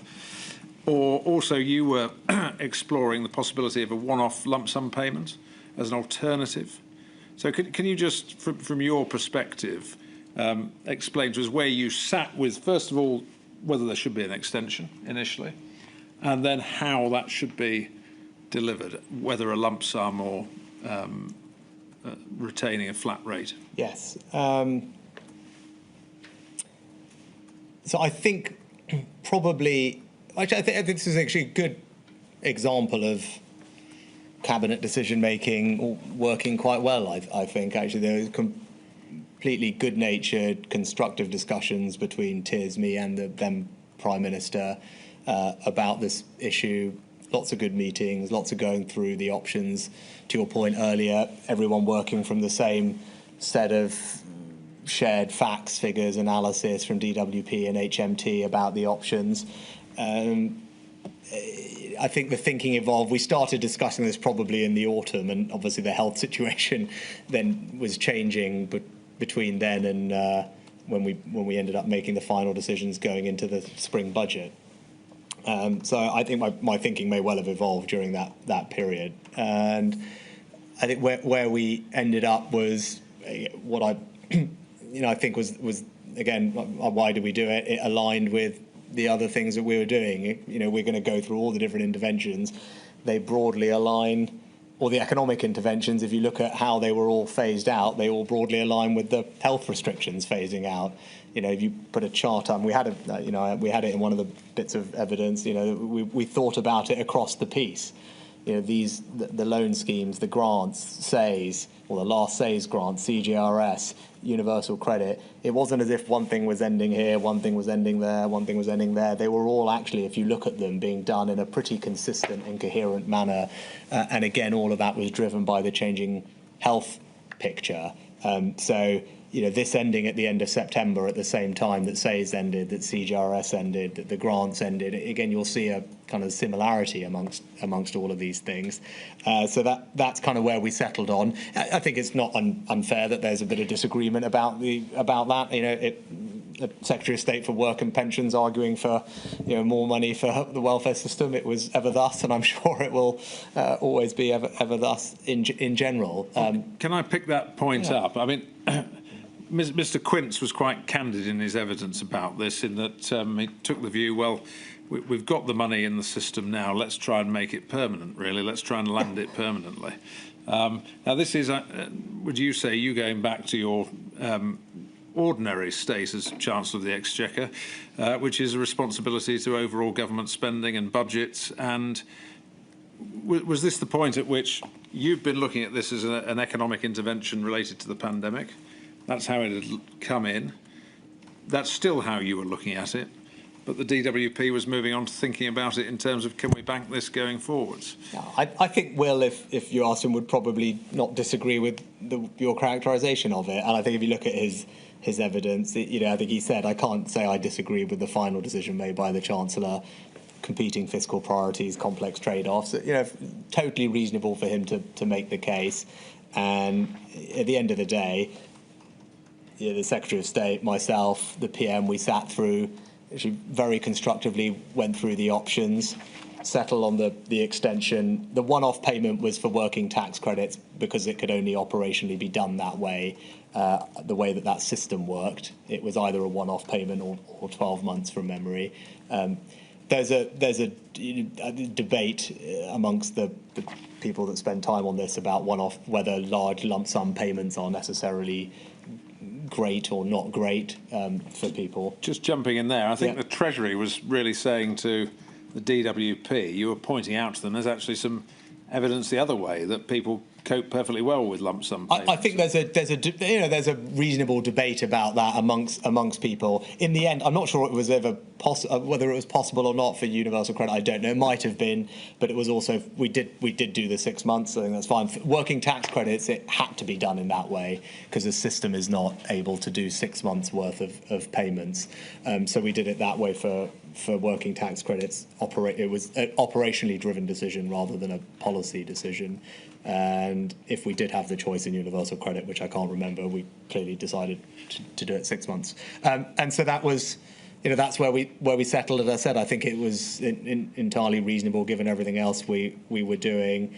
And then, as we discussed earlier, what happened at the end of that was a permanent change to the universal credit system, which made it more generous as people moved into employment and worked and essentially reduced the tax rate on them for working more. Can I just pick up the point about lump sum payments in the context of legacy benefits? Accepting what you've said about, for operational reasons, you just couldn't deliver the uplift to legacy benefits. We now moved on quite a long time in the pandemic by the time of the extension. Had other work been done to see whether it would be, or an uplift to legacy benefits would be deliverable, payable by lump sum, if the policy objective had shifted, so that you could do something about that? I can't recall. I remember early in the pandemic, it was certainly the case, and I think you've had evidence on this point, that it simply wasn't possible to do one-off payments for legacy benefits. I think the quote in the evidence is, they'd never tested the emergency payments system at that scale, and that they would need at least 6 months to go through all of that. And I don't recall, when that work started. Given all the other demands on DWP's time, I'm not sure where that was. Thankfully, it was in place by the time of spring 2022, when we were responding to the energy bill shock, and we were able to use that use that new emergency payment system that had at that point been improved or whatever it was that needed to happen to it, so we could use it to deliver effective lump sum payments. So again, in terms of the future, that has now been done, but I think legacy payments in the future won't be an issue. So it's, because everyone will be on universal credit anyway. So, but in any case, it had been done by spring 2022, which was good because we used it to respond to the energy shock. Yeah. I'm sorry to get into what you might consider to be the weeds of details at 4:20, but just on when the decision to uplift was actually made, I just wonder if you can help us with this. And I'll give, there seem to be a few meetings, key meetings, in February of 2021. There was one on the 4th of February where the Secretary of State, Prime Minister and yourself had a trilateral. You had a bilateral meeting with the Prime Minister on the 8th of February where we know that universal credit was discussed. And you say in your statement you agreed to proceed on the 17th of February, 2021. And then there's a further trilateral meeting on the 26th of February. Can you help us at all with, your statement says 17th of February you agreed to proceed. Was it likely at the bilateral with the Prime Minister on the 8th of February, do you think, or was it a sort of continuing dialogue? I honestly can't remember, but the budget was on the 3rd of March and it was announced at the budget, and this is something that everyone is a bit more intimately familiar with OBR processes now, but that was something, it's the kind of thing that you would need to have communicated to the OBR some period of time before the 3rd of March, maybe.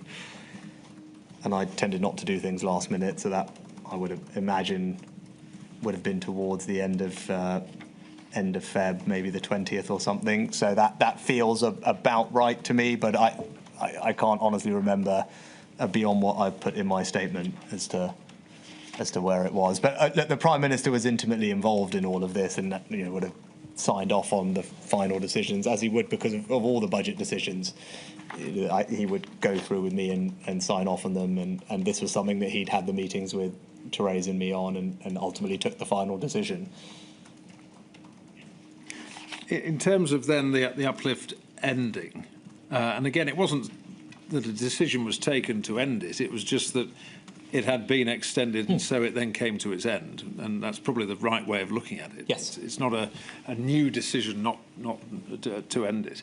But looking back, and you having been very clear about what your objectives were and why you were doing this, and accepting that the DWP, in terms of extension, were pushing to try and land it permanently, do you think that public communication could have been clearer, should have been clearer, that from the very outset, don't get used to this, putting it bluntly, this is a temporary measure, that's all it's ever going to be?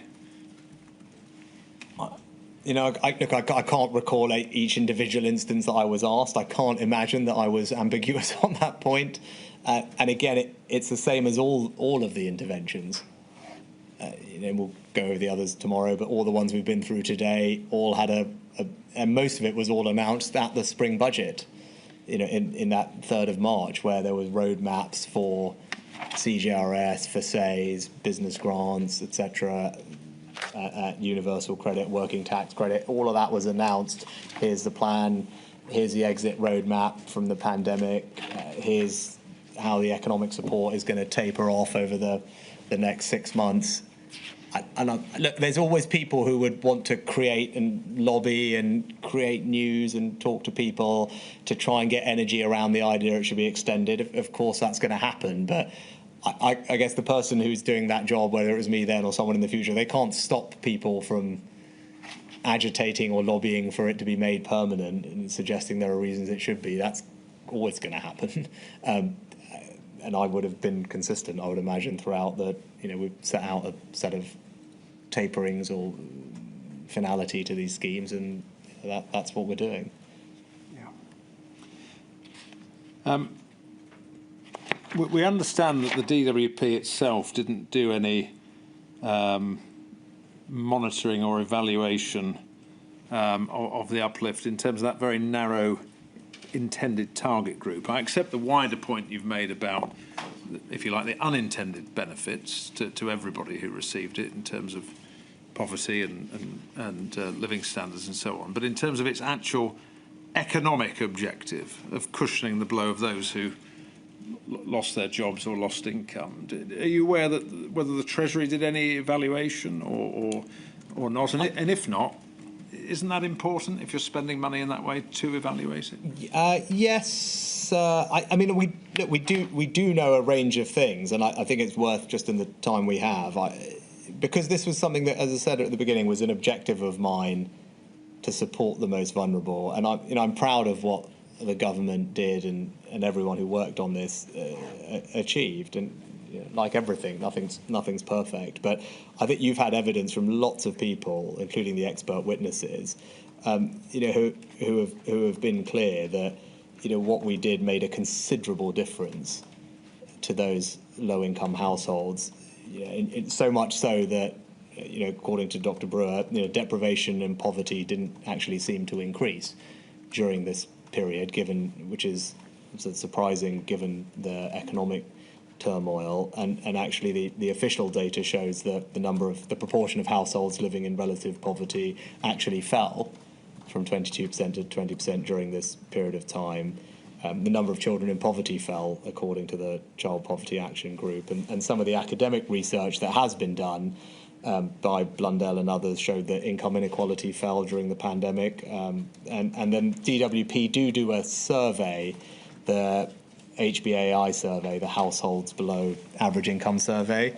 And we have some data from that which shows that the proportion of people facing food insecurity was lower in this pandemic year than it was the year before. Disposable incomes of the poorest fifth were higher, and actually material deprivation, because you've talked about costs previously as well, were lower. So even if there wasn't a formal DWP evaluation done, which obviously question for them, and maybe it can be done, there's an enormous amount of official data, academic research, survey data, and the Treasury published distribution analysis at all the events showing all these things that I've described, demonstrating that in aggregate the policy objective supporting the most vulnerable people in society, by and large, did a good job of delivering on that, and all the data that I've just been through would demonstrate that. And again, of